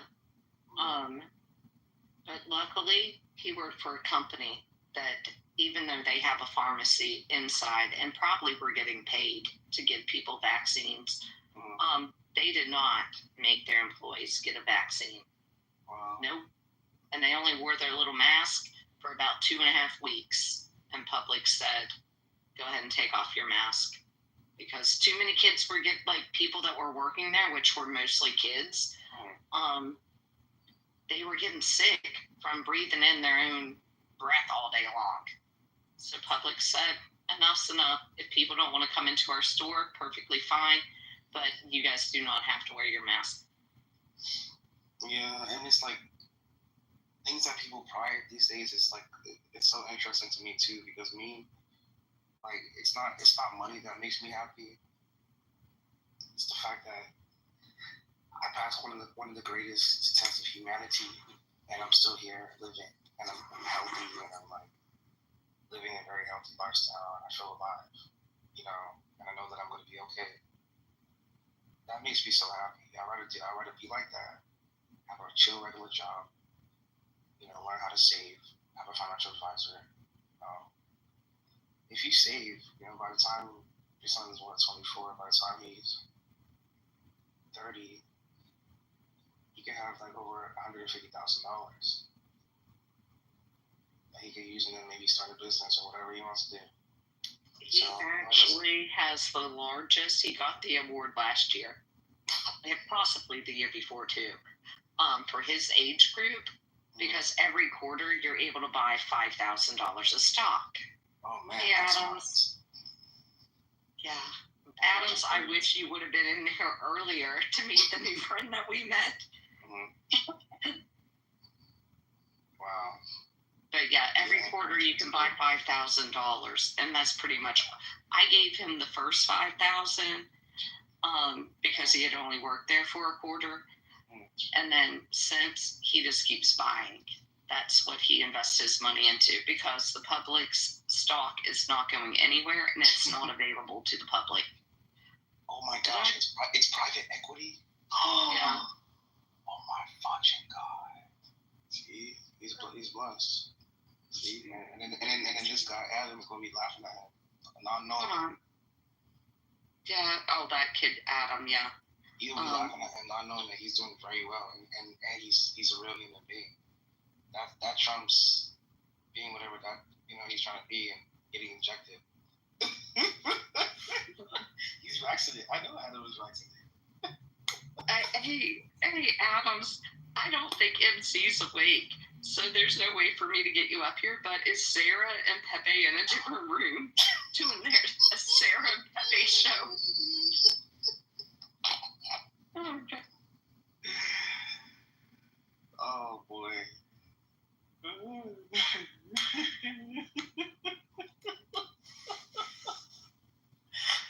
It's like how my parents would be saying, "Oh, some of your Asian mates have a house.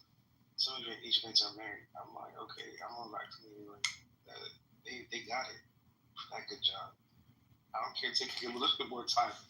Plus, the housing market is getting ready to take a dip. So in the next 3 years, I'll probably get the best price. Like what that.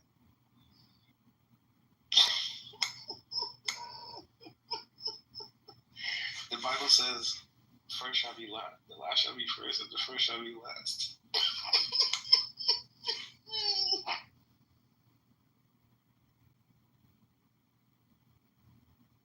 Adams, I'm trying to find where they at.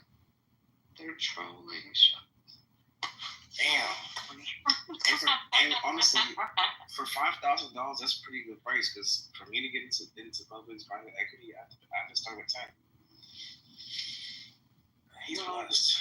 I've told my son, even if you go down, because he's really trying to work hard in real estate, and I'm like, even if you go down to just 1 day a week, keep that job, okay? And all he has to spend his money on is buying the stock. And I'm telling you, because once they go public, his money's gonna go up maybe like tenfold. So he's good. Yeah, I don't believe they'll ever go public. That's not to say they won't, because I believe the company that I hang my license with would never go public, and we went public. See? So. Oh no, they'll go public. Look, Hims is public. Playboy is public. They'll go public. That's a big chain. Whole Foods is public. They're gonna go. Aldi is public. They're gonna go public. Publix is gonna go public.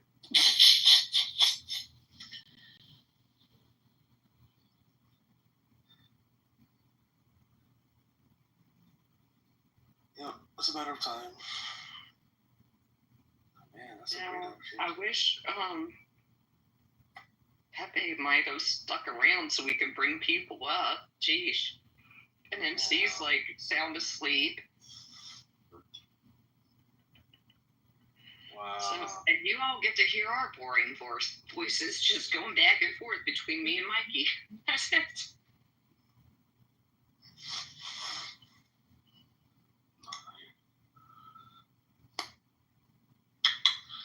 So, like, how is your son? Is he, like, dating or? Yeah, he has a couple girls that he likes. Is he, like, dating unvaccinated women? Oh, I don't know. I don't ask him that. I have no idea. I don't know if he goes around and says, I am not vaccinated. I have no clue. Would you care, like, if he, like, married a vaccinated or unvaccinated woman, or? No, I probably would ask her, like, what made your decision? She'd probably say, oh, my parents told me I had to do it. But he dates a lot of, like, the girls that he sends me pictures with are a lot of Cuban Americans. Oh, wow. Yeah. He did send me a picture, though. We have what's called a baby bop house. Mm-hmm. And they're all those OnlyFans people. Mm. And these girls are in training, I guess. They're all from the age of, like, 18 to 25 that live at this big mansion down on the Intercoastal. Oh, my gosh. Mm-hmm. The adult baby bop house is down in Fort Lauderdale. But wait. Yeah. What's baby bop? Baby bop are the girls that will eventually move into the bop house, which are paid to do all these, like, different ads. That's where that kid needs to go. That guy, Adam, he needs to start working. He's down there. That bop house is right down the, shit. He should start driving up to Fort Lauderdale and being like, hey, bop girls. Because they get big marketing money to just do their, I don't know. Hey guys, we're gonna close the room out. I think we're gonna close out the room. Okie dokie. Sounds I'll good. be around later. Okay guys, see you later, man. Peace. For your wife, you said? Yeah, I want to be his wife. Your wife, I have two wives. Yeah, he has two. I want to be number 3. Yeah, that's cool. I will take it. Yeah, tell him this in America. I want to hear people. Desari, what do you think about the topic? What do you think? Yeah, the topic. Black women can't take criticism. You think that's? Girl, he's never been to America. I don't understand what you said. Yeah, that's what I thought. Paul, What's going on? can you answer the question or just speak on the topic? Good morning. Black women can take criticism. Well, of course they can. I mean, but it's got to be somebody that they respect their person and respect their opinions. That's you gotta right. be somebody. If they don't respect your opinion or who you are or your values, they're not gonna care what you're saying for criticism. That's it. And it depends on what type of criticism, right? Like it's constructive, not demeaning. Right.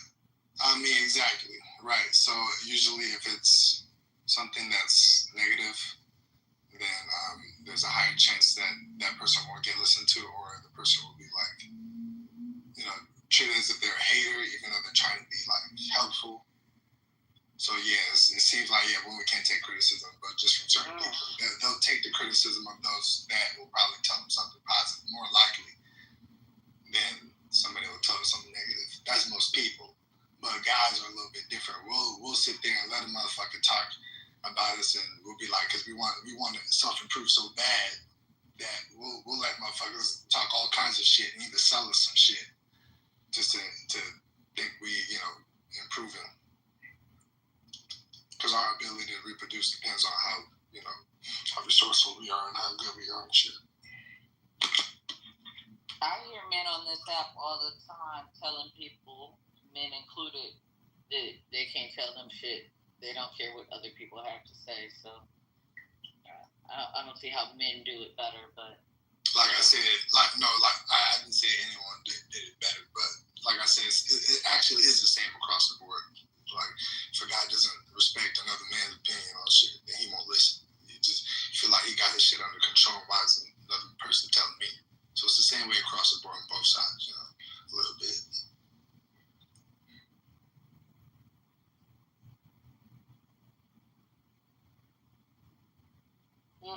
Black women can't take criticism. Let's see, what do you think?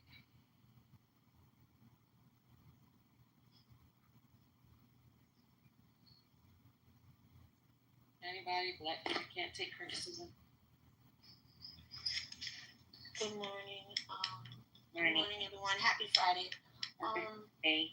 I can take constructive criticism. I just know when it's being sarcastic and jacked up, like I put in the chat. I could tell the difference. So if you're giving me solid, true, constructive criticism from a good place, I know you mean well. And if people didn't give a shit, they won't say nothing to you. They just let you keep going right on with that behavior till you dig yourself a hole and you can't get out of it. So, sometimes we gotta let our pride and ego go and be like, look, if people didn't give a shit, we wouldn't speak.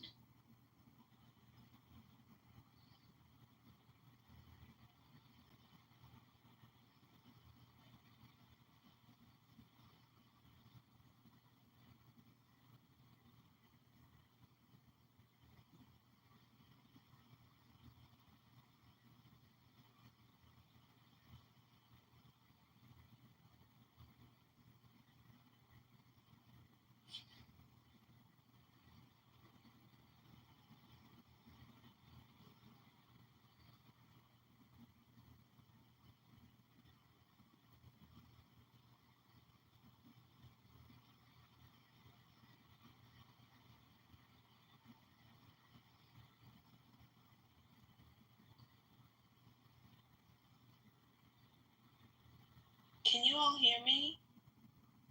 Mm-hmm. Oh, okay, because for a minute it was silent and I couldn't hear what you said, Kenda, on my end.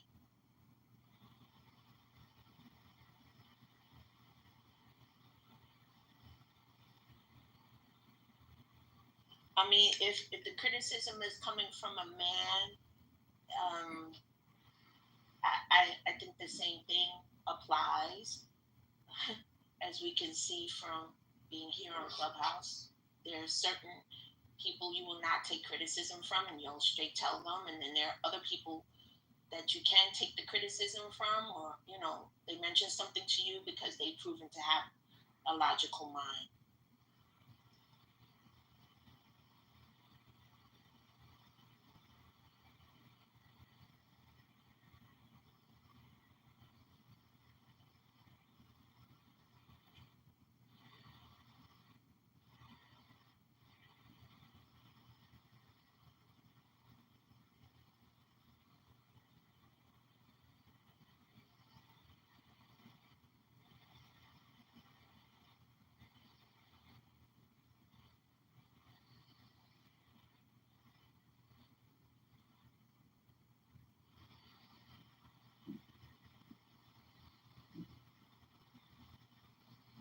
I'm gonna be back, Panda.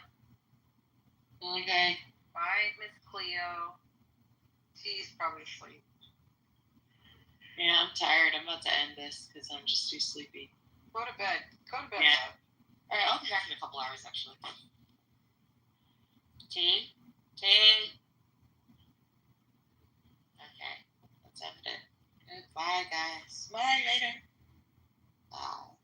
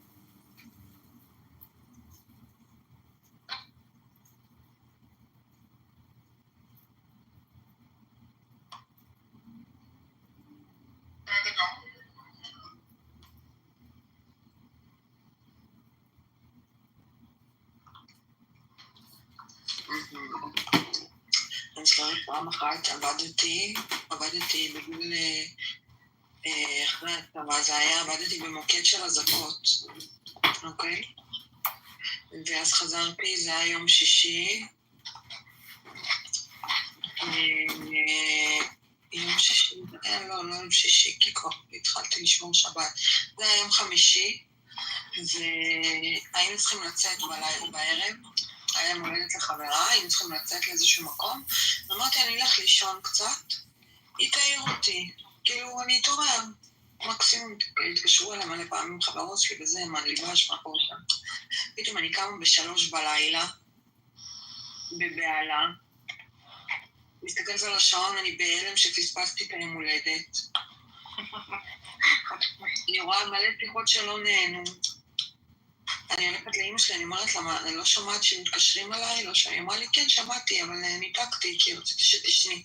איך קראתי עליה, חבל על הזמן. אבל אז התקשרתי עליהם, מסתבר שהם עדיין היו כאילו בבר הזה.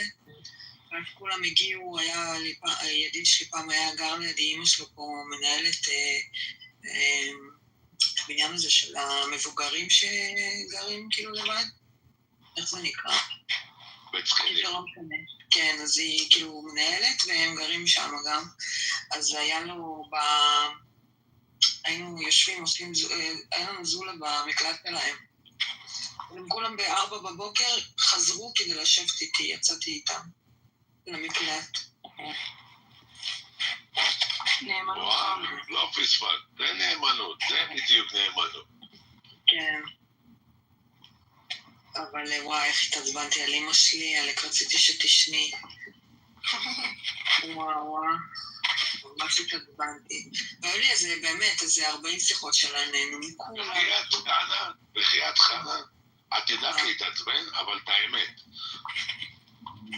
כן, אני יודעת. האמת, לא חרטה. ברור שאני יודעת להתעצבן, אבל אני מתעצבנת. זה לא נראה לי.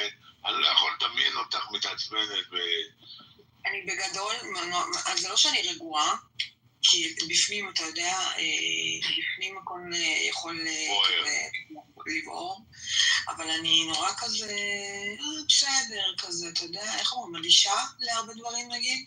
כן, אבל זה אדישות רק כלפי חוץ, אבל את לא יודעת להתעצבן בתכל'ס.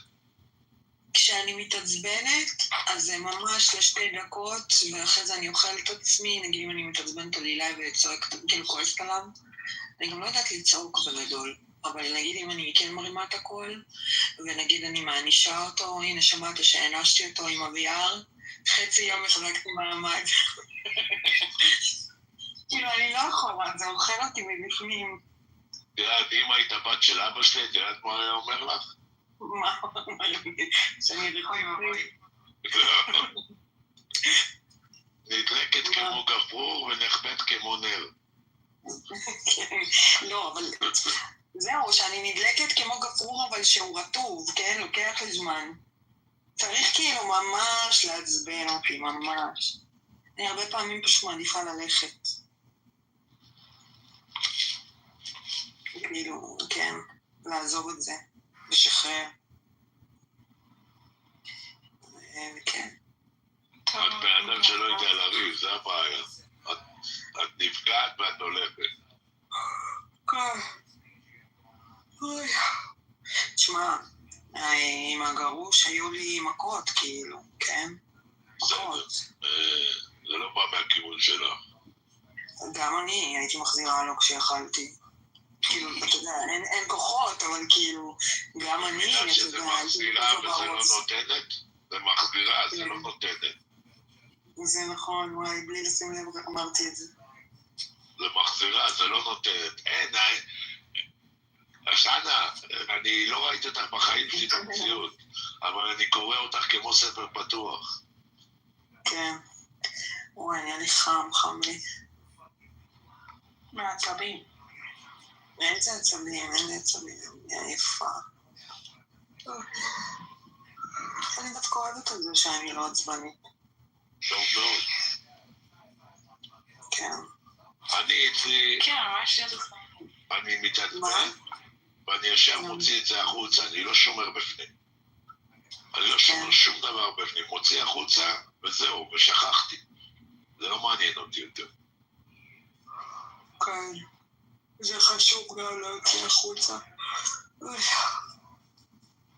אז כאילו אני לא יודעת, אני כאילו, כמו עם ילדים קטנים, אני בוחרת את המלחמות שלי כזה, ואז אני משתחררת, נגיד מישהו אחר היה מתעצבן יותר על משהו שאני לא התעצבנתי, הבנת? כן, כן. אצלי זה בדברים שקוראים לי. אם אני מספרת לחברה איזה משהו שקרה, היא אומרת לי, למה לא הגבת ככה ולא הגבת ככה? למה לא ענית לו ולמה לא אמרת לו את זה? כאילו אני מתעצבנת שהוא יותר... בסדר, את שונה ממנה, מה? כמו שעכשיו, שוקי ככה ואני ככה. אם זה הקרב, זה בעייתי. לא יודעת. כמו שאני כן עצבנית. אולי אני, העצבים שלי לרוב יכולים לצאת בבכי יותר, אולי נגיד.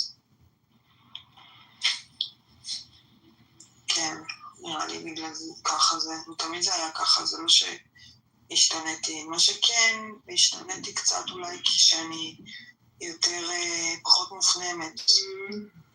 כאילו לא בעצבים בכלל בגדול, אם משהו מפריע לי.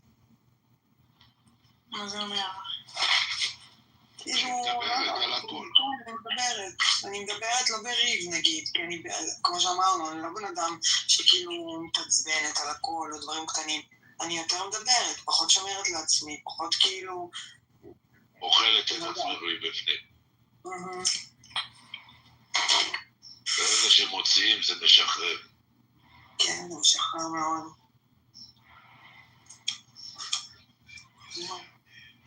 בכל מקרה, מתי שאת צריכה לשחרר, אני פה.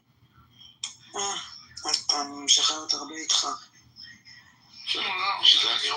שזה אני אומר לה, תרגישי חופשי, אל תבלעי שום דבר, תקשרי, תוציא תמיד. אני תמיד פה בשביל זה. אתה הולך רחוק. היא שמעת מילים מבתי החרמונית הזאת. ההרמונים שלה משתוללים, היא דחוף צריכה להיות בתסומה אחת. מה קשור 21? ב-21 זה כן בסדר לעשות שטויות? אני לא יודעת. סתם דפקתי. את לא מבינה, התחיל איתה אתמול מישהו. הוא לא התחיל. הוא התחיל, את פשוט כל כך תמימה שאת לא מבינה את זה אפילו. אוקיי. הוא התחיל איתה, אבל הוא הולך על ביצים על קליפות של ביצים. הוא בודק את השטח, אם היא פנויה או לא, אם היא מעוניינת או לא. כן. והיא לא יודעת איך לאכול את זה. עכשיו היא מפחדת מהגן. במציאות, איפה הוא התחיל איתך? במציאות, כן. בעבודה. הוא המנהל. הוא המנהל? וואלה. עכשיו הוא בן 25. אז היא מפחדת מהגיל, ואז הסברתי לה שבגילאים האלה מאוד חשוב שהוא יהיה יותר מבוגר ממנה, כי הוא לא ילדותי.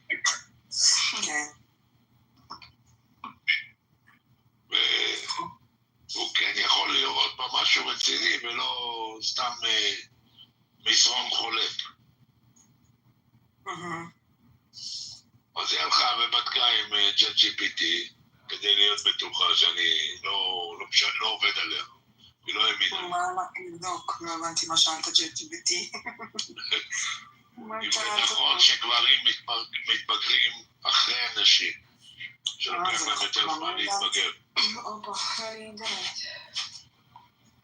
רק שנייה, דעת חברים. The Michelin Man for a shoe, truck number 01. The Michelin Man.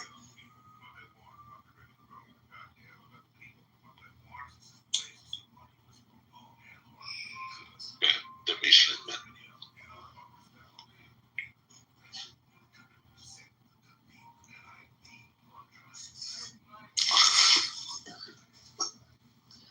בגלל זה אמרתי לך, שאלתי אותו, אם גם לך אמרתי, צי מישהו בין 40-42.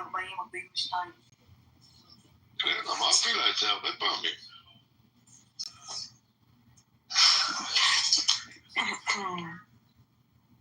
תביני דבר אחד, חנה היא אישה בכל רמה חבריה. יש לה קטע אחד שהוא ילדותי, זה הקטע של המסיבות. אבל כל השאר היא אימא למופת, היא עקרת בית למופת, היא לא תסתכל לא ימינה לא שמאלה כשיש לה אהבה. אני טועה במשהו? חנה. לא, אבל הלוואי והייתי יוצאת יותר. אתה מדבר כאילו אני זה חיית מסיבות. היא לא הייתה לך את האפשרות, אילו היה לך עם מי, היית או לא? ברור. אז איפה טעיתי? מה אתה מדבר כאילו? אם היה לך את האופציה, היית עושה את זה. נפגשתי כבר לפני איזה שבועיים, 3. נו, אז הם לא אוהבות לצאת? קבע עלייך, החברות בגילאים שלי, הם נשואות עם 200 ילדים, זה אופרציה אחת גדולה. כאילו... אבל... גם אני לא יכולה לצאת כל הזמן, יש לי ילד, אני מחשבת את הימים שלי לפי אילי, לא יודעת, בימים שאני עובדת יותר, זה כאילו עם האבא שלו, זה כאילו, את יודעת, מחושב לפי 4 דברים. אבל, בוא אני אתן לך דוגמה. בוא אני אתן לך דוגמה. אילו היית בזוגיות, עם בן אדם, זוגיות שמבוססת קודם כל על אמון. אמון מלא. שימי טוב לב למה שאני אומר לה. עם בן אדם שהוא בוגר בראש, וגם בגיל, ואמר לך, מתי שאת רוצה תצא למסיבות, מה אכפת לי? אני אשמור על הילדים. הייתי יוצאת, נכון? הייתי יוצאת, אבל כאילו לא על בסיס יומיומי, עוד פעם. זה לא משנה מה הוא אומר לי, אני פשוט רוצה להיות עם הילדים. את מבינה כשמשחררים את החבל, אז את רוצה להיות קרובה לעמוד. זה לא הולך ככה, אני אומרת לך שכאילו החשיבה, זה לא קשור. זה לא שאני רוצה עכשיו לצאת, עכשיו כל יום וזה, הייתי רוצה פשוט יותר, כי אני משעמם לי בחיים, כאילו, בוא נגיד את האמת. סבבה. אני גם רווקה, כאילו, כן, אין לי איזו זוגיות עכשיו שהיא ממלאת לי את היום, אז ברור שאני רוצה לצאת, להכיר, אני לא יודעת מה לרקוד, אני אוהבת, ועזוב את זה שכל הגיל 20 שלי כשהייתי נשואה לא הייתי יוצאת לשום מקום, אז כאילו גם פספסתי את מה שהרבה עשו. לפני שהיו להם ילדים, אני נכנסתי להיריון 3 חודשים אחרי שהתחתנתי, לא היה לי את הזמן כאילו גם, אתה יודע, להיות צעירה בת 20. בקיצור, מה רציתי להגיד? חוץ לזה שאם, נגיד, לא הייתה לי זוגיות והוא היה אומר לי, תצאי כמה שאת רוצה, אני עם הילדים, אני עדיין לא הייתי יוצאת כמו משוגעת, כאילו, כי זה לא מה שאני מחפשת. הייתי רוצה קודם כל לצאת איתו, זה דבר ראשון. אני חושבת שהיה לי קשה לצאת, כאילו להיות עם מישהו שהוא לא בעניין. וכן, וילדים זה, כאילו, קודם כל ילדים זה מקום ראשון.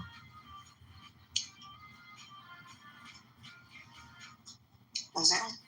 בזוגיות הבאה של הכפרה, את צריכה להתמקד על ילדים. רוצה עוד ילדים, אז את צריכה להתמקד על זה. אני אתמקד. אני פשוט כרגע, אני צריכה יותר לצאת, כאילו. מה, משעמם לי, מה? אין לי הרבה מה לעשות. כן, אבל זה עלייה וקוץ בה, מכיוון שאם את עכשיו תצאי ותפגשי מישהו שהוא כמוך, שאוהב לצאת. השאלה כמה מחויב הוא יהיה וכמה הוא ירצה להביא עוד ילדים. מבינה, זה בעיה. בגלל זה מלכתחילה לא יוצאים מישהו שלא רוצה עוד ילדים. כן, יש הבדל בין להגיד מילה ואחרי זה להתחרט עליה. ולוקח זמן בשביל לדעת כמה מתכוונים למה שאומרים. לא, אני לא מבזבזת דברים. אם אני מכירה מישהו, אני ישר מההתחלה אומרת מה אני רוצה, מה הוא רוצה, ויאללה מה, וקוסם גואק. שזה מאוד מאוד. לא, מה יש לבזבז את הזמן? הנה, יצאתי עם ההוא. זוכר שסיפרתי לכם את הסיפור איתו?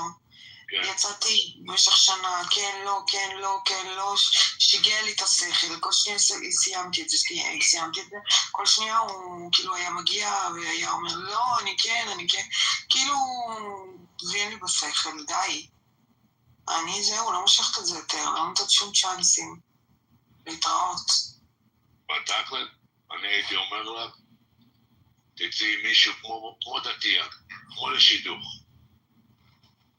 תגידי, אני שומרת נגיעה. אתה רוצה ילדים? אהלן וסהלן, חתונה.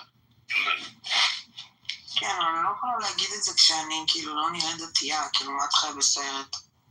אני כן יכולה למשוך את זה, לא, אתה יודע, כאילו, אתה יודע, למשוך את זה כאילו, אתה יודע, לא לשכב בפעמים הראשונות, ושזה יהיה נורא לאט, אבל לא עכשיו אני דתייה, אל תיגע לי ביד. זה לא נראה, כאילו, מה אני חיה בסרט, מה את משחקת אותה? כן, אבל הבעיה אצלך, אם הוא נוגע ביד, זה כבר אין סוף לזה.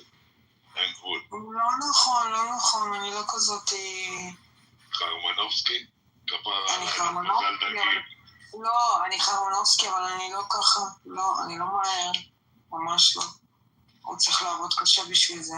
זה לא חרמנובסקי, זה חרמנוביץ'. הוא צריך להתחנן, סתם. אני יודעת שכבר מתחננים, סתם. אבל כאילו, כן, מה נראה לך? ההורים שלי לא גידלו פרח כמוני, בשביל שכל אחד יריח אותו. באמת, על זה אין שום ויכוח, כפרה עליי. זה, וואלה, תחלקת אותה, משפט, סוף הדרך. משפט. ממש תקשיב, אני מה זה חכמה גדולה, יושבת פה כבר במשך שנתיים, אתה יודע טוב מאוד. מה יהיה? לא, אני בקלאוס, כמעט שנה אולי, עוד לא. באוקטובר? אני לא זוכרת, את יודעת יותר טוב נראה לי. לא, אני לא הייתי פה כשבאת. כן, אבל את בודקת שם כל מיני דברים, בטוח את יודעת משהו. בוא נראה בקבוצה מתי יצרו אותה. הקבוצה יצרו אותה אחרי. כן, הקבוצה נותנה אחרי. אני הורדתי את האפליקציה איכשהו במרץ 24. לא יודעת מה עשיתי פה. איך בודקים? אולי נבדוק, אני אגיד לך. אמרתי מי שזה באנדרואיד, את כאילו מסתכלת בגוגל פליי, אצלכם זה של האפליקציות, וזה של הרכישות. וזה מראה לך מתי הורדת את האפליקציה הזו והזו והזו. אני אבדוק, רגע.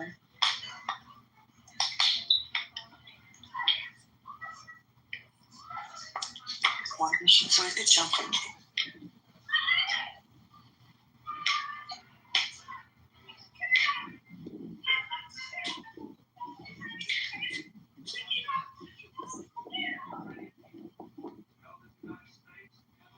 השכנות שלי ירקות, צועקות, וואי, ומעלה מעיף אותה לבית.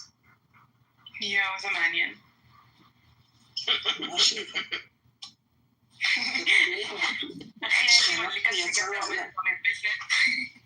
אני בדיוק זה משנה אותם בחלון, והם למטה בגינות שלהם. אבל היא נכנסה לבית, למה ככה קצר? לא נלחמה חזרה. צעקי להם שיצאו. לא, אני לא רוצה, כי אני בחזייה. תוכי. תוכי, חובר עליי. אני לא רוצה אף אחד חוץ ממני, נראה לי. ממש ככה. בלי תמונה, אין אמונה. חגץ אותי.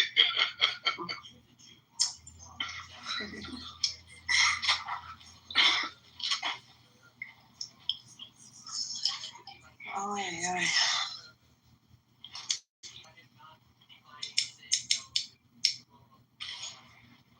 מה השעה? וואי.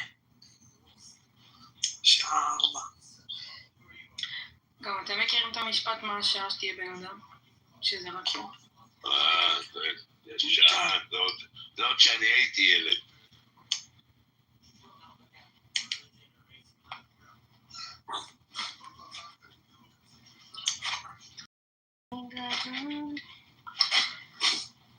את יודעת שזה שנהרג, אז הבת זוג שלו היא בשחרור של אח שלי הגדול. מי זה שנהרג? ראי גרן.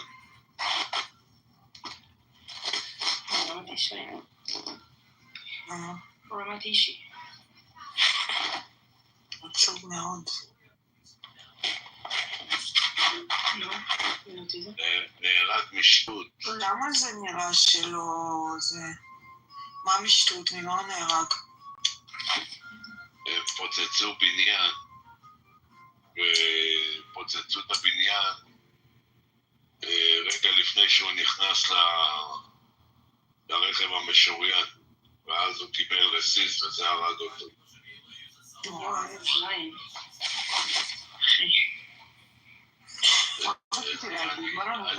נקרא כזה דבר. ממש, נתניהו היה הרבה זמן אצל טראמפ, ווואלה נראה כאילו העסקה לא זזה. לא זזה כי זה לא עניין של תקוע, תחשבי על זה. הם רוצים שאנחנו נצא מכל עזה. אז למה מלכתחילה כאילו לתת איזושהי, כאילו, לעשות מזה איזה סיפור, אם זה לא ככה? אני אסביר לך. אבל זה לא חדש שהם רוצים את זה ואת זה ואת זה. לא, יש פה עניין אחר. בספטמבר מתחילה הוועדה לקבלת פרס נובל לשלום. עכשיו טראמפ לוחץ להגיע לעסקה כדי שהוא ייכנס לוועדה עם הרקורד הזה. והכל פוליטיקה מצליחה. וביבי נלחם בזה.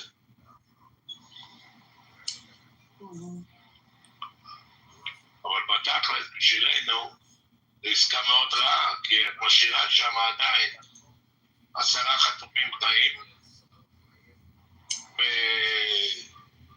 בגופות שבחיים לא תקבלי אותם. כן.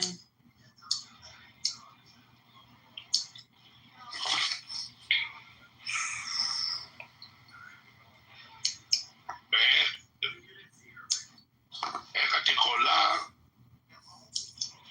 לעשות את הסלקציה? זה לא אנחנו, זה החמאס עושה. זה סיפורים במיץ עגבניות. זה לא אנחנו, זה חמאס בוחר. חמאס בוחר, ומי יותר טוב להשאיר אצלו? אז יש פה בעיה אחרת עוד יותר קשה. מכיוון שיש שם חייל למשל עכשיו. חייל שהוא גיבור ישראל, הוא נלחם עד הדקה ה-90. אז מה, אנחנו לא מחלצים אותו? בטח שכן. איך כן? הוא לדעתי צריך לבוא לפני שבוי. לפני חתום. שבוי. זה אותו דבר. כן, לא, יש הבדל בין חייל לאזרח.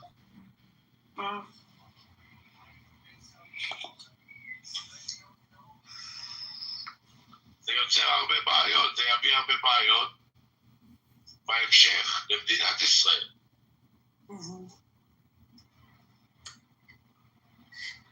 כן.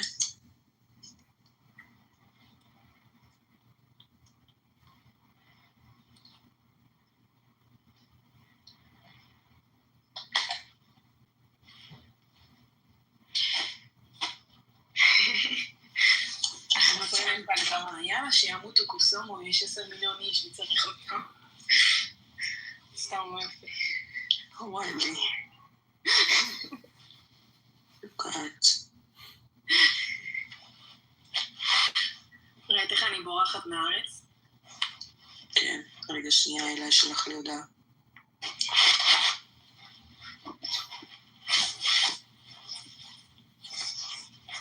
איזה כיף, נגמר הלימודים.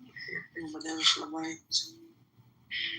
רק תראי כמה הילד הזה מכור אלייך. זה כי אני ביקשתי ממנו לשלוח לי הודעות. זה לא שייך, אבל עובדת לא שוכח. שום דבר לא מסנבר אותו בשביל לשכוח את זה. כמה הילד הזה מאחור אליי. לא בסדר, הוא בגיל 10.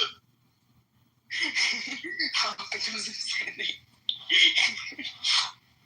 כי אם אתה אומר משהו, ואז היא כותבת אותך, אז אתה אומר, בסדר, אבל... היא לא יכולה לקטול אותי, היא יודעת איך צודק. היא לא יכולה לקטול אותי. היא מנסה, את מבינה, היא מנסה, כאילו, להראות לי לא, הוא לא מכור אליי, הוא מכור אליי. מה זה מכור? הוא מכור אליי באבו אבו. הילדים שלי יכולים בלי אמא שלהם.